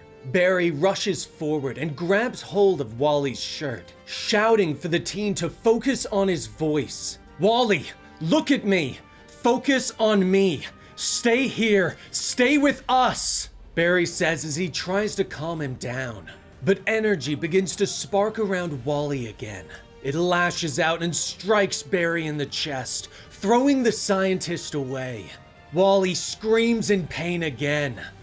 But when he opens his eyes, he finds himself kneeling in the desert once more. Barry? Dad? Wally whispers in surprise. The rogues stare at him, now shielded from his energy blasts by protective bubbles. You're welcome. I told you guys this kid was messed up, but does anyone listen to me? Oh no, let's just make fun of Jessie. Should've just let you guys fry, Trickster grumbles. She reaches into her pocket and pulls out another grenade, letting it slip from her hands and bounce over to Wally, where it pops and becomes a bubble around him. Let me out, Wally growls. The Trickster shakes her head. Sure, Hotshot. As soon as we get back to Fort Fox, I'll let you out. Then they're gonna open you right up, just like they did with Mick Rory and that Raymond kid, Trickster says as she turns back to her team.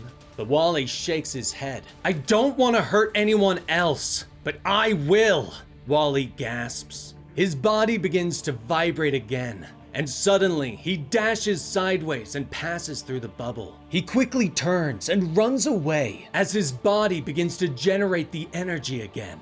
The glider leaps into the air. Her rocket boots activate and she launches after the boy. Haven't met anything yet that can outrun, she begins to say as she reaches for Wally. But suddenly, the energy explodes around him. His body blurs and he is gone as the sound barrier breaks around him, throwing Glider away as she yells in surprise. Wally continues to run. The world stretches around him as he goes faster and faster. He realizes that he is in the present now, in the hot desert, but he is also in the past. He can see it. His consciousness begins to slide through time. He is in the present, then he is a child in the past, spending time with his mother and father. But then suddenly, it happens. He is in the future, and he sees what's coming. He is dressed in a strange costume, and the world loves him. But then the future shifts, and the world is destroyed all around him. His body is nothing more than a sparking burst of energy in the vague shape of a human. Is he a hero, or is he a monster? But suddenly, Wally snaps back to the present. His body returns to normal as he loses balance and tumbles into the dirt. Nearby, the rogues have regrouped. Captain Cold stares out over the desert, trying to get a bead on their quarry. "Okay, I've had enough of this freak show," he says as he turns back to his team. He motions to the armored vehicle that brought them here. "Let him out," Snart orders. Digger cocks an eyebrow at him. "You sure you want to do this?" he asks as he taps a few buttons on the keypad. But Snart declares that they have no choice. They need Grodd. The armored doors slide open, revealing red eyes. And then a small green monkey with an exposed brain steps out of the shadows, looking surprised. "Eek?" Grodd asks gently. Wally can't hold it together. Energy crackles around him as he becomes unglued to time once more. He has a moment of connection and opens his eyes again. He is in the chamber, and the strange energy is arching between him and Barry Allen. He has just killed Barry. Fear fills him, and Wally starts to run. His body becomes a blur as he dashes past his father.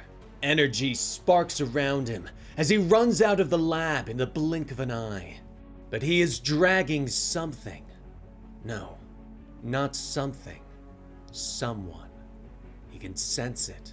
He glances back and sees Barry in his strange suit, being dragged along Wally's path.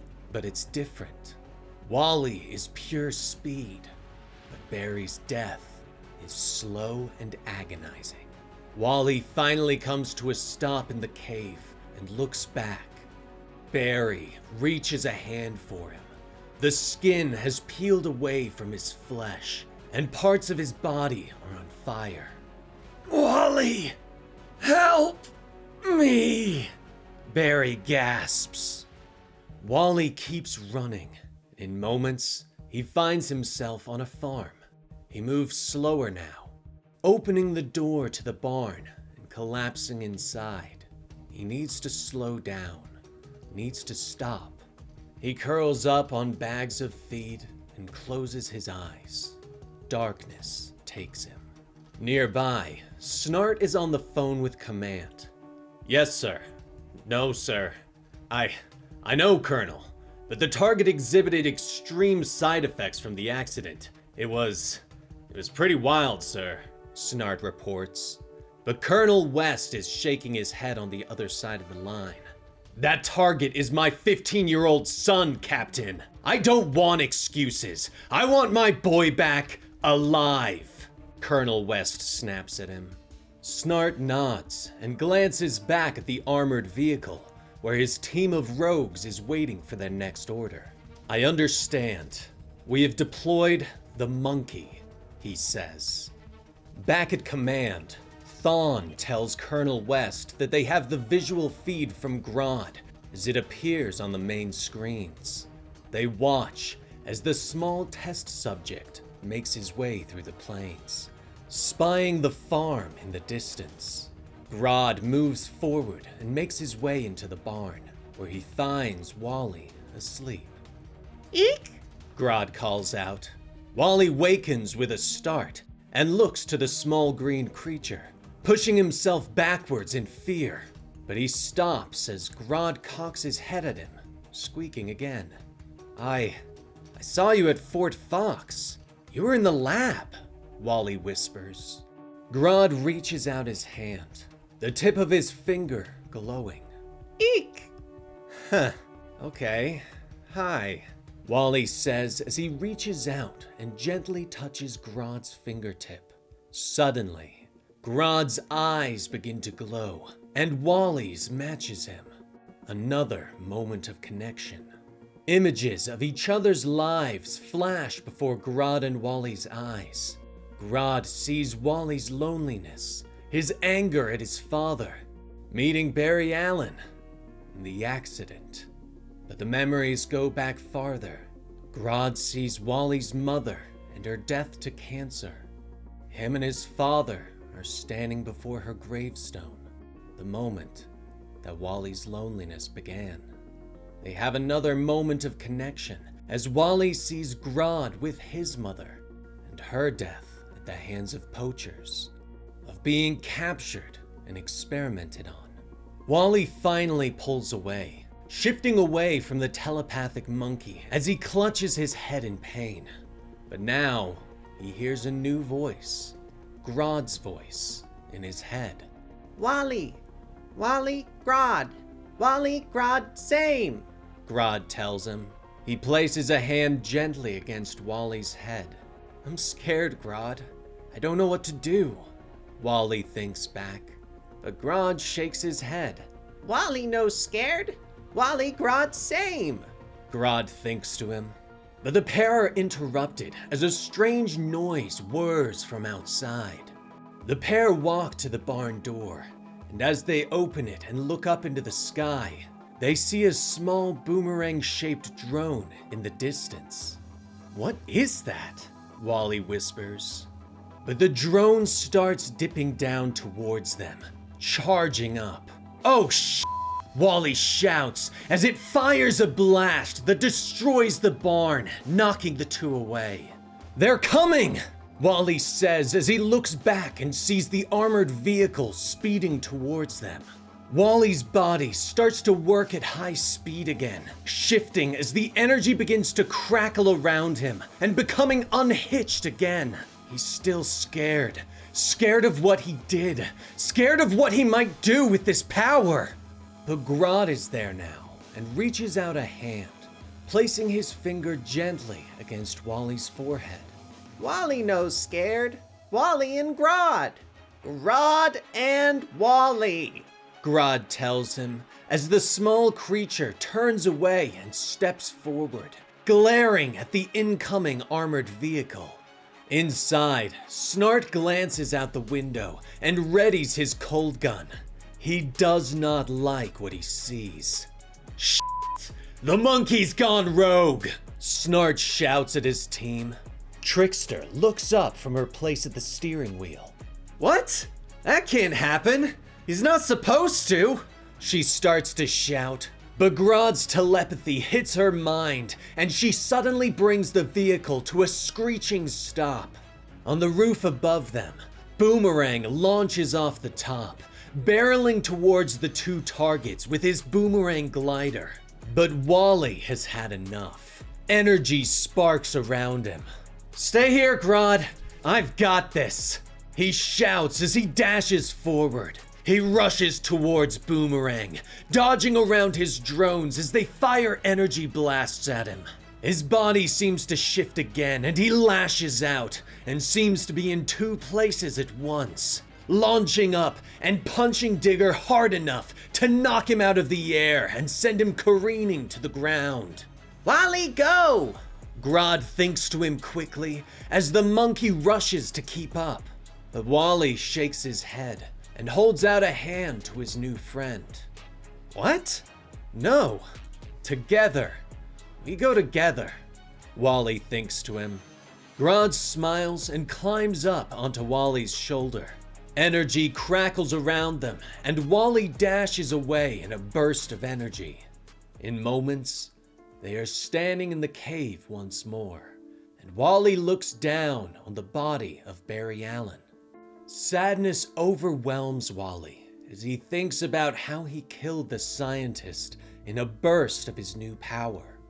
Shortly, they are standing under the moonlight outside, having properly buried Barry. Wally holds the strange containment suit that Barry was wearing, and he realizes that he can't outrun the things that he's done, or these new powers. He just needs to live in the moment. This brings about a moment's clarity, and he pulls on the new suit. As the sun begins to come over the horizon, Wally starts to run. Energy sparking around him as Grodd sits on his shoulder, smiling at the speed. Wally is finally free. Energy crackles around Wally, and he opens his eyes. Rain plummets from the sky above. His father is bowing his head over Mary West's grave.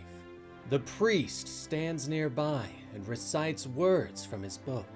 Wally closes his eyes again and when he opens them, everyone is gone.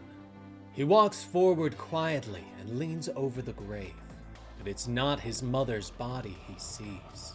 The bottom of the grave is a swirl of energy, and Barry Allen reaches up, his body being torn apart. "Wally! Help me!" He screams as he reaches for the young boy. Wally awakens with a gasp from his place beneath a tree. He looks around in fear before sitting up. Wally okay? Grodd thinks as he pulls himself from Wally's bag. Wally looks at the small green ape and nods. "I'm okay, just a really bad dream. It felt so real." Wally thinks back to his companion, but Grodd crawls up and places his forehead against Wally's. Wally okay. Wally and Grodd okay. Grodd thinks calmly. Wally gets to his feet, admitting that it's too hot to sleep anyway, and pulls on his backpack. "Let's try and find something to eat. You better get back inside and out of sight," Wally suggests as he holds up the bag. But Grodd isn't happy, preferring to be free. "Sorry, we can't afford the extra attention. I promise we'll find a place where you don't have to hide so much," Wally promises as they head into Iron Heights on the outskirts of Central City. Tired and overly warm, Wally moves slowly through the city, his thoughts calm as exhaustion overtakes him. They move through Central City, past the grime and graffiti until they finally come to a soup kitchen line. Wally gets in line, his stomach grumbled at the idea of food. "Hey, how old are you?" a man asks as he comes up to Wally. Wally turns on him, immediately distrustful. "What's it to you?" he asks. But the man's face breaks out into a smile and he holds up his hands in truce. "Easy, kid. Just letting you know, if you're under 18, we run a youth mission just a block away. You don't have to wait in line here. We have beds and 3 meals a day there. You can stay up to a week at a time," Ralph Dibney tells him. Wally cocks an eyebrow at him. "How do I know you're not a serial killer?" he asks. "Do I look like a serial killer?" Ralph responds, "Kind of." But Wally is distracted by a girl walking by. "Mission's legit, as long as you can stand all Ralph's bad dad jokes," the girl calls over her shoulder. "Thanks for the ringing endorsement, Linda," Ralph says as he hands Wally a card and turns to walk away. "Is it air conditioned?" Wally calls out as he starts to follow Ralph. Meanwhile, back in the desert, the rogues sit nearby while the scientists try to get a reading on the strange swirl of energy that Wally left behind. "What are your drones seeing, Digger?" Snart asks. "Hell if I know, Captain," Digger admits, explaining that the readings are all over the place. Trickster jumps down from her place on the armored vehicle. She walks closer, reaching her hand out for the edge of the energy swirl. "It's a doorway," she whispers. "What are you talking about, Jesse?" Digger snaps at her. Trickster reaches closer. I can almost see through it. I can almost see the other side," she tells the group. But the energy suddenly expands with a burst, sending Trickster flying back before it dissipates. The rogues pick themselves up as Colonel West stalks towards them. "That's enough. We're done here. I want you 4 reloaded and ready to roll. Understand?" The Colonel snaps at Captain Snart. Snart turns to him, questioning whether they should be staying to help the science team. But West shakes his head angrily. "You guys couldn't contain a 15-year-old kid. You've been trained to face a lot worse than that. And you choked. Not to mention, you lost the ape," West snaps, ordering them to head into the city and try to bring back Wally. West whirls away from them and stalks back to his jeep. "I'm heading back to Fort Fox. I need to figure out what the hell Barry Allen was doing in that lab of his. I need to find out what happened to my boy," West tells them. Back in the city, Wally has arrived at the youth mission and is slipping Grodd some of his food. He looks up as Linda approaches and sits down. "It's, Linda, right? I'm Wally," he tells her. She laughs at the old name. "Wally? Are you serious?" she says. "It was my grandpa's name," he explains to her. The two begin to talk, with Wally explaining to her that he's not from here, not really from anywhere, since they moved around a lot with his dad being in the military. "Is that what you're running from?" she asks. He shrugs and looks away. "That and other stuff," he says quietly. He looks back at her. "So what are you running from?" he asks. The smile drops away from Linda's face as she leans back in her seat, staring at him. Finally, she stands. "You can finish my meal if you want. I saw you scarf yours down in 3 seconds, she says as she turns to walk away. "See you around, Wallace," she calls over her shoulder. Later, Wally has been given the rules, a toothbrush and toothpaste, and shown to a bed. He looks around the comfy area before looking down at his bag. "What do you think? Maybe we can stay for a day or two? Think we're safe here, Grodd?" He thinks to the bag. There is no answer. "Grodd? You asleep?" Wally thinks as he unzips the bag to find that the ape is gone. He quickly gets up, looking around for Grodd, and sees that the window is open. He walks over and looks out to see the green ape disappearing into the alleyway. Meanwhile, Colonel West has returned to Barry's lab and is picking through the rubble, but he is not alone. "Colonel West? What are you doing here?" Eleanor Thawne asks as she walks into the room. He glances at her over his shoulder. "That's not the question, Dr. Thawne. The question is, what was Barry Allen doing here? What was the focus of his work?" West demands. Thawne walks over to the shattered chamber. "We have a contract with Lazarus Corp. Dr. Allen was the point man on our augmented weapons program, West. You know that," she reminds him. West nods his head as he shifts more rubble. "I know what the mission brief said, Eleanor, but what was he really doing? All this tech you two have developed here, the weapons the rogues use, where is it coming from?" he asks. But she shakes her head, reminding him that his job is to provide security, not to ask questions. She glances around at the destruction. Barry Allen was a truly brilliant man. He was exploring tangents of work that lay somewhat outside our original mission statement, she admits. "Are you saying you don't know what he was doing in here? That you don't know what's happened to Wally?" West says to her in frustration. She turns back to him. "You saw what your son did in the desert. All the weaponry we've developed here for your team didn't stand a chance against Wally," she says. Anger wells up in West and he stalks towards her. "He's a 15-year-old boy, not one of your test subjects." "Wrong," Eleanor tells him. "He was a 15-year-old boy. Now, he is a miracle. The accident killed Barry Allen, but his death doesn't need to be for nothing. Your son may be the greatest success we've had." "He is not your weapon! I need him back here safely!" he snaps at her.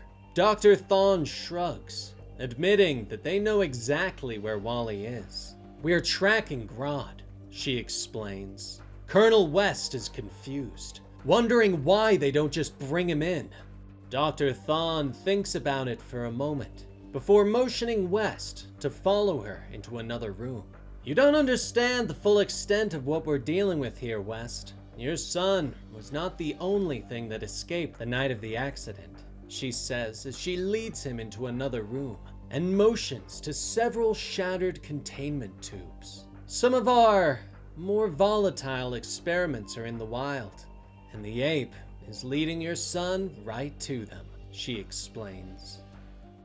Meanwhile, Wally has chased Grodd into the sewers, where he is hit by a sweltering heat. "What the hell are you doing?" Wally thinks to Grodd as he finally finds him. Wally and Grodd, stop hot! Grodd thinks as he leads Wally deeper. "Come on, let's just go back," Wally thinks to him, but they round a corner and Grodd points. Hot! Hot! Hot is here! Grodd tries to tell him. Wally rounds the corner and stops short.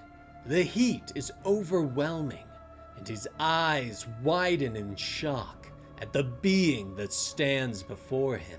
Lava seems to pour off his body as Project Heatwave stands before him. The creature turns and starts walking towards Wally. Wally stares in shock at the magma-covered monster before him and takes a step back in fear. But he looks into the creature's eyes and suddenly feels like he knows him. Slowly, he reaches out his hand, but energy suddenly crackles around them and leaps from Wally's body, hitting the monster and knocking it across the sewer tunnel, slamming it into the wall. The monster slowly gets back to its feet and glares at Wally. Hurt, it growls. It raises an arm and launches lava towards Wally. But the energy crackles around Wally again, and he is moving at super speed, zipping out of the way of the lava and looping from the floor to the ceiling. Wally, help him! Grodd thinks as the two return to the floor. Help him? Wally thinks in surprise as he watches the monster climb up through a nearby sewer grating and pull itself to the surface. It appears just outside the Dibney Youth Mission, where a line has formed to receive food. Ralph Dibney steps between the monster and the wayward teens. Linda, take the others! Go now! Run! Ralph hisses over his shoulder. Meanwhile, back at Fort Fox, the rogues are sitting in the break room, discussing one of Digger's boomerang drones. There's just a slight delay in responsiveness. The others seem fine, he says as he holds it up for Trickster to see. Trickster shrugs as she examines it from behind her mask and suggests that they take it to Thawne. Can you please take that damn helmet off, Jesse? We're in the lounge. Golden Glider points out in irritation. I'll take mine off when you take yours off, Lisa, she points out. Suddenly, Glider crosses the room and grabs Trickster, anger flashing across her face. But the door slides open to reveal Thawne looking at them all with distaste. That's enough. I'll remind you both that the gifts I've given you can be taken back, she points out as she steps into the break room. Snart doesn't look up from his cup of coffee. They're just blowing off steam, Doc. Sitting around here waiting isn't exactly helping our morale, he tells her. Thawne nods, explaining that Wally has been sighted in Central City, and the rogues are being sent to contain him. And there's one more thing you four should know. We believe Grodd has led the boy to your former comrade, Mick Rory, she says. Snart finally stands and turns to glare at the woman. Rory? I thought you said he didn't survive the tests. What else have you lied to us about, Thawne? He demands. You were told what you needed to hear, Captain Snart, Thawne says, ordering them all to go and contain Wally West. Meanwhile, back at the mission, Ralph is trying to get the line of children to safety, but the monster that Mick Rory has become turns and tosses lava at them. Look out! Ralph shouts as he pushes a teenage girl to safety. Below them, still in the sewers, Wally has fallen to his knees and clutches at his head as the energy crackles and threatens to overwhelm him. It sparks around the tunnel, bouncing off the stone walls. But Grodd is there, reaching out for him. Wally is okay, Grodd thinks as he takes Wally's face in his tiny hands and puts their foreheads together. I'm scared, Grodd, Wally whispers back in their minds. Grodd peers into his eyes. Okay to be scared, but people scared too. Heat, need Wally, Grodd tells him, promising that they'll work together. Wally begins to calm down, and the energy slowly goes away. He gets to his feet and nods as he reaches for his backpack. Okay, we can do this, right? We can stop that thing? Wally thinks to his friend. Right, he thinks as he reaches into the backpack and pulls out the suit that he took from Barry. What could go wrong? Wally thinks as he stares at the strange suit. On the street, Rory is sliding forward, reaching a hand out for Ralph and the fallen girl. But suddenly, Wally is there in a blaze of energy, slamming into the magma monster and knocking it away. Ralph stares at Wally and his green monkey in shock. "Wally? What are you wearing?" he finally gasps. But Wally shakes his head. "Not now, Mr. Dibney. You just need to get out of here," Wally shouts as he turns back to the monster. He rushes forward again and reaches out to hit the monster with a burst of energy. "How do I stop this thing, Grodd?" Wally yells to his friend. Not stop. Help. Heat. Wally, take heat. Grodd thinks to him as Rory reaches for them once more. Wally reaches out, trying to channel the energy that is emitted from his body.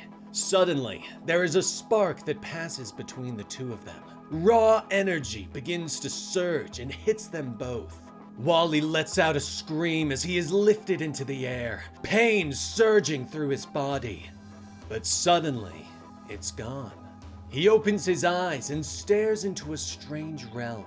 Stars sparkle in the distance, and a voice suddenly speaks. "Wally?" the voice calls. "Who is that? Who's there?" Wally calls as he turns. Something seems to reach out, a swirling visage that begins to solidify. Wally watches as a hand begins to form and reach for him. Fear begins to overwhelm him. "No! Stop!" Wally shouts. But suddenly, he is back on the street, and Ralph Dibney is leaning over him. "Wally, are you okay?" Ralph asks with concern. Wally struggles to his feet and looks around in shock, unsure of what happened and where he went. But he doesn't have time to think about it, as Grodd shouts into his mind and points to a human McRory. Wally, help! Grodd calls. Linda joins Ralph, both trying to talk to Wally and figure out what is going on. But they are interrupted by the sound of approaching helicopters. Wally looks up in fear at the military choppers. Grodd rushes forward and jumps on the teen's shoulder. Suddenly, there is a burst of energy, and Wally and Grodd disappear in a flash of super speed. Back at the base, Thawne watches the GPS monitors, watching as the red locator signal suddenly moves away at super speed. "He's on the move again," she says as she turns back to the rogues, ordering them to head into the city and bring him back.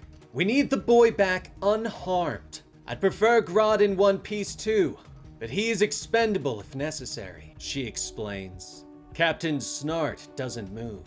"And Mick Rory?" he asks. Thawne sighs and nods. "Rory is to be contained. Colonel West will take point on that." But she pauses and looks around the room, suddenly realizing that Colonel West isn't with them. Deeper in the fortress, Colonel West uses Barry Allen's security card to access the areas that he isn't authorized for. The door slides away to reveal a strange alien craft. Colonel West stares with shock, but he turns at the sound of machines from the next room. He steps through a doorway, and his eyes widen as he looks at stasis tanks containing alien bodies. The real secrets of Fort Fox. 6 months ago, Higginsville, Oklahoma. Digger Harkness smiles at the pretty girl and raises his hand to the bartender. "Give us another round," he calls. The girl smiles back. "What kind of accent is that?" she asks. "Down under, love," he tells her. The two continue to flirt until a large man shows up and pulls Digger off his bar stool. "Hey! That's my sister, you ass!" the man growls. Digger holds up his drink and looks the man up and down. "I can see that she got all the looks in the family, eh, mate? Why don't you head back down to your trailer while I show your sis some real culture, yeah?" Digger tells the man with a smile. Moments later, he is flying through the air and landing on the gravel in the parking lot. Digger sighs as he fishes out a cigarette and lights it, taking in a few puffs from his place on the ground. "Rough night?" Colonel West asks as he crosses the parking lot. Digger pulls himself to his feet and stares at his old commanding officer in shock. "What the hell are you doing here?" Digger asks. "Look, there's nothing I can say that will make how things ended in Syria any easier to live with, Digger. But what if I told you you could wipe your record clean and give you a fresh start?" West asks him. He holds up a file for Harkness. "What's the catch?" "There's always a catch," Digger points out as he eyes the file. But West nods his head, explaining that he can't promise Digger will make it out of this mission alive. "But I promise that you'll get to fly some of the newest, meanest birds you've ever seen," West tells him. Digger ponders it for a moment before taking the folder. "Screw it, I'm in," he says. And so, West continues his mission across the country. That night, he finds himself in a lonely motel. He reaches for his phone while sitting on the edge of the bed. The phone rings, but no one answers. "Hey, Wally, it's Dad again. I sent you a few texts yesterday. Can you at least respond to those so I know you're doing okay?" Rudy asks before finally hanging up. He lays down in the bed and puts a picture of his wife and son on the bedside table. "Good night," he whispers before clicking off the light. Cottonwood Falls, Kansas. Leonard Snart is shouting for his sister. He finds her collapsed on the floor in the living room. "Geez, Lisa," Leonard whispers as he pushes aside the bottles of pills and picks her up to bring her back to her wheelchair. "What are you doing?" Lisa asks groggily. She pushes him away, reminding her brother that she doesn't want to live in the wheelchair for the rest of her life. But Leonard shakes his head angrily at her. "I'm not letting you do this to yourself," he shouts. But the argument is interrupted by a knock at the door. Leonard goes to answer it and finds Colonel West waiting for him on the porch. "Good morning, Captain. Am I interrupting?" Rudy asks. The two step outside for a beer, discussing how the VA doesn't offer many benefits for soldiers who betrayed their country. "The crap we pulled in Syria pretty much took us off the Army's Christmas list," Leonard explains. Rudy nods and takes a sip from the beer. "You and your team are lucky not to be in jail, Leonard," Rudy explains. But he looks up and explains that he's come to offer him something else that could help them all. That could help him and his sister. Later, another night, another lonely motel.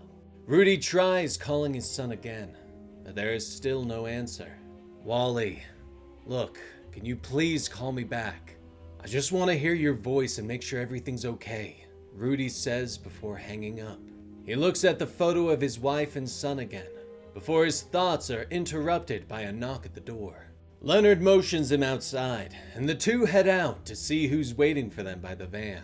"Seems someone saved us a trip, Colonel," Leonard explains, as Corporal Jesse James steps out of the shadows. "Evening, Colonel West," Jesse calls. She holds up her laptop, explaining that she's been tracking the group ever since Colonel West started gathering them. "I knew it was only a matter of time before they came for us after what we did, so I kept trackers on everyone so I could stay a step or two ahead," Jesse explains. She glares at West, explaining that she won't allow herself to be dragged to some black site prison. But Snart holds up a hand to calm her. "Actually, the Colonel has a new mission for us," Leonard explains to her. Jessie shakes her head and looks at him like he's an idiot. "What kind of mission would the Army offer a unit of court-martialed, disgraced soldiers who went rogue and took a bribe from a foreign government?" Jessie asks. Rudy steps forward, an extremely dangerous one that no one in their right mind would volunteer for, he tells them all. He turns away and orders them all to get some sleep. Soon, they arrive at Fort Fox, Colorado. The group moves through the mysterious base, marveling at the tech that surrounds them. Soon, they are greeted by Dr. Barry Allen and Dr. Eleanor Thawne. What is it you want with us, Dr. Allen?" Digger asks as he looks at an enclosure and notices a green ape inside. Barry smiles at them all. "My partner, Dr. Eleanor Thawne, and I can't wait to show you," he says with a smile as he leads them deeper into the lab. Soon, they arrive in the Research and Development Wing, where Barry explains that the purpose of their work is to push the very limits of human potential, to work on advancements that will untether humankind. He motions to a man experimenting with equipment that allows him to move between mirrors, and a doctor seemingly speaking telepathically with a small green chimp. Yeah, but it's mostly weapons, right? I mean, if the government's funding all this, they want weapons, Leonard points out. Digger nods in agreement. The captain's right. Why else would you bring us here? But Dr. Thawne shakes her head. We are not here to make weapons for you, Captain Snart. We are here to make you into weapons, she explains. The two scientists lead them into another chamber, where the team marvels at the strange weaponry before them. Cold rays, robotic gold legs, flying drones. Jesse looks around in shock. This tech, where did this come from? She asks. Barry stares at her for a moment. Mojave Desert, 1944. Thawne and Jay Garrick stand before their machine. It's going to blow! We have to turn it off! Garrick shouts as the energy begins to pulse around the room. He reaches for the levers, but Thawne moves quickly. No! We've come too far! Thawne shouts as he slams into Garrick, pushing him into the strange energy that has begun to wrap around the room. Thawne watches in horror as Jay Garrick is seemingly folded into the strange force, becoming part of it before disappearing. That is, classified, Barry finally tells Jesse. But Rudy shakes his head. Look, Alan, if you want my people to volunteer, he begins to say. But Barry cocks an eyebrow at them all, pointing out that it isn't like they have much of a choice, which is why we chose them. Sign the waivers. Allow us to make you into gods, Barry says. Or go to prison for the rest of your lives as the traitors that you are. Thawne snaps before both scientists turn and walk out of the room. The group of soldiers stand quietly for a moment. So, where do we sign? Digger finally sighs. Fort Fox, present day. Rudy stands in shock as he stares at the strange alien artifacts that line the room.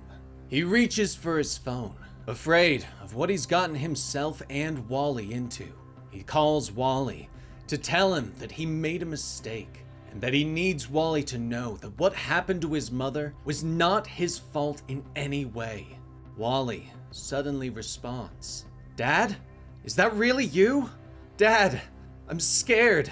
Something's happened to me, Wally begins to say in a panic. Rudy tells him that it's okay, and if he just lets him know where he is, he will come and get him and help. But someone hits him from behind, putting a bag over his head and tying his hands before he can react. The phone drops to the floor, and Thawne smiles down at it as she crushes it with her cane. Absolute Martian Manhunter. Martian Vision. The explosion rips through the building. John Jones looks up from his coffee just before the ball of fire reaches him. A short time later, he is looking up as rescuers are pulling him to safety. Agent Jones, can you hear me? Someone is saying to him as they shine a light in his eye. But Jones isn't paying attention. He is watching the strange creature that stands before him. Something shadowy with one red eye. Vibrant colors swirling around it like smoke made of crayons. Hear, listen, comprehend me, the figure says softly. Jones suddenly looks up at the doctor who is calling his name. Sorry, a million miles away. You were saying? Jones asks as he gets off the doctor's table and pulls on his jacket. The doctor doesn't seem to notice his distance and turns back to the X-ray, noting that Jones is in excellent shape for someone who just survived a bombing. Images of the explosion flash in front of Jones's eyes. He nods and lights a cigarette. The doctor turns back, telling him that he can't smoke in the hospital and orders him to take a couple of weeks off, though they need to be careful that there aren't any lasting effects from being so close to the bomber when he detonated. Jones nods his head and looks around at the vibrantly colored smoke that swirls around the room, that the doctor doesn't notice. But Jones stares into the smoke, seeing images. Minutes later, Jones and his wife are walking outside, passing by the other patients, nurses, and doctors that have stepped out for some fresh air, all of which are smoking. Cleared for immediate return to duty? How? Bridget, Jones's wife, exclaims in shock. Jones nods as he pulls out another cigarette. I think the doctor was distracted, not all there. His wife is having an affair and he doesn't know what to do about it, Jones admits. He pauses only for an instant at the fact that he knows that. Not sure when the doctor told him, but Bridget shakes her head. That's insane! The building you were in exploded! It's a miracle you survived at all, she says. But Jones just shrugs and reminds her that being an FBI agent is a special job.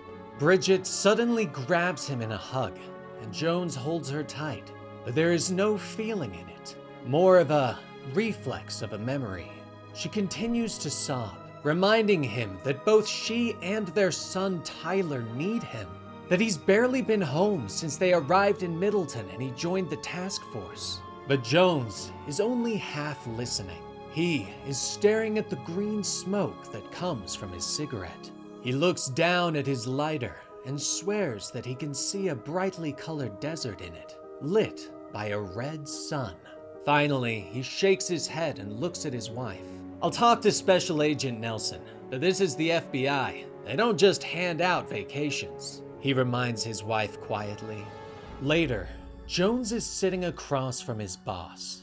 John, I'm putting you on administrative leave, with pay, immediately, Nelson says, suggesting that Jones needs a vacation.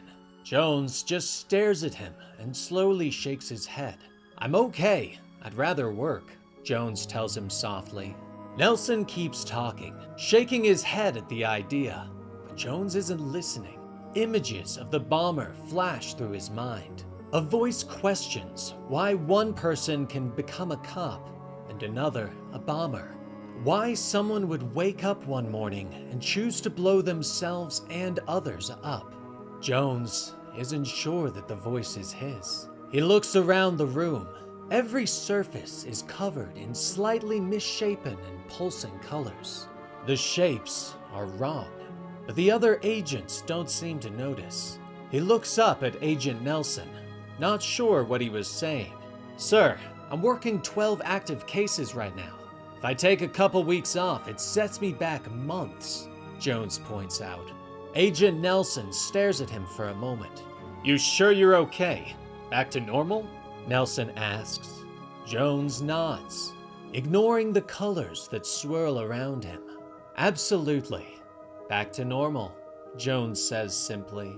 Finally, Nelson relents, but orders Jones to work from his desk and to absolutely not try to investigate the bomber that nearly killed him. Thank you, sir, Jones says before standing and leaving. Shortly, he is standing outside the coffee shop that was blown up. He slips inside and begins to search the scene, trying to ignore the fact that he could see his coworkers' thoughts, that he knows his fellow agents call him the Martian, that they think he's an alien. Martian. Distant. Different. Alien. Yes. The voice whispers to him. Jones keeps working. He questions the bomber's mother, who explains that he was a good boy and wouldn't do this. He visits the bomber's best friend, who also doesn't think he would do this. The neighbor, who insists the man was quiet and friendly and wouldn't do this. Jones doesn't tell any of them that he can see their thoughts, their secrets. He returns home that night and finds Bridget in the kitchen, preparing dinner. No vacation? She asks as she continues to chop vegetables. Jones shakes his head and stares down at the strange pile of colored goop that he sees on the cutting board. He ignores it and leans in to kiss her on the cheek. No vacation, he tells her. Memory of living music dancing in daffodil light. abstracted canyons beyond physics and form, waves of quantum foam gently lapping. The voice whispers. Jones pulls away from his wife and goes to check on his son. He finds the boy in his room, painting figures that he's made from clay. Jones marvels at the boy's work. "Is that you and Mommy?" he asks his son as he leans over the desk. "These are really good, Tyler. Where am I? Where's Daddy?" he asks. Without a word, Tyler points at a strange figure. Jones stares at the green man with one eye that looms farther away from the others, distant. Jones lays in bed that night while his wife sleeps. He stares up at the ceiling, where vibrant colors swirl around, so thick that he can reach out and run his hands through them. The next day, he goes to see another doctor. They run their tests, but the doctor can't find anything wrong. "It's probably just stress," he explains as he looks at the chart, unaware of the colors that swirl all around him. Jones merely stares. He can see the doctor's thoughts in the swirling colors, knows that the doctor is tired and just wants to leave. "That's a relief," he whispers as he reaches for another cigarette. He heads back to the bomber's mother's house. She offers him coffee, and he sits at the small kitchen table. "Can you think of any reason he could have done this? Any at all?" Jones asks her. She turns and glares at him. No, I keep telling you people, it's some kind of mistake, she snaps. Colored steam seems out of her ears, like an angry cartoon. Jones is barely listening as the woman explains that her son was a good boy. He wouldn't do this. Jones breathes deep, breathing the steam in. Now, he can't just hear her thoughts. He can see them. He can see the woman's life with Mike Miller in the colored steam, see the young boy going to school, feel her pride and love for her son, see the crushed look on the boy's face when he realized that his father wasn't coming home. It's too much, and Jones coughs the steam out of his lungs and staggers to his feet. He heads outside and begins to walk through the city, but smoke and color escapes everyone. It's overwhelming Jones as he reels, trying to push it away, but everyone has their own colors that waft off them. It swirls around them, mixing with other people. Jones tries not to breathe, and he lights a cigarette, hoping that the nicotine will push it away. Thoughts drift all around him, words pulled by the wafting colors, forming into hard substances. "I don't understand." Jones gasps as he chokes and coughs. He looks up as something seems to loom out of the colors. No, that's not right. Something seems to form from the colors. A green man with one red eye. Thought smoke. Ideas oxidizing in the open air. Breathe in. Breathe in. Breathe in. The green man whispers. But Jones shakes his head and keeps moving. He can feel the green man behind him the whole way, but he doesn't look. The world around him is becoming more abstract. Everyone is at odd angles, made of vibrant colors. "What is this?" Jones suddenly shouts. "Martian vision," the voice declares. Jones grabs at the side of his head. "Who is that? Who's talking?" Jones shouts at the green voice. "You, me, we are talking," the voice tells him. Jones suddenly looks up. He remembers the bomb, the fire. He should have died, but something saved him. Something hovered over him. A green face smiling down at him. "Remember, look," the green voice tells him. Jones stares straight ahead. The green man stands before him, one red eye and a small smile. "We are the Martian Manhunter," the voice whispers. His parents were dead, shot in their easy chairs.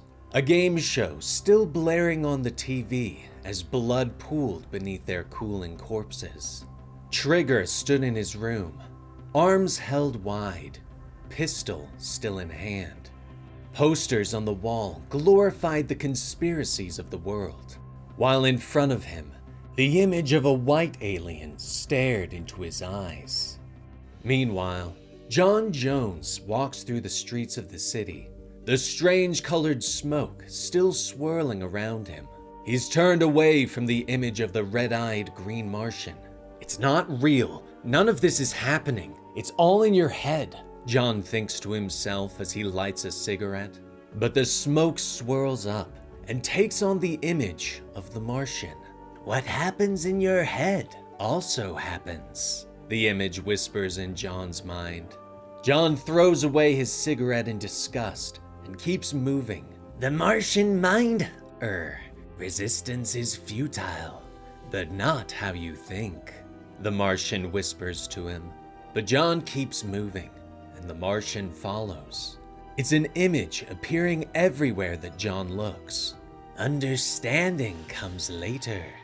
Total, complete, full understanding would result in mind self-destruction, the Martian whispers. It's an image pointing at him from the man's paper. But John grabs it and crumples it up. None of this makes sense! Just leave me alone! He yells as he turns away, and the Martian reaches for him. Be calm, the Martian whispers as it places a hand against his head. Suddenly, a sense of calm overtakes John, washing away his agitation. He looks into his past. He sees his honeymoon with Bridget. They lay in the grass. He smells his mother baking cinnamon rolls after school. The anger leaves John's mind, and he keeps walking. Martian? We've been to Mars. We have pictures.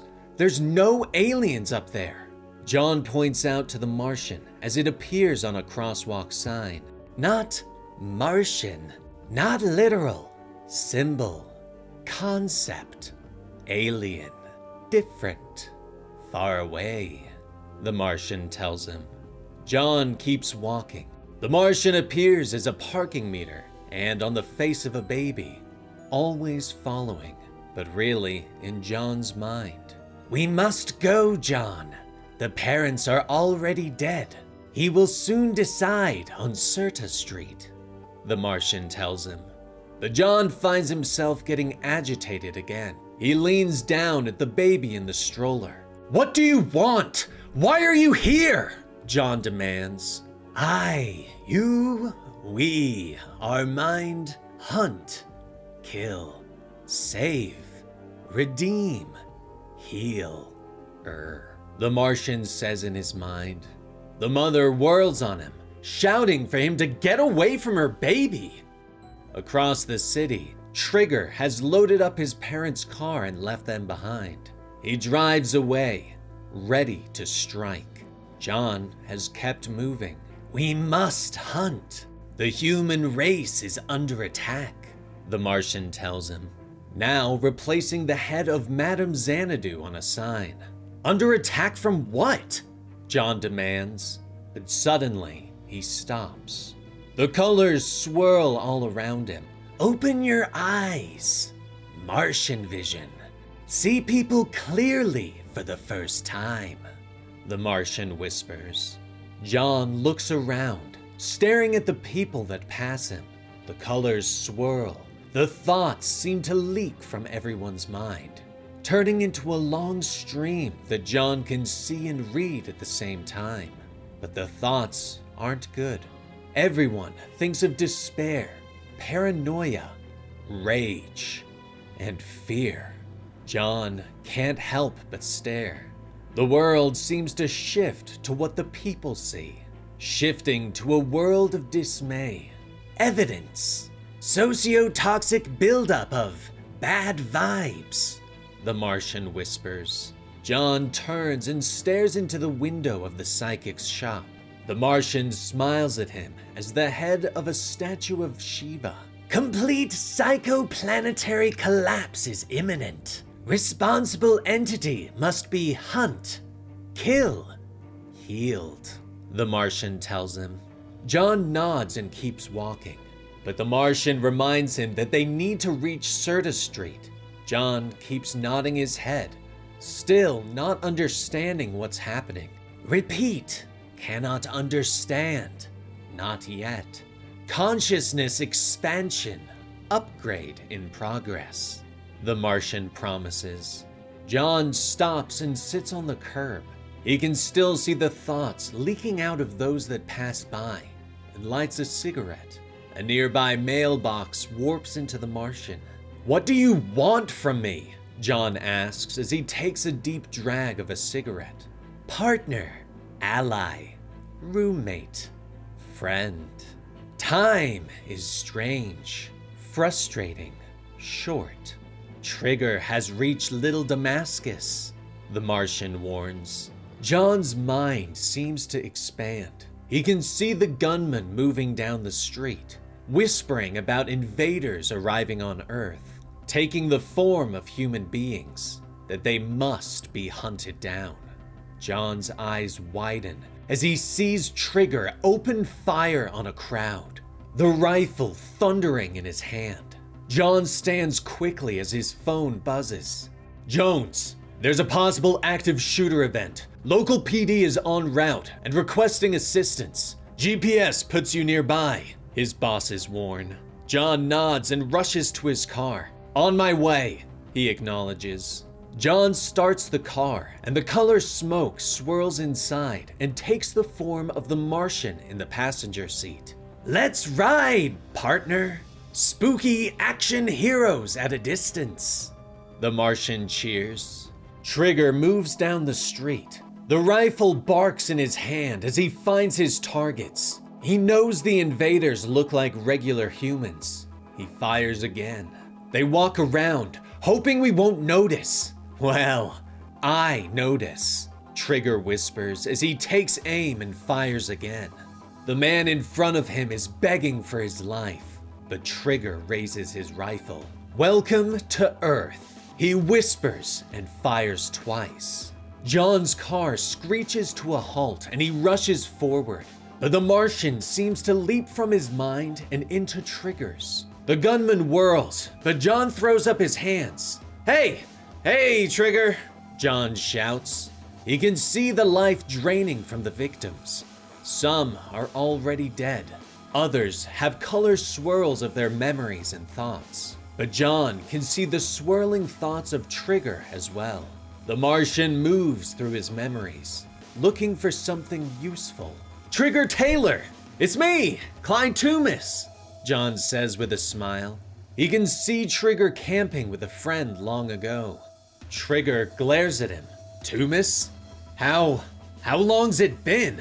I hardly recognize you, Taylor says, the rifle wavering for a moment. The Martian keeps moving, turning his gaze on the thoughts and memories, trying to find where Trigger was corrupted. Is that really you, Toomis? Or are you just pretending? Trigger asks as his finger tightens on the trigger. But John smiles. Of course it's me. Now put the gun down, okay? So we can catch up, John tells him. The thoughts drift away as another victim dies nearby. More people are hiding. Their thoughts turn to family and regrets from their past. Suddenly, local police arrive on the scene, screeching to a halt and readying their weapons. But John turns, flashing his FBI badge, shouting for them to hold their positions. The Martian has found what he's looking for in Trigger's mind. A swirling dark matter, pulsing and shifting in shape. Level 18 delusion hallucination. Brain rotter. Invasion coded. Classic us versus them architecture. Very delicate destruction construction. Bad idea number 2894. The everywhere, everyone, everything enemy. Simple to disable. Uncreate. Disarm. The Martian whispers as he turns his gaze upon it. Red beams shooting from his eye and burning the dark thoughts. Trigger wavers again. He looks around at the bodies as if he's seeing them for the first time. What did I... Oh my god, I didn't... What was I? He whispers. But suddenly, there is a gunshot. The local PD have opened fire, and the round rips through Trigger's head. Blood splatters, but John watches as the swirling colors of thoughts and memories in Trigger's mind release into the world before fading away into nothing. But the Martian sees something in that final moment. Sees Trigger standing before the poster of a white Martian. Sees it distort and take shape, and jumping into the young man's mind. That night, John returns home. He slips into bed beside his wife and stares up at the ceiling, but his eyes aren't his own. The Martian stares out from them as well. This is worse than he thought. The White Martian has come to end humankind. The homeless man shifts under his blanket of newspapers, unaware of the woman watching him. She lights a match and uses it to light her cigarette before tossing it onto the ground. The man begins to scream as the flames engulf him, and though he's been homeless since he was 14, his last thoughts as he burns to death are, "I want to go home." The next day, John Jones looks down at the body. The crime scene is cordoned off, and the rest of the homeless from the area are being kept back. John glances over his shoulder, briefly watching as the Green Martian wanders the scene and investigates the strange colored smoke that rises up around them.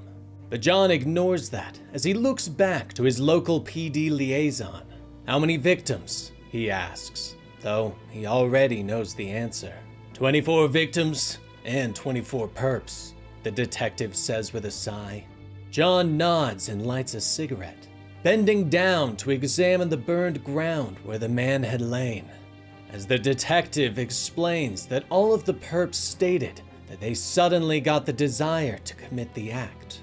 "Figured it was some kind of cult or something, but they claim they don't even know each other, and there's nothing saying different," Detective Mayweather tells John, explaining that some people are just crazy and do things without a reason. John nods again, but he isn't really listening anymore. The Martian has leaned over his shoulder and is staring at the burn marks.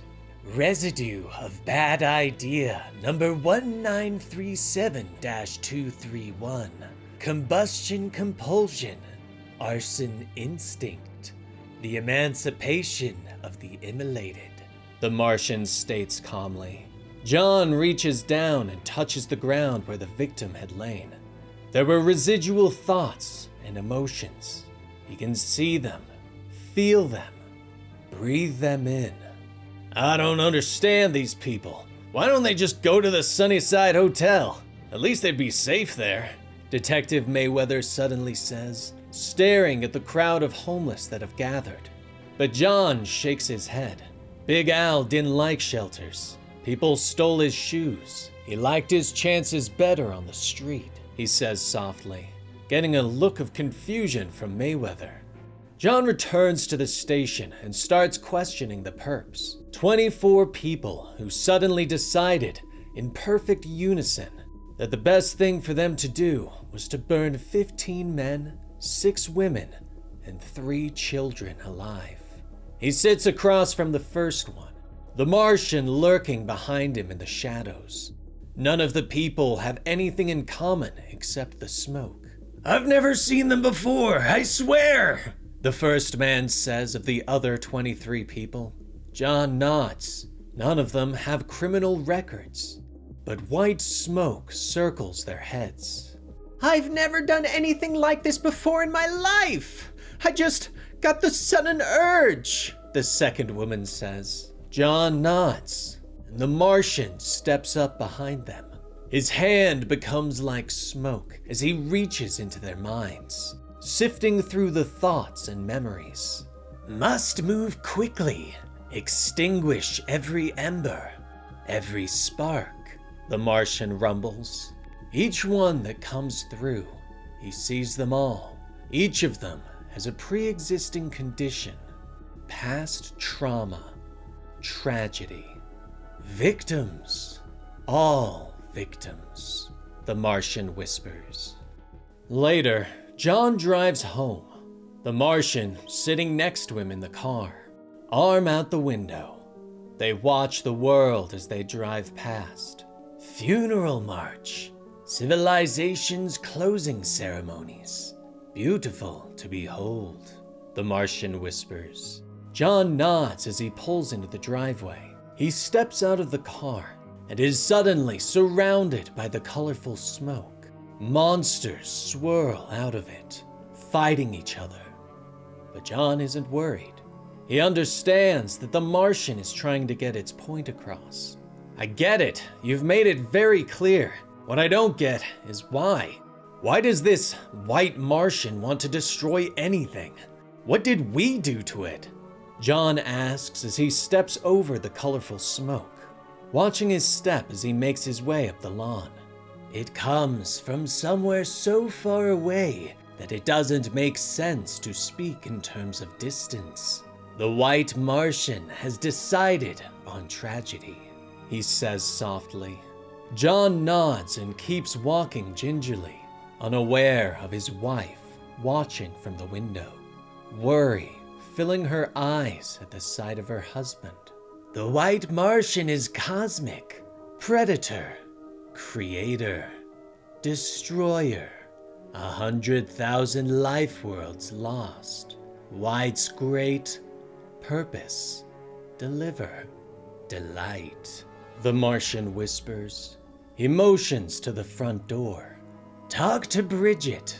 Spend time with Tyler.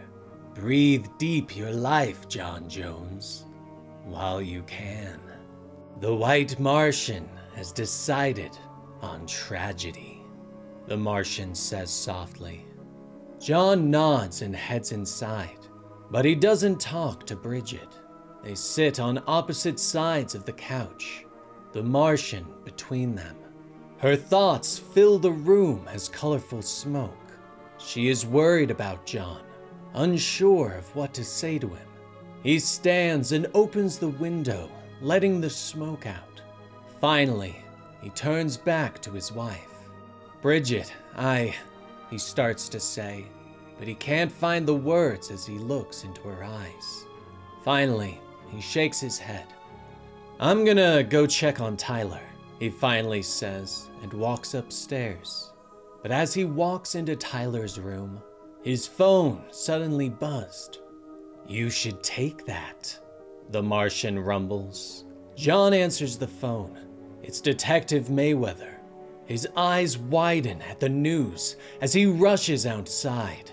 John lives on the outskirts of the city in the suburbs, but from his street, he has a full view of Middleton. The fires burn everywhere. Smoke fills the air and rises up, creating a great white cloud over the city, a cloud that flares out with an evil face. Bad idea number 1937-231, the emancipation of the immolated. The Martian repeats behind him. John heads into the city to help. He arrives at a family bakery first. He passes a woman. Her thoughts drifted out in colored smoke. She lost her husband and children, but he keeps moving. Someone burning down the home of a stranger they never met. A man burning his own home. Children had gathered to burn down their playground, but John keeps moving. The Martian is watching through his eyes.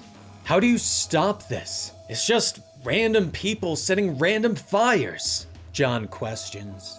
But he can feel the Martian shaking his head. No such thing as random.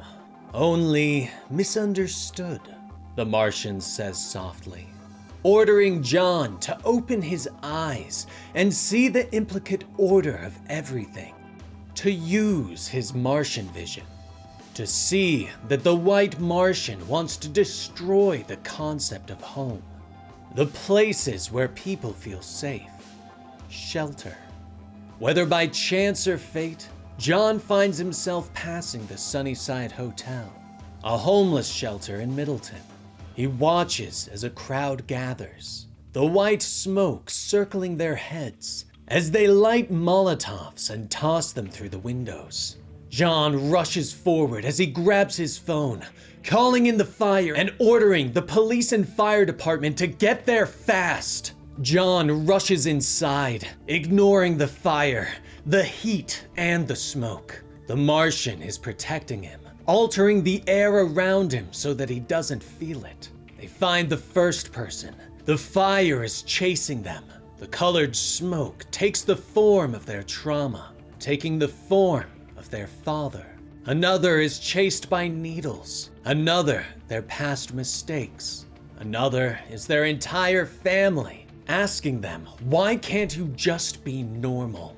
But the green Martian is there. He reaches for the colored smoke and grabs it, lifting it into the air and breaking it in half. John steps forward.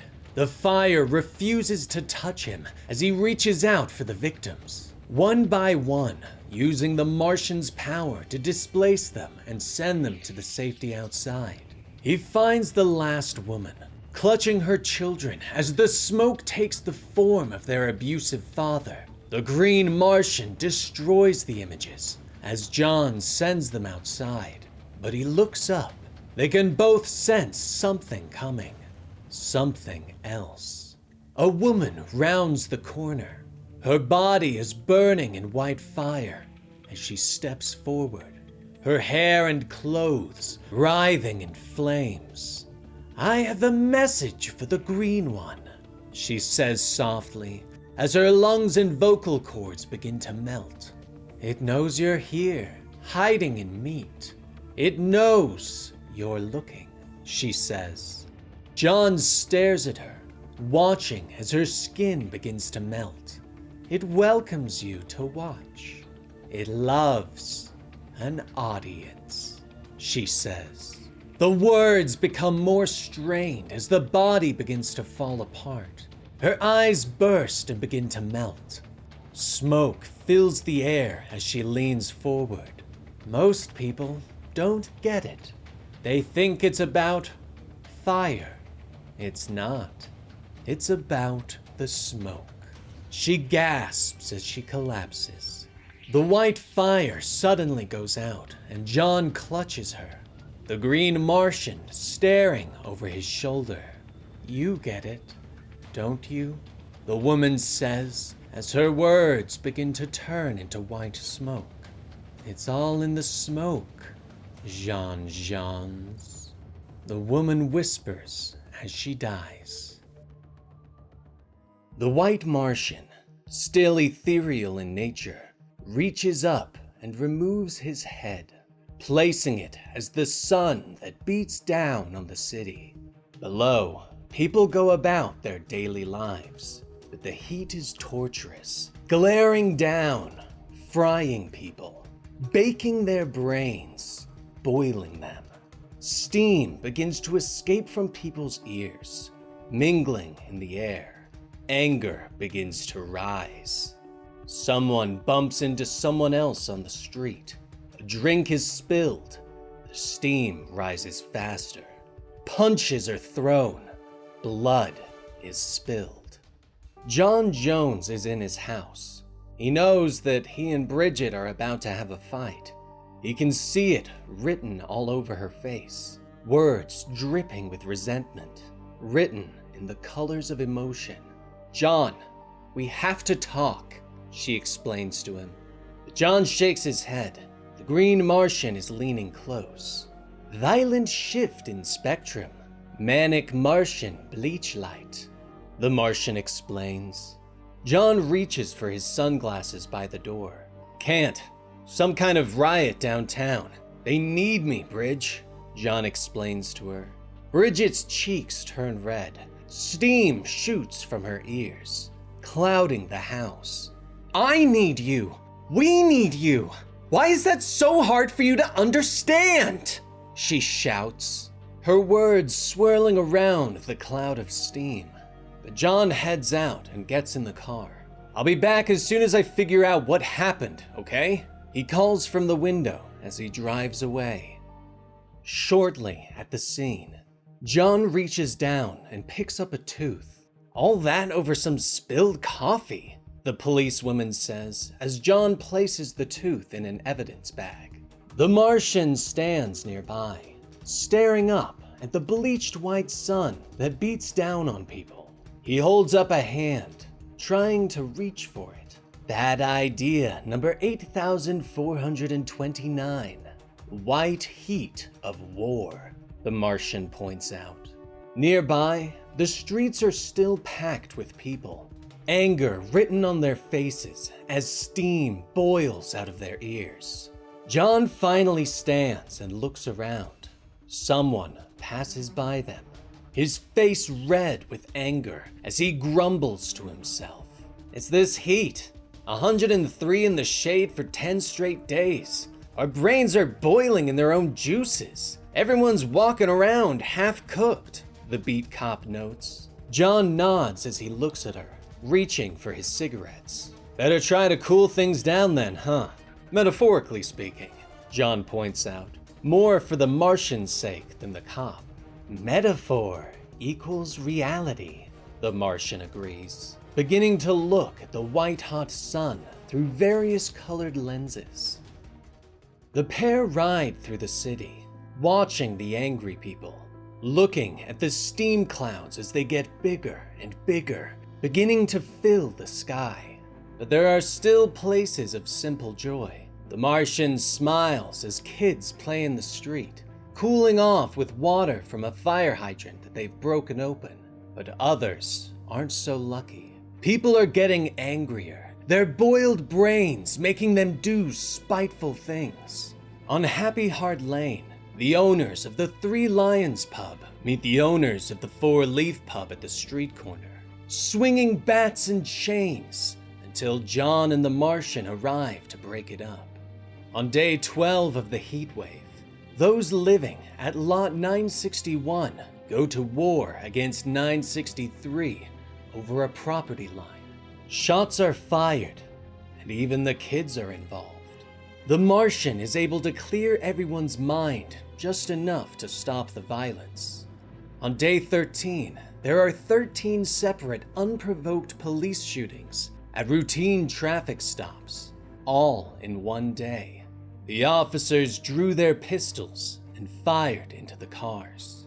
Later, when John questioned them, all 13 of the officers were red-faced and unrepentant. On day 14, a massive brawl at the bowling alley over a disagreement of if someone's toe went over the line.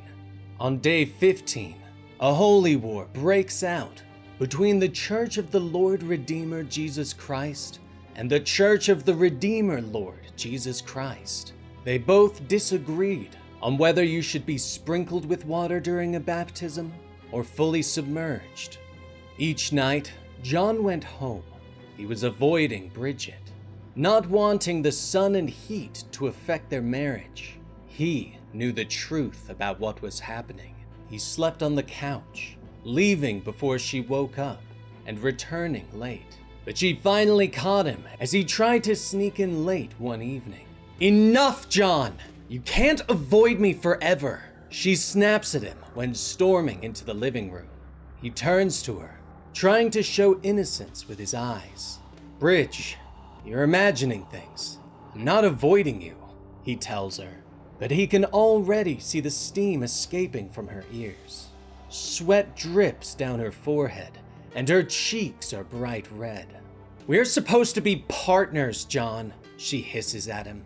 John nods and lights a cigarette, letting the green smoke swirl and mix with the steam. "We are," he calmly tells her, but she shakes her head, pointing out that he's been even more distant lately. "You've never been one to show your emotions, and I never needed you to be. All I had to do was look into your eyes, and it was like I could read your thoughts." She turns away, quietly admitting she is starting to doubt their marriage. The cigarette slips from John's mouth and falls to the floor. Colors burst around the room in front of John. He moves fast, falling to his knees in front of her and holding her close despite the heat. You doubt how I feel about you? He asks quietly as he pulls her tight. She looks down at him. When I look into your eyes now, John, it's like it's written in another language. I can't read it.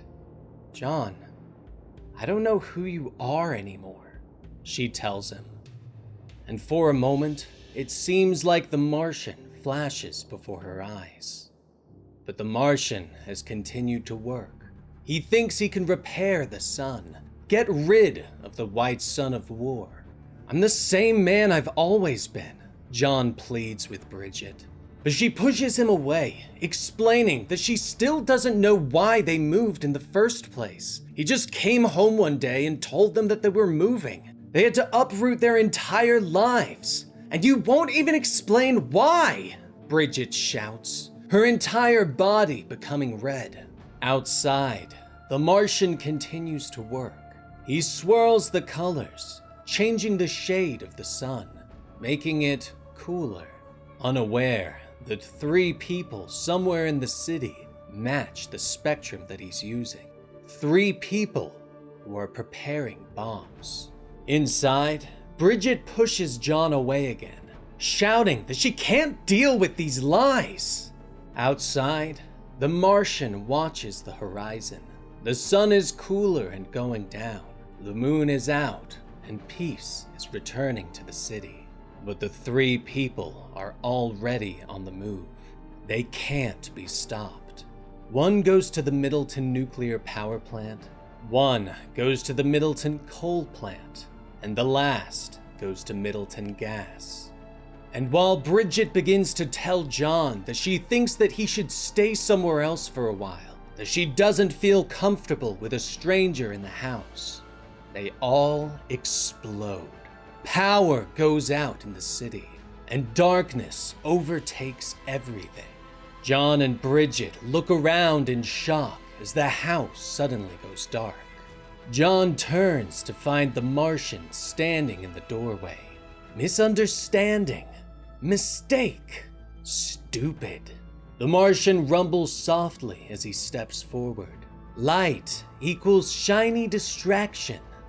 Darkness was White Martian's true intent.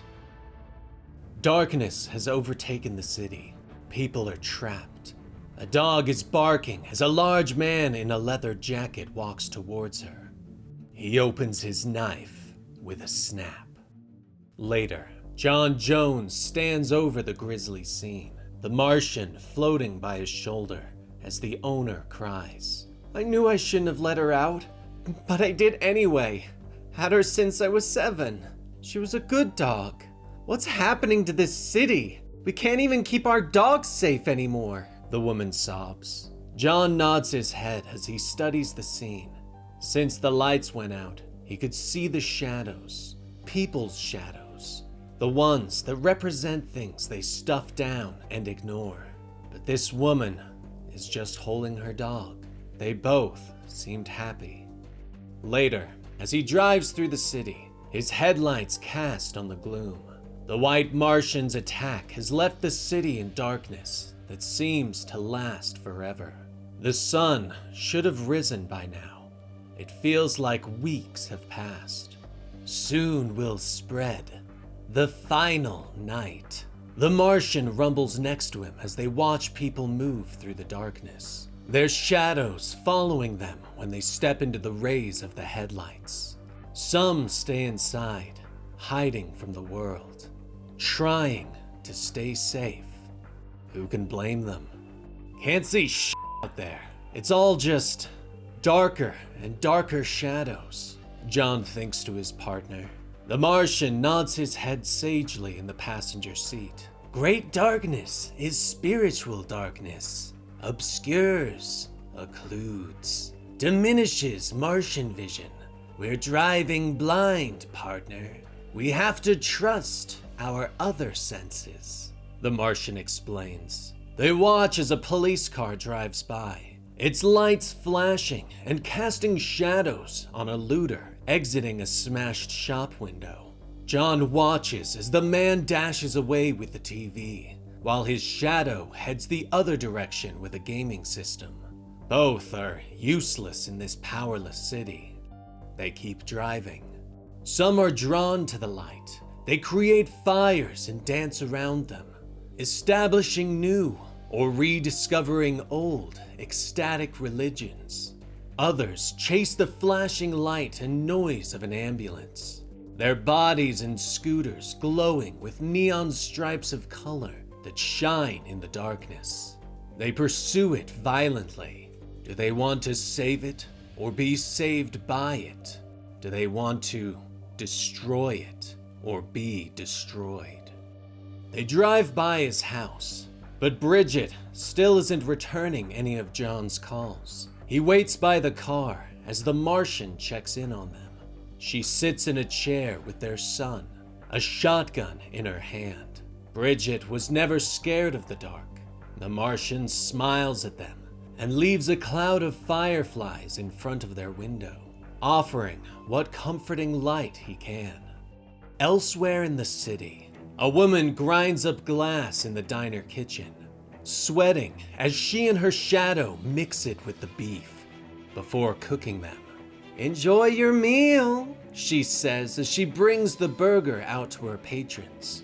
But John kicks in the door. He caught a whiff of the secret ingredient as he was walking by. "Stop! Don't take a single bite! Put the hamburgers down and no one gets hurt!" he shouts. The diner patrons look up in shock, and the woman suddenly turns and dashes for the back, multicolored smoke leaking from her ears. "We've got a runner!" John shouts to the partner no one can see. They follow the woman out the back, where she and her shadow separate. John chases the woman. The Martian chases the shadow. Later, they walk through the park, but they find that the park is alive with the glow of fireflies. People have come here for comfort. Children play with their shadows, and John marvels that they don't have the same relationship with their shadows that the adults do. Maybe our shadow is just another friend we lose touch with, John ponders to himself. Bridget and Tyler are in the city, getting items from a corner grocery store. Tyler reaches for a bag of cookies, but Bridget tells him to put them back. "No way, Tyler. Those things are terrible for you," she tells him. The janitor watching from nearby. Later, the man pushes a syringe of poison into another cookie. He picks up the tampered snacks and brings them to the grocery store, but is met by John at the door.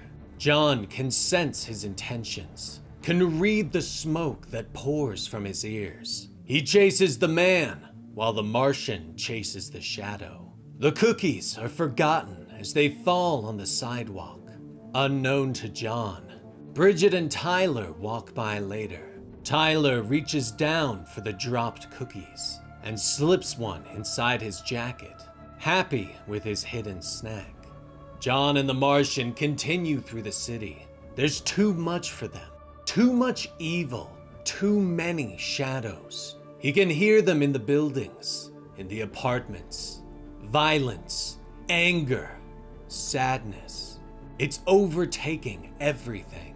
Suddenly, a light beams on them. John turns quickly at the sound of approaching sirens, but he can't move fast enough, and the ambulance slams into him, glass shattering as he is thrown through the air and slams into a nearby brick wall. His body crumples as he falls into darkness.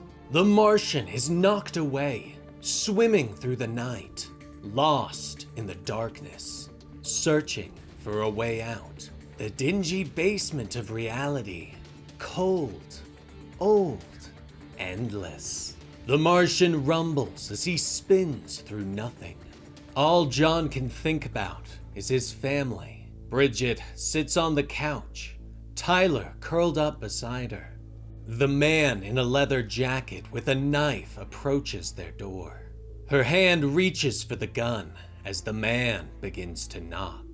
John struggles to raise his head. "Family, have to get back," he mumbles.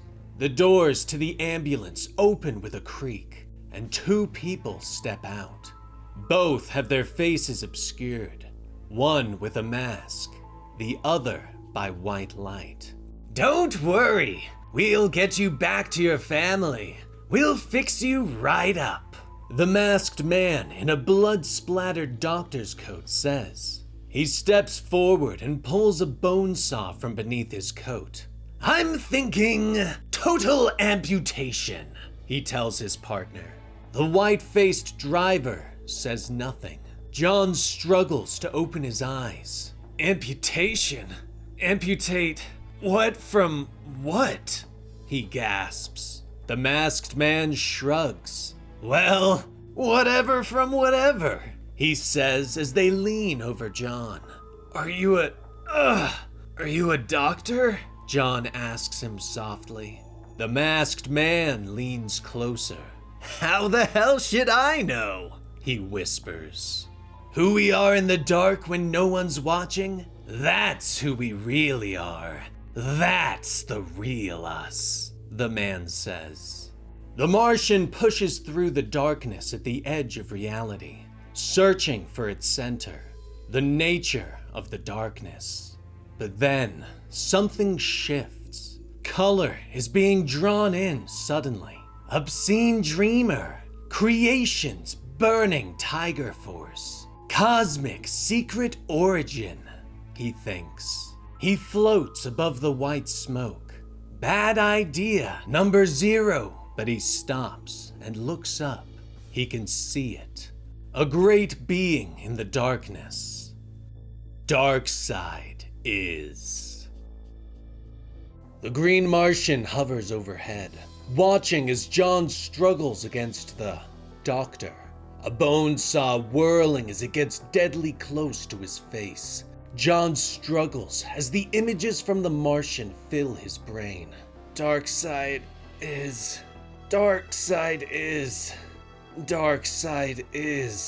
he whispers. The doctor seems to smile behind his smiley face mask. There's something seriously wrong with you. You are one messed up dude. He laughs. John ignores him, turning his eyes to the man with the white bubble for a head. He can see something in the endless white. Bridget and Tyler, alone and afraid, as an intruder stalks towards them in the house. Focus, concentrate, remember what matters, the Martian tells John. Inside the house, Bridget pushes Tyler behind her. The lights have gone out and the intruder steps forward. His headlight illuminates them as he raises his knife. Get back! How did you get in here? Bridget shouts. The man smiles at her, revealing his golden tooth. My buddy Bob taught me how. He's from Mars, he says, explaining that Bob taught him that everything and everyone is merely a meaningless accumulation of nothing. Bridget nods as she raises the shotgun. I'll tell them to put that on your tombstone. Here lies a meaningless accumulation of nothing. She snaps as she racks the weapon and fires. The blast takes off the man's head. He sways for a moment, but doesn't fall. Instead, there is a strange light as the white begins to inflate, creating a bubble of white that replaces his head. He raises the knife at her and takes a step forward. See? Mostly nothing, he hisses. John can see all of this in the white bubble head of the doctor's companion. He struggles against the medical saw as it gets closer and closer. My family. Need to save my family, John gasps. But the doctor shakes his head. In my professional opinion, there's no saving anyone, the doctor tells John. Bridget cocks the shotgun and fires again. The shot hits the man in the chest this time. It only slows him for a second. The saw blade gets closer and closer to John's eye. Let us in, out, through. John! The green Martian calls. John nods his head ever so slightly. Need Help, he groans.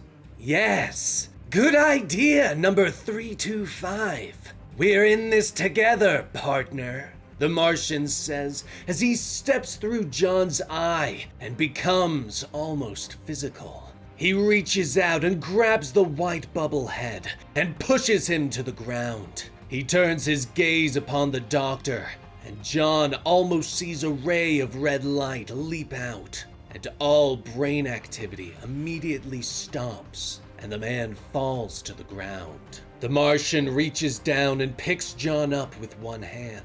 The other hand reaches for the white bubble and begins to stretch it out, making the scene at John's house larger, and the green Martian begins to step through it. Inside, Bridget and Tyler manage to rush upstairs. He stalks towards her, the knife still in hand. Good old Bob, best friend I ever had. He let me in on a big secret. Your husband can't help you. The green guy can't help you. No one can help you. The sun will never rise again. Bridget takes the gun like a club and swings it, but this time it passes right through the intruder. No one's coming. No one sees. Not even God, the intruder tells her. But suddenly, his bubble head explodes outwards as John leaps through it. He hits the ground and rolls to his feet. Get to headquarters! The office is fortified! John shouts before turning and slamming into the intruder.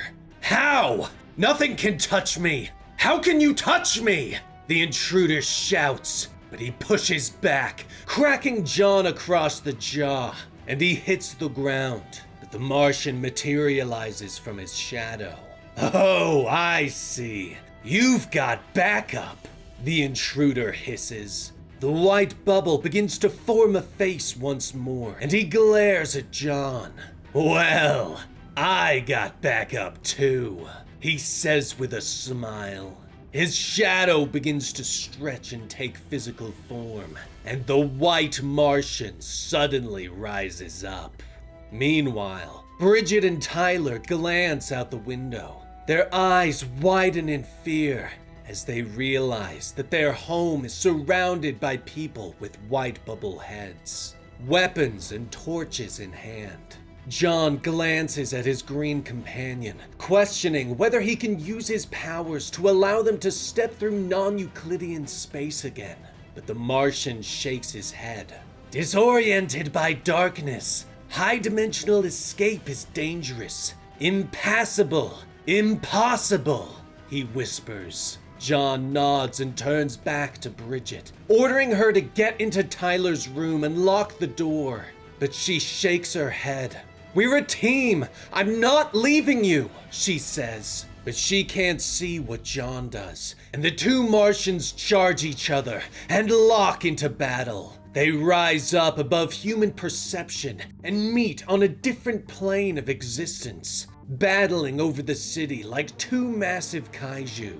John shouts for Bridget to listen to him and turns back to the intruder, meeting him with a hard punch that knocks him away. Bridget locks the door to Tyler's room and readies her weapon. Outside, John dodges a blow from the knife and kicks the intruder in the face, bringing him to the ground where he can punch him again and again. Meanwhile, the Martians continue to do battle, but theirs is a battle of ideas and wills, of metaphors. The white Martian reaches out and probes a boy's mind. He finds the terminal cancer that the boy has and forces him to dream as if the tumor becomes a monster that begins to destroy the city. But the green Martian reaches out and finds a girl who will eventually find a cure for that type of cancer, and he uses this idea to shrink the tumor and make it useless. The white Martian reaches into the mind of an old hippie and takes his fear of the atomic bomb and turns it on the city. But the green Martian uses that same old man's beliefs that the military is incompetent to turn the bomb into a dud, and it falls uselessly into the street. Meanwhile, John has stepped outside, His friend might be fighting a battle of ideologies, but he is fighting a physical one. He raises his pistol and fires it into the crowd of rioters that draw closer. But there are too many of them, and they rush forward, bashing him with weapons and bringing him to the ground, gouging and kicking at him. Above them, the Martian's battle has turned abstract, blows causing flickers of light and geometric shapes to flash across the dark night sky. Every mind in Middleton becomes a battleground. In Tyler's room, Bridget readies herself by the door with the shotgun, while Tyler reaches down and begins to play with his action figures. One is of the green Martian, while the other is of the white. Outside, John has fallen to the ground, but he still struggles, trying to protect himself from the blows. He looks up and he can see the battle. Tendrils that fall away from the white Martian's head, connecting him to all those he influences throughout the city.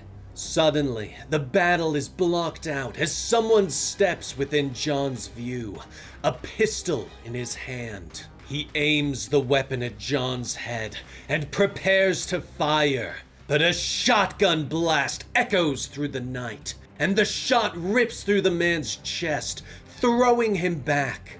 More blasts thunder, freeing John from the crowd. John looks up in shock to find Bridget standing at the door, the smoking shotgun in hand. "We're a team, John," she tells him as she walks across the yard and wraps her arms around him. Meanwhile, in his room, Tyler reaches for the cookies he found in front of the store as the Martians fight in his mind. On the lawn, John looks at Bridget. "Bridget, I've been hiding, and I don't want to hide anymore," he tells her. "Yes, finally, at last," the Martian says with joy. "Epiphanic breakthrough, partial consciousness expansion achieved, unlocked, initiated," he says as John's Martian vision is upgraded. John turns back to the city and realizes that everyone is fighting. Dark shapes and silhouettes mingle as everyone fights in the streets. But John opens his Martian vision, allowing others to finally see. The colors swirl and reach out. Everyone's colors mingle and mix, drifting in and out of everyone's senses. Finally, they see everyone's thoughts, dreams, and hopes, everyone's fear and trauma. For a brief moment, everyone understands each other, and all over the city, the people of Middleton get high on each other. But unknown to John, Tyler has collapsed to the floor, foaming at the mouth, with the poisoned cookie half eaten beside him. Above them, the green Martian is emboldened, empowered by this burst of empathy. He reaches up for the moon and pulls it from the sky, and uses its sharp edges to cut through the white Martian's head. Inside, Tyler has somehow recovered, and uses the green Martian Play-Doh figure to stomp out the white Martian, destroying it. John and Bridget rush inside to make sure he's safe. Suddenly, the house is bathed in light as the sun finally begins to come up. John gathers his family close. "Bridget, I want to tell you everything. I want us to be partners. No more secrets, I swear," he says softly as they watch the sun rise. Together, the family looks at the brand new day. But behind Tyler's face, the white Martian smiles. Absolute Green Lantern, without fear. Hal Jordan closes his eyes. "Be without fear," he whispers to himself. But the black circle flashes before his eyes, and a voice whispers to him, "Hal Jordan, You must be without fear. Hal opens his eyes again, gasping for air. Without fear. I'm so scared, he whispers as he continues to walk down the lone desert roadway. But lights suddenly flash behind him, and Hal looks over his shoulder to see that a cop has pulled to a stop. The sheriff steps out of the vehicle and calls to him. Sir, excuse me. Seems like an odd location for a Sunday stroll, the sheriff calls, pointing out that it's a long way from civilization, and Hal might not make it much further in the heat. Hal's hand fiddles with something in his jacket pocket, and the sheriff notices the strange movement, and his hand drifts slowly down towards his pistol. What's in your pocket, sir? The sheriff asks. Sweat begins to pour off of Hal, and his eyes go wide. He doesn't answer. The sheriff becomes insistent. What's in there? Is it drugs? He snaps. Is it a weapon? Hal closes his eyes. The black circle appears before him. The sheriff draws his weapon and aims it at Hal, who puts one hand up. Fine, we'll do it this way. Lie down and place both your hands flat on the ground. Do it now, the cop snaps. But Hal still refuses to pull his hand out of his pocket. Please, my name is Hal Jordan. I'm from Evergreen. Something happened there, Hal shouts. But the sheriff is still yelling at him. Finger on the trigger. Last warning, show me your hand. Finally, Hal pulls the hand out of his pocket. It is over in seconds. Hal opens his eyes and stares at the cracked smear on the pavement where the cop used to be. His sheriff's star gleaming in the desert sun. I'm sorry. I'm so sorry, Hal whispers as he turns and keeps walking. Later, the bell over at the May and Mo's diner jingles as Hal steps through the door. The patrons' eyes all shift to look at the stranger that just walked through the door. But Hal just stares down as he walks to the counter. Something we can do for you, hun? The waitress calls out. Hal nods at her and sits at the counter. Water, please, he gasps. She stares at him as she brings a bottle of water. Sure.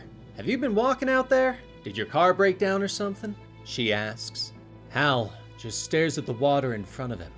No, something happened, he whispers.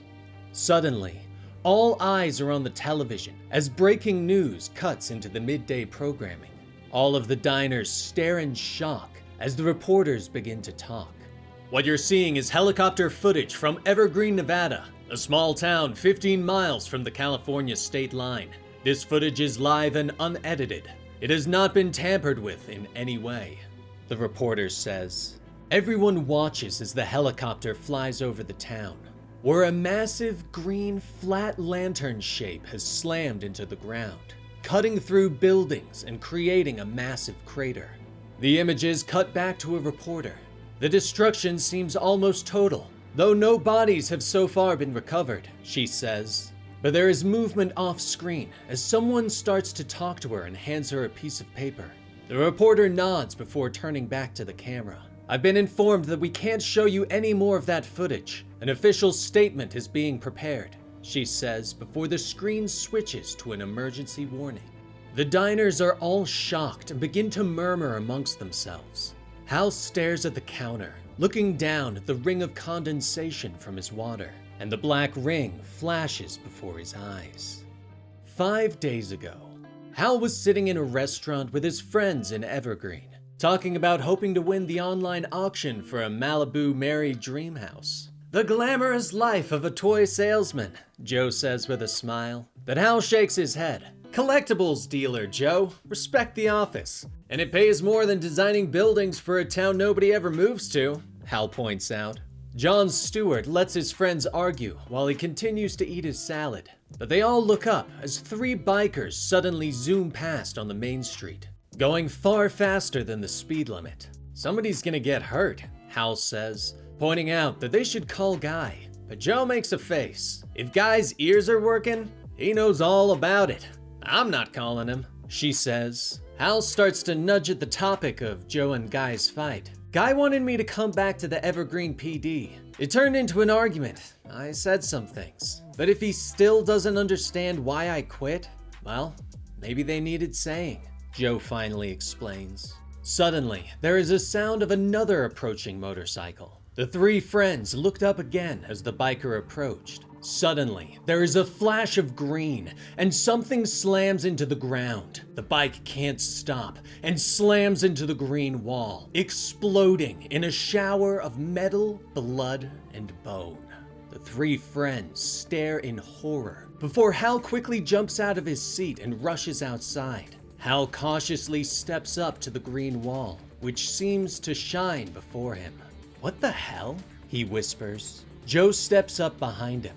It's like there's a wall, but there's give. It's like a force field in a movie, he tells her as he glances over his shoulder. "Maybe stop touching it, Hal," Joe whispers to him.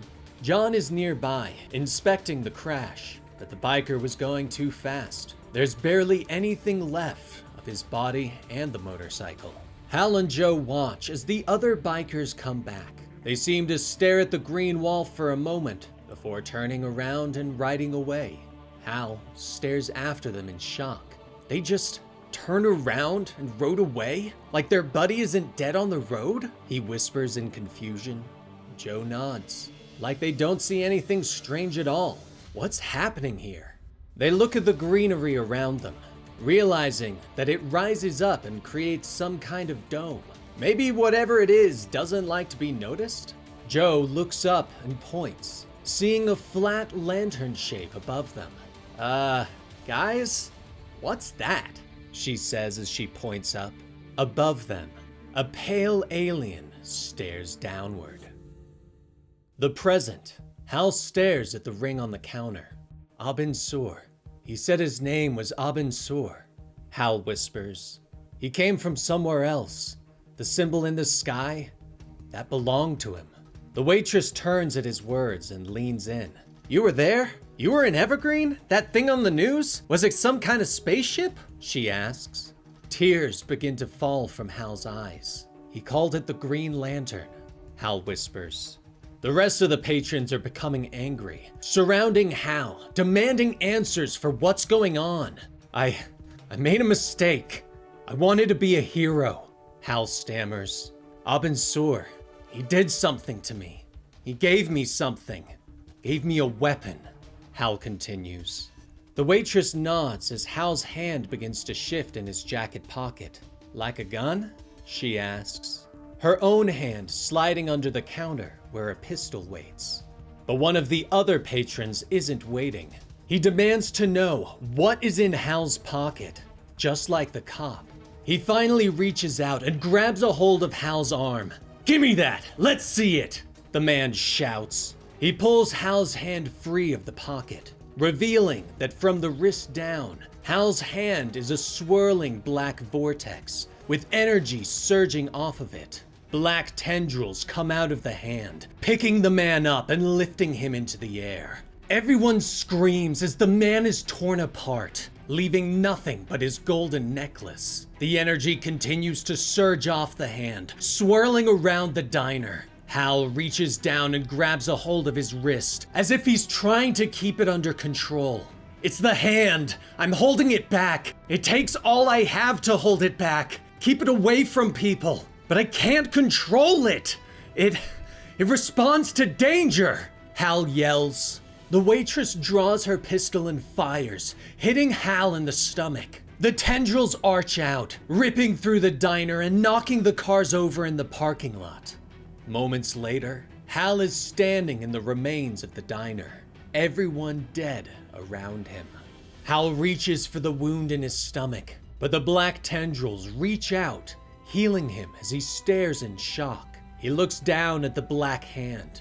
"You're not gonna let me die, are you?" he whispers.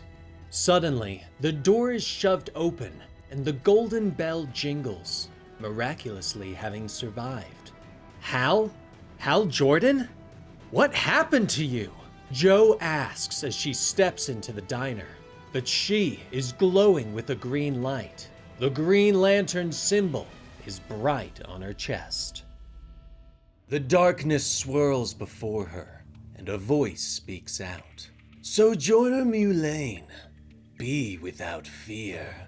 You exist at the green level of light. You must have knowledge of yourself to command the flame. You must be without fear. Entirely without fear. The voice calls. But a familiar voice speaks next. Joe? Hal calls softly. Joe opens her eyes to see that she is standing in a ruined diner. Hal Jordan nearby. Green light emanates from Joe as she steps into the darkened room. You look like him.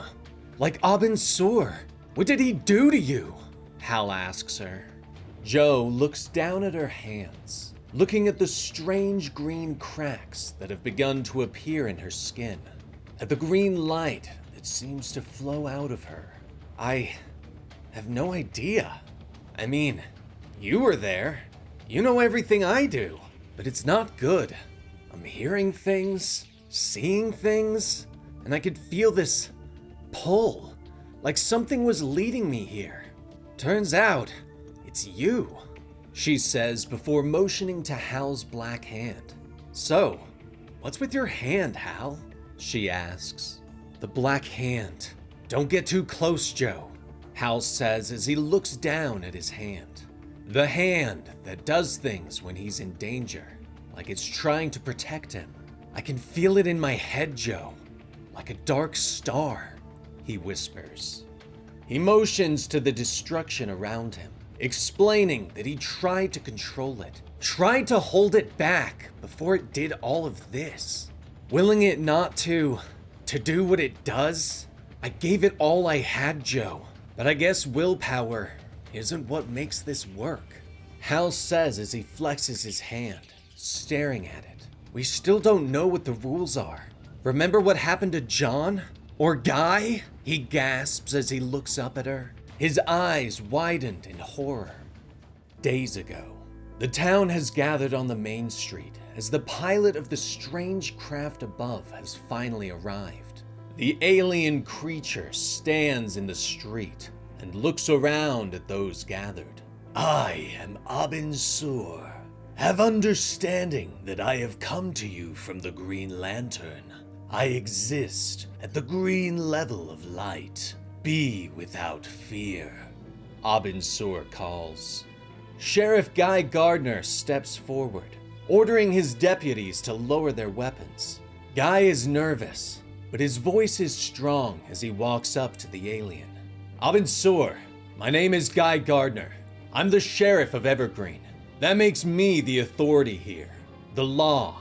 You understand what laws are, right? Guy calls. Abin Sur stares at him for a moment, before finally raising his hand. Green light begins to emanate from it. I have understanding. Judgment will now commence, Abin Sur tells him. Guy takes a step back as his hand drops to the gun on his belt, shouting for Abin Sur to lower his hand and stop the light. The other deputies raise their weapons, aiming at the big alien. Everyone begins shouting, but Abin Sur doesn't seem to notice. Judgment is in progress. Guy Gardner, you are not an entity who currently exists in the spectrum of light. Be without fear. Be entirely without fear, Abin Sur says. Guy aims down the sights of his pistol, his finger gently beginning to squeeze the trigger. He stares into Abin Sur's eyes, and Abin Sur stares back. But Joe, Hal, and John have finally arrived. Guy, what are you doing? This is first contact, you idiot! You're pointing guns at it? Joe shouts. Guy glances over his shoulder, shouting for her to stay back in the crowd. We don't know what this guy is capable of, Guy shouts. But his friends shake their heads and point up. We can make a guess from the spaceship and the damn bubble over the town, Joe snaps at him. She warns him not to escalate the situation. But Hal isn't looking at Guy like his friends. He looks at the crowd that has gathered. The scared people that are watching mankind's first contact with an alien species. They are all staring in fear, waiting for this alien being to judge them, to decide their fate. Finally, Guy slowly lowers his pistol and holsters it. He steps forward again and offers his hand to the alien. Let's start again, okay? We don't understand, Abin Sur. We do not have an understanding. So please, tell us what you want, Guy says gently. Abin Sur stares at him for a moment, but then the flames spread. Green flames seem to shoot from his hand and engulf Guy, burning him until he is nothing but ash. The crowd begins to scream in fear, but Abin Sur just stares at them all. Guy Gardner has been judged. Judgment is in progress. Be without fear, Abin Sur calls to them all.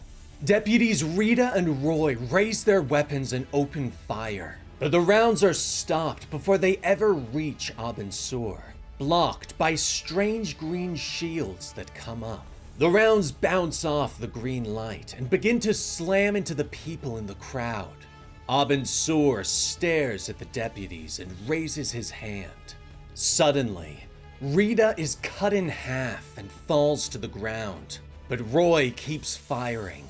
Abin Sur raises his hand again, and the young man's hand is severed at the wrist. He screams in pain and fear and falls to the ground as his blood begins to pour out. Joe and John rush over to the young man, trying to help him. They scream for Hal to help, but he is just staring in shock. Finally, a look of determination crosses his face, and he reaches down for the deputy's fallen pistol. He lifts it and turns, aiming the weapon at Abin Sur. Hal Jordan, judgment is in progress, Abin Sur says to him. But suddenly, John is standing between them. He is looking at Hal, holding up his hand for him to stop. Hal, finger off the trigger, Hal. Lower the gun. Easy as that.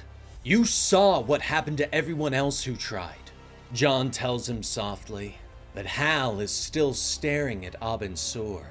Get out of the way, John, he whispers. But John shakes his head. It'll kill you, Hal. At the very least, it'll take your hand, John whispers. Hal wavers for a moment before finally lowering the pistol. John Stewart, be without fear, Abin Sur rumbles softly before finally leaping up into the air in a blast of green light and returning to his ship. John turns and rushes back to helping the deputy. I'll have the gun whenever you're ready, Hal, he calls. Back in the present, Hal stares at his hand. There is a pulse of black energy, and the gun appears in his palm. I guess I never got around to giving it to him, Hal says as he looks at the gun. He motions towards the door. You should get out of here, Joe, Hal tells her, explaining that he can feel the black hand's hunger, that it wants the light. It wants to devour it, and not just the green light. It wants the entire spectrum. It wants to supersede it, overturn it. It wants to win the argument, Joe. It's very old. It should have been forgotten. It should be weak. An idea nobody believes. But something fed it. Something gave it a chance. And now it's everywhere. A little piece in everything. All the way out there. All the way in here. And I'm fighting it, Joe. As hard as I can. I don't want to listen to it. I don't want to. But it keeps telling me I was right. Hal whispers to her as he looks up, and Joe can see the black in his eyes. Days ago in Evergreen, the three friends sit in their favorite diner. The entire town is still bathed in the green light from the dome overhead. John is trying to tell Hal that He doesn't think that he was wrong, that they need to do something to stop Abin-Sur. Whatever's happening here, whatever alien judgment is being levied upon us, I don't think anyone's coming to save us from it. So if it comes to it, do we want to take Abin-Sur out of the equation? John asks as he stares out into the street. He finally turns back to his friends and reaches into his pocket. "'Cause I think I know what can do it," John says as he pulls out a gold ring. The past. John Stewart stands on the edge of town, staring at the green barrier that now separates them from the rest of the world. He looks down at his hand and stares at the cheap fake gold earring that he is holding. "Johnny? Earth to John Stewart," Todd says as he crosses the street from his diner and holds out a cup of coffee for his friend. "Wake up and smell the legendary coffee. At least before it runs out and we're all drinking that herbal crap I keep in the back," Todd tells him with a smile. Both friends turn back and watch as vultures continue to feed on the former motorcyclist that had crashed into the barrier. The two discuss the situation in town. Food will hold up for some time, and basic supplies should last them a little while, though Todd admits that most people are keeping to themselves and staying in their homes. They're waiting for the grown-ups, hoping an authority will swoop in and fix this, John explains as he takes a sip of his coffee. Both friends watch as a van drives towards town, but it suddenly stops and simply turns around, driving away like it never saw anything. "I think we have to assume the shield has an effect on the minds of those outside. They just don't see it," John says with a sigh. Todd looks at him in shock. "How is that even possible?" he asks. John shrugs and shakes his head. "It's not. Not by any of the rules we know, but all of this is alien and unknown. So, what else don't we know?" John asks. He holds up the earring again and shows it to Todd, explaining that it was the only piece of the biker that didn't explode, the only piece that came through the barrier. Todd stares at it in disbelief. "You're kidding," he whispers. John shakes his head and holds it up. "Why did it make it through? What are the rules? What don't we know?" he says before throwing it at the barrier. There's a slight pop of displaced energy as the earring phases through the wall and lands on the other side, clattering gently on the pavement and disturbing the feasting vultures. Both men stare for a moment before taking sips of their coffee. "Okay, how?" Todd asks. John shakes his head and smiles. "I don't know, but I'm going to. I'm going to know everything," John whispers. Back in the present, Joe stands over Hal as he slumps back into one of the diner booths. He stares down at his glowing black hand and turns over the pistol that he still clutches. Joe watches as darkness begins to fall from his eyes like tears. "Talk to me, Hal," Joe whispers, but Hal just shakes his head and stands, holding down his black arm as if it has a mind of its own. "I told you, the black hand is hungry for light, angry at it. Can you turn it off?" he asks as he motions to the green light that has formed around her. She looks at him sadly and shakes her head. Hal nods and smiles, releasing his black hand, and he raises it quickly, the pistol aiming at her. "Yeah, that's fair. I don't know how to turn mine off either," Hal tells her as he fires the gun.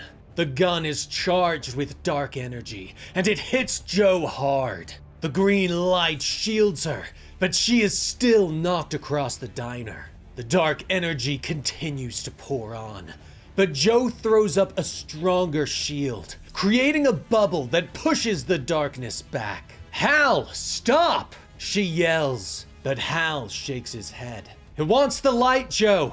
I can't stop it. If you just give it what it wants," Hal bellows, but Joe shakes her head. Green cracks of light begin to appear in her skin. "It wants to kill me, like it killed everyone here. You've got to control it," she yells. She closes her eyes, focusing all her will through the green ring that she wears, and pushes it back, suddenly forming a massive green fist that launches across the room, slamming into Hal and knocking him back. With enough force that he explodes out of the diner, bouncing along the dusty plain until he comes to a stop. When he finally opens his eyes, he is looking up at Jo floating above him, her entire body glowing with green light. "Get your crap under control, Hal, or I swear to God, I'll do it for you." Jo snaps at him. Hal stares up at her in disbelief, his dark hand reaching for her light. How are you controlling it?" he whispers as he reaches up to pull back the black hand. The past. John stands at the edge of the barrier as Hal and Jo approach. Hal holds up the golden toy that John asked for. "Behold, the Blue Devil!" Only he's not blue, because this is an all-gold Funzo figure made to commemorate the 10th anniversary of a pretty forgettable Wayne Tarrant movie. I paid $8 for it, and now it's probably worth maybe 8 cents. Not one of my better deals, Hal says before handing it over to John. "I was hoping for a plastic sword or something like that, but this will definitely do, Hal," John says. Jo looks to them, asking what's going on. Hal just shrugs. "No idea. He just turned up at my house and asked for a toy that looks like it was made of gold," Hal says, his words trailing off as they watch John suddenly stick the gold toy through the green barrier and drop it on the other side. "Interesting. Definitely a stronger reaction than last time," John notes as he stares at the displaced energy that ripples outward before the barrier returns to normal. He turns back and looks to his friends. "So, what do we think?" he asks. Jo is shocked. "Wait, this thing doesn't work on plastic?" she asks as she motions to the barrier. John shrugs. "We need to stop applying the rules that we know to the unknown," John tells them. "Ever hear of the Philosopher's Stone? It's the central symbol of alchemy, the substance that turns base metal into gold. It can heal wounds, prolong life, create a homunculus, light an ever-burning lamp. It's a symbol that stands for enlightenment. What is base becomes gold through knowledge," explaining that it seems like cheap plastic can breach the barrier if it takes the form of gold. John reaches into his pocket and pulls out a wedding ring. Gold with a diamond. "It's my grandmother's ring. Let's see what happens when it's real gold," John says before throwing the ring at the barrier. There is a massive displacement of energy that pushes the friends back, forcing them to shield their eyes. When they look again, they see a hole destroyed in the barrier, but it quickly begins to reform. "You made a hole! You made a hole in the barrier!" Hal shouts with joy. Jo shakes her head in disbelief. "How long was that? 2 seconds? 3? If the hole was bigger, someone could get out. How much gold do we have?" she asks quickly. John nods his head, explaining that they need to learn more, but their conversation is cut short as someone begins to speak above them.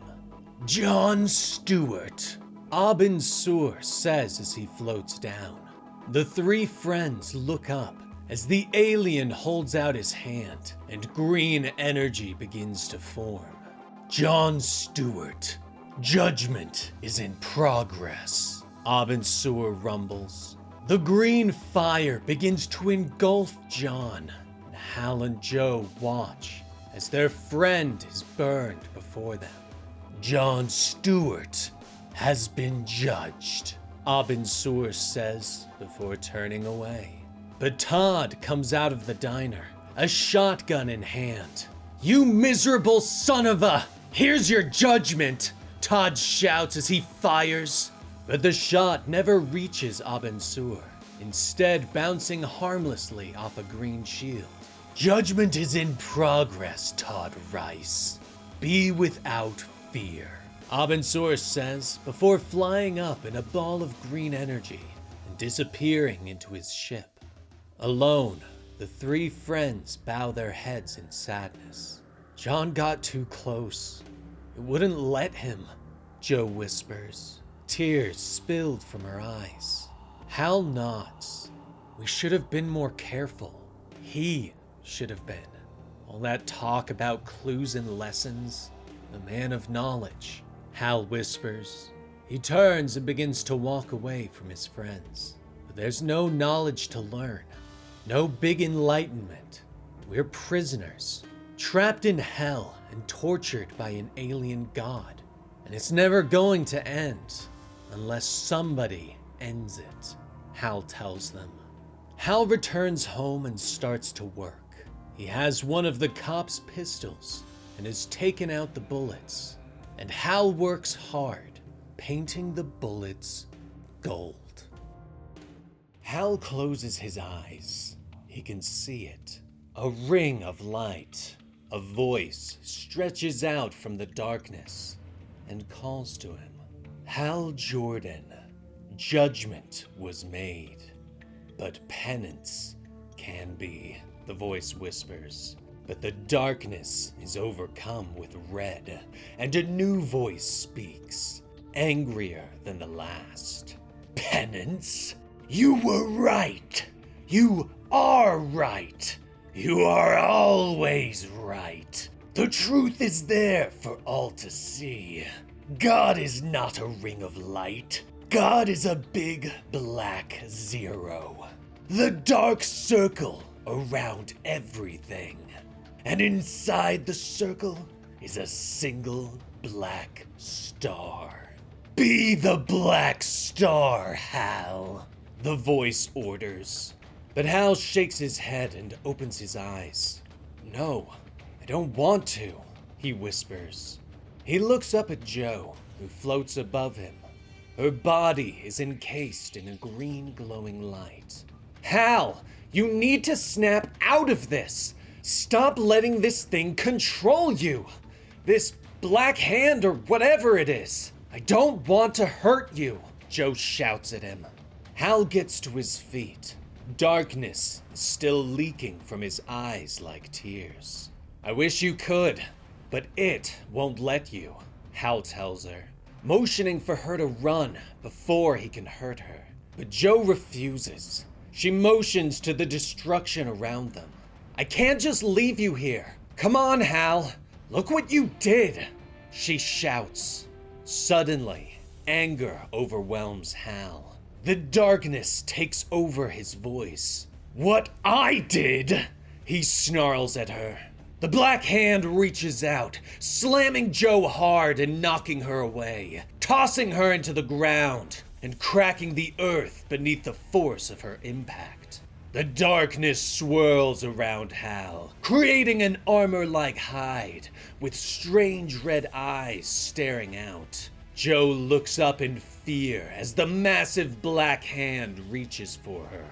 What I did? What happened to Evergreen, Jo? Hal demands as he stalks forward.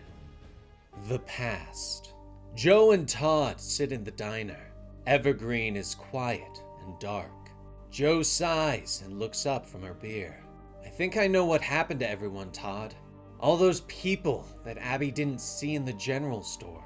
Who didn't stockpile toilet paper and pasta and coffee. All the people we thought were sheltering in place, she says. Todd nods and takes a sip from his drink. They're gone. They got one by one, he tells her after finishing his beer. But they are interrupted when Hal walks through the door, the dropped service pistol in hand, his yellow bullets in the magazine. You ready? He asks.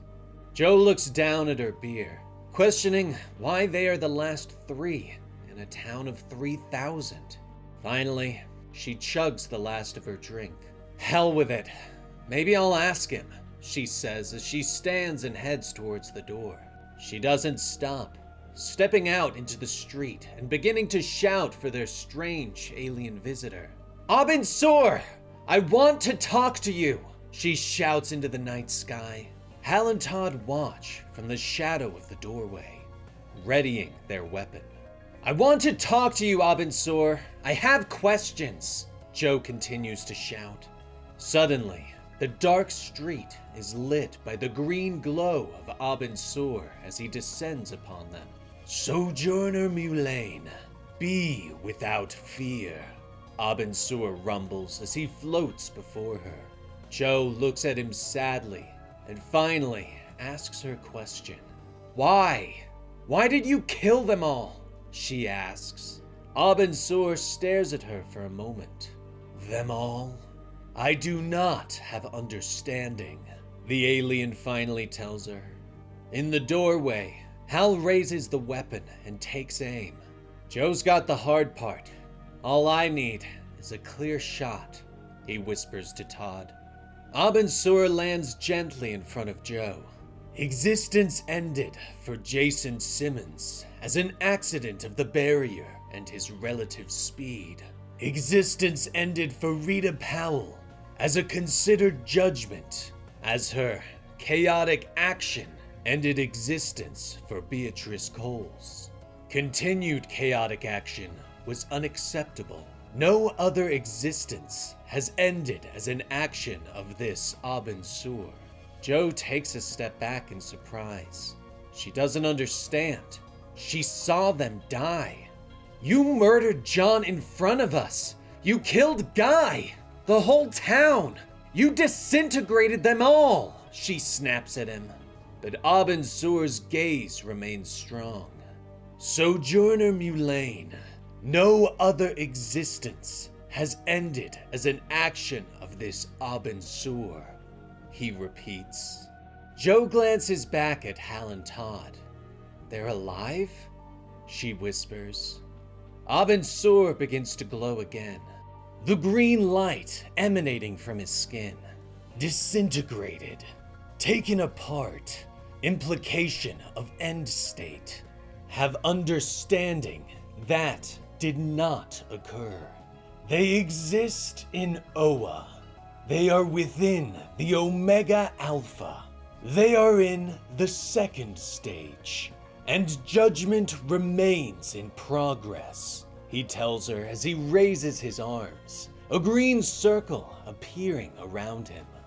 In the doorway, Hal lowers his weapon. Todd reaches for him, but Hal waves him off. He's actually talking to her. She's communicating with him. Maybe we don't need the gold bullets. Maybe we can end this here. Everything could end right here, Hal whispers to his friend. Joe takes another step forward. She demands answers about the judgment, about the second stage. "Can you bring them back?" she asks. "Continued existence must be within light. Judgment must be made. I am the Abensur. Ein must be selected. Ein Rao. Ein Sur. Ein Ar. Initiates must be selected.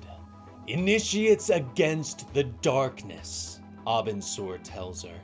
But Joe still doesn't understand. Abensur's gaze is harder, staring into her. "Be with fear, Sojourner Mulane. Fear Quard. Fear the weaponers of Quard," Abensur tells her. He begins to glow again and rise into the air. "Now you have understanding. Judgment is in progress," he tells her. But Joe still wants answers. She reaches out for him before he can leave, before he can return to his ship. There is a spark of energy as her gold wedding ring comes into contact with the green aura. Energy suddenly passes between them. Joe's eyes and mouth begin to emit the glowing green energy, and Abensur's eyes widen in surprise. Images begin to flow between the two of them with the energy. Joe sees strange worlds, strange creatures, deep pink skin and yellow eyes, a ring of light, a black star. The energy fully passes into Joe, and she begins to glow and rise into the air. Abin Sur falls to the earth, and he raises a shaky hand towards her. Chaotic action. Anomaly. Anomaly! He bellows. Joe looks at her glowing body, unsure of what is happening. Suddenly, the green barrier collapses around them. Far overhead, the green spaceship suddenly stops glowing and plummets from the sky, slamming into the ground and causing a massive explosion in Evergreen, ripping apart buildings and creating a massive crater. Later, outside the disaster of Evergreen, the US military has set up a perimeter around the disaster area. A helicopter buzzes in. "Well now, isn't that the prettiest sight you ever did see?" he whispers. He looks to his assistant, asking if anyone else has tried to lay claim to the fallen craft. "Am I about to see any sticky fingerprints from Lazarus?" he asks her. She taps her datapad and shakes her head. They may have the knowledge, but with their ongoing situation, they couldn't get ahead of us in response, she tells him. Hammond smiles and pours himself a glass of champagne as the helicopter lands. "See, that's an answer I like. But let's beef up the security perimeter a little. This is the kind of opportunity people get interested in.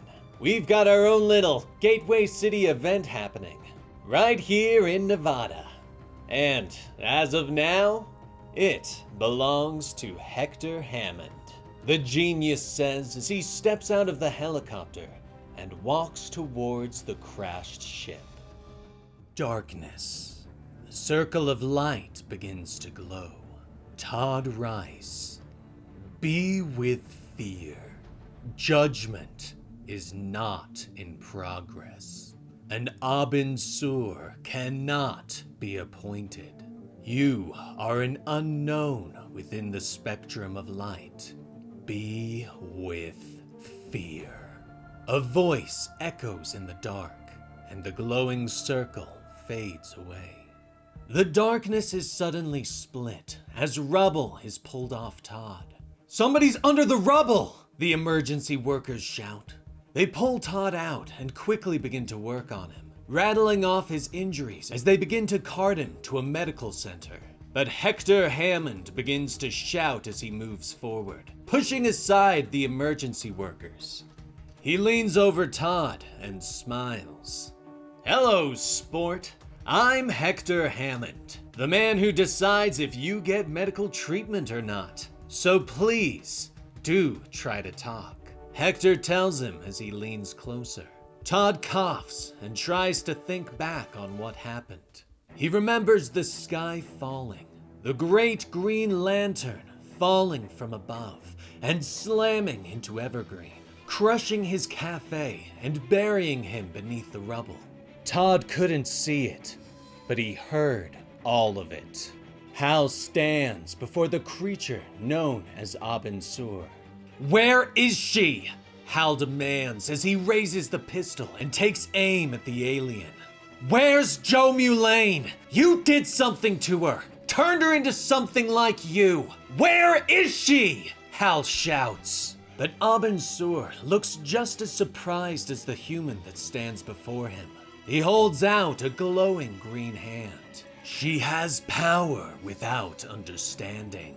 She is anomaly. Anomalies cannot exist in the spectrum of light. She will be sought, hunted. Be with fear, Hal Jordan," Abin Sur rumbles. The pistol begins to shake in Hal's hand as he grits his teeth. "Be with," but he fires. The pistol thunders again and again, the gold bullet slamming into Abin Sur's chest until the weapon clicks on an empty chamber. Hal lets out a breath of air and lowers the weapon, tears falling down his cheeks. "That was for John, for all of them," he whispers as he stands over the fallen alien. But Abin Sur suddenly moves quickly, reaching a black hand up and grabbing Hal.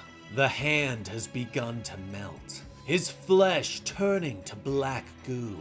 Judgment, Hal Jordan. The Black Hand! The Black Hand! Abin Sur gasps, his face beginning to melt. The goo slides over Hal's hand, covering his skin. He pulls his hand away quickly, but the gun suddenly disappears, and his left hand becomes covered in black. What? What did you? Hal gasps, but Abin Sur's body has begun to melt, turning into a puddle of the black goo. Judgment is no longer in progress, and Abin Sur cannot now be appointed. How far out is the world that's coming? Be with fear, Hal Jordan. Fear the Black Hand. And fear the Black Star. Abin Sur gasps before completely dissolving. Todd looks up at Hammond as he finishes his story, and then I passed out. The billionaire pauses before nodding his head and turning away. Okay, good talk, he says over his shoulder.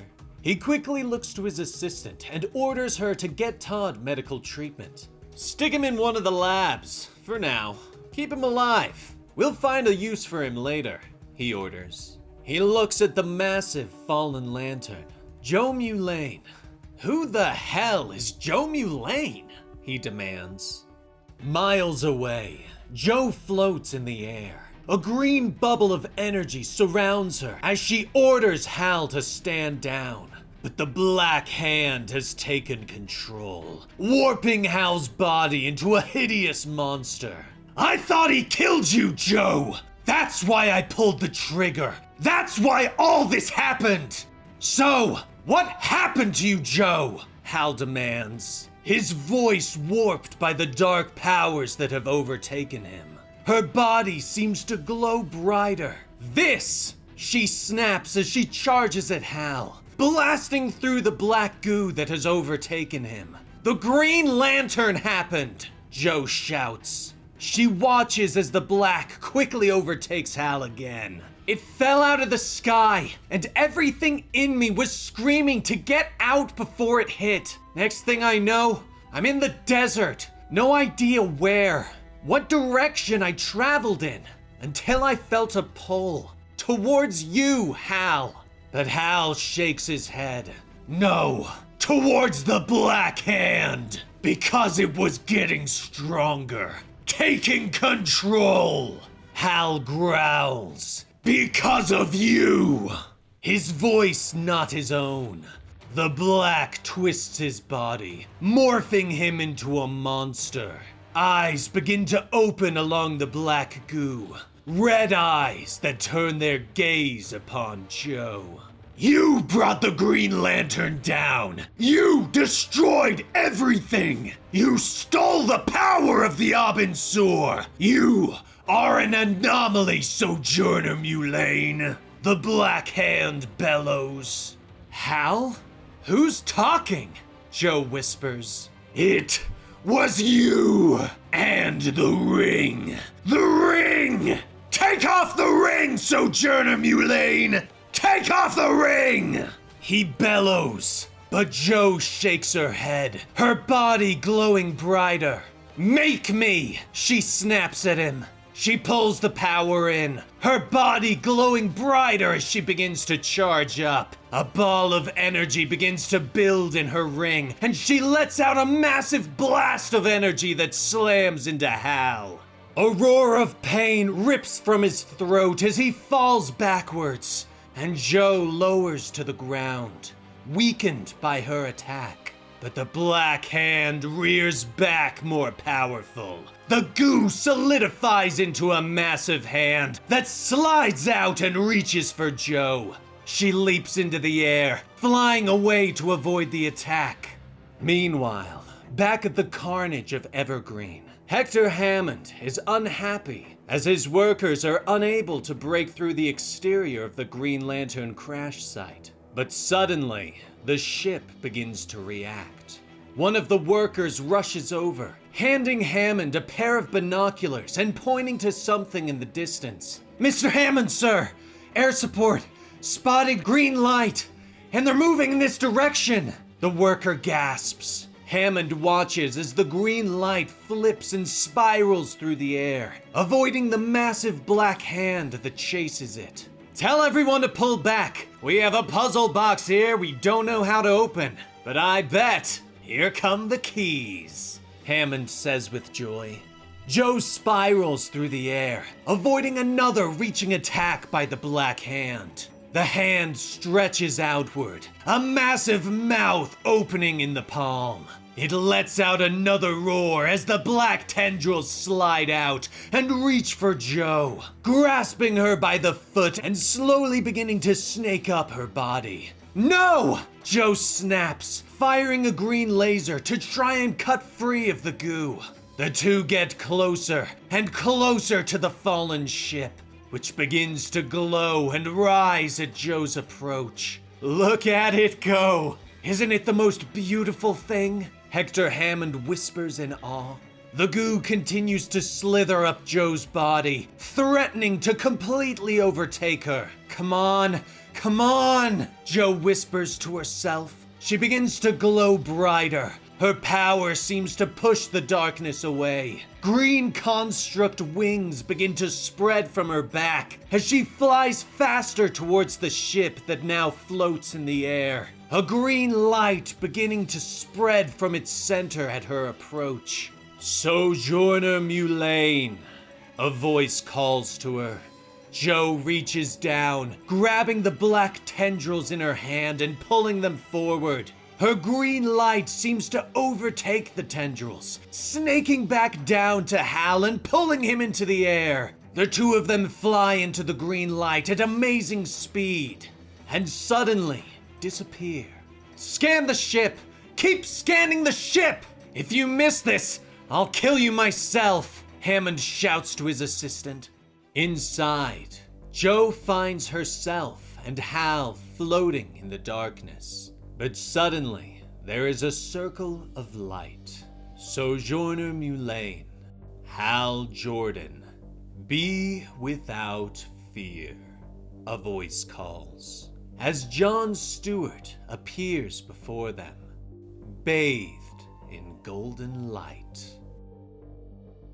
The dark sphere moves through the vastness of space, blotting out all around it. "How far out is the world that's coming?" a voice asks. Cameron Chase suddenly looks up as someone calls her name. The secretary cocks an eyebrow at her as Chase tries to shake off the dream. "Agent Double will see you now, Agent Chase," the secretary repeats. Chase nods and enters her superior's office. He motions her to a seat. "Cam, thanks for making the time.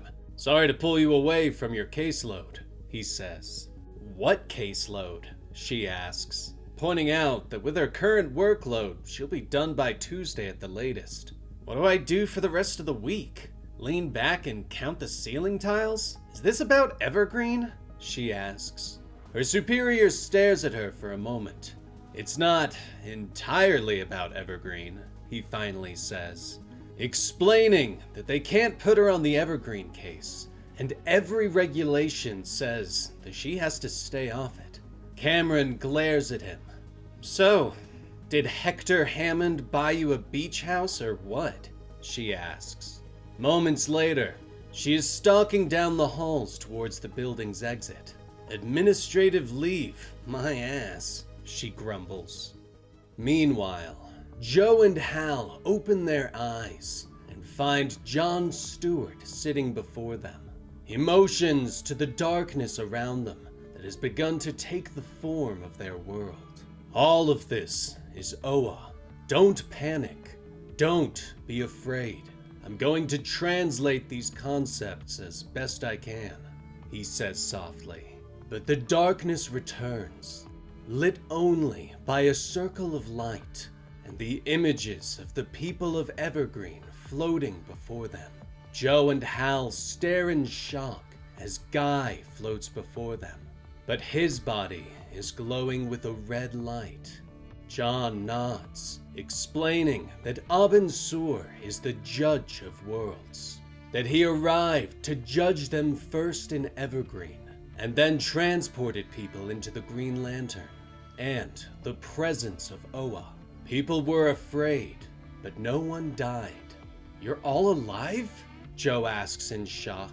John nods calmly. "We're all together, here in this place of understanding, and we are all without fear," John tells them both.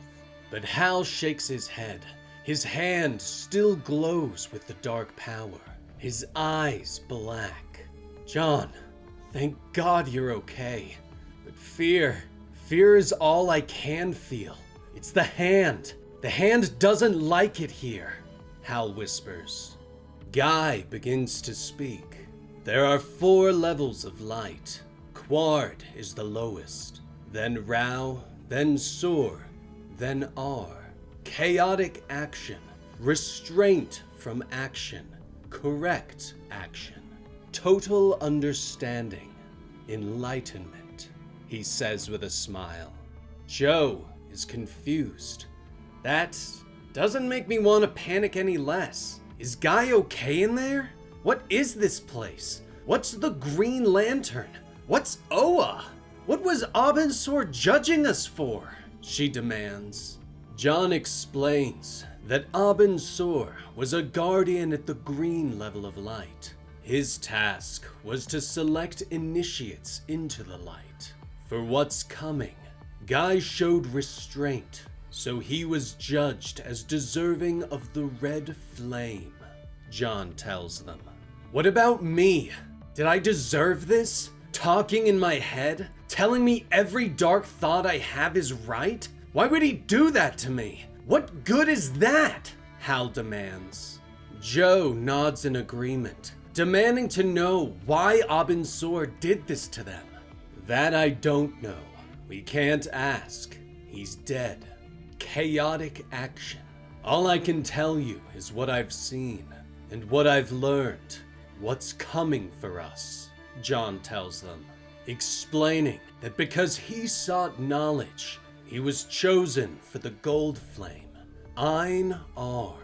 There are those who see Oa as incorrect. They take power from the dark, power without restraint. The Abin Quard, the Weaponers, the Black Stars. How far out is the world that's coming, Joe? How far out is the world of chaos? How far out is the Black Star world? John asks her. He looks up. A vast dark planet moves through the universe. How far out is Mogo? John whispers. Hal's eyes widen in fear as he looks at the dark planet. That's it. That's the thing in my head. It's the size of a planet, and it's in my head. Hal gasps. Enemies fear the face of steel, Guy says with a smile. But Joe shakes her head. Screw this, she says. She turns back to John, explaining that she is an anomaly. All of Abin Sur's power, none of his knowledge. I don't know what the rules are, not like you, John. But if I don't know the rules, I don't have to stick to them, she says. She smiles and reaches a hand out for Hal. If Abin Sur put this crap into you, Hal, I'm betting I can get it out, she says. Hal is hesitant at first, but finally trusts his friend and reaches out for her hand. John said this is all one thing. We're all one thing. You're just at the lowest level, that's all. Somebody's gotta help you up, she says. Their hands touch, and the energy begins to pulse between the two of them, mixing and swirling until the green light begins to push back against the darkness. There you are. Black Hand, let go of my friend, Joe orders, and the darkness begins to explode out of Hal. Outside, Hector Hammond is watching the giant Green Lantern through a pair of binoculars. Tell me we're getting somewhere, he calls over his shoulder. His assistant nods. We're drowning in data, sir. We don't know what any of it means so far, but we will, she tells him. Hammond smiles and nods at her enthusiastically. That is what I wanted to hear, sweetie. 10 out of 10. Your steak box is in the... He begins to cheer, but suddenly, the lantern begins to glow. A green light streaks out of it and disappears. Everyone stares in shock, but suddenly, the darkness begins to flow out. The lantern suddenly spews the black liquid out, forcing it to rain down on the encampment. Sir, we should pull the scan teams back, the assistant suggests. Hector turns to her for a second. No, get the data. That's an order. This is just getting good, he snaps. They watch as the green light buzzes for a moment before speeding away.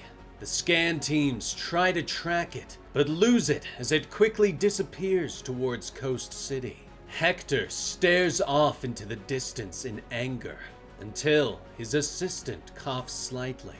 He turns back to her.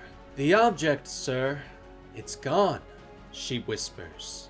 Hector turns his look of disbelief back on the remains of Evergreen, where the green lantern has disappeared, leaving behind a lake of the black liquid. He turns to those gathered around him. Oh, you have got to be... You! What did you see? What happened? He demands of his technicians. The people put their hands up in surrender. We were scanning the whole time, but it just blinked out of existence, Mr. Hammond, one of them explains. Hammond turns away from them and begins to mutter to himself. Let me think. Nobody's got it. Not us, but not Roz. And we've got what it left us. The black ooze, all that data. It's a win.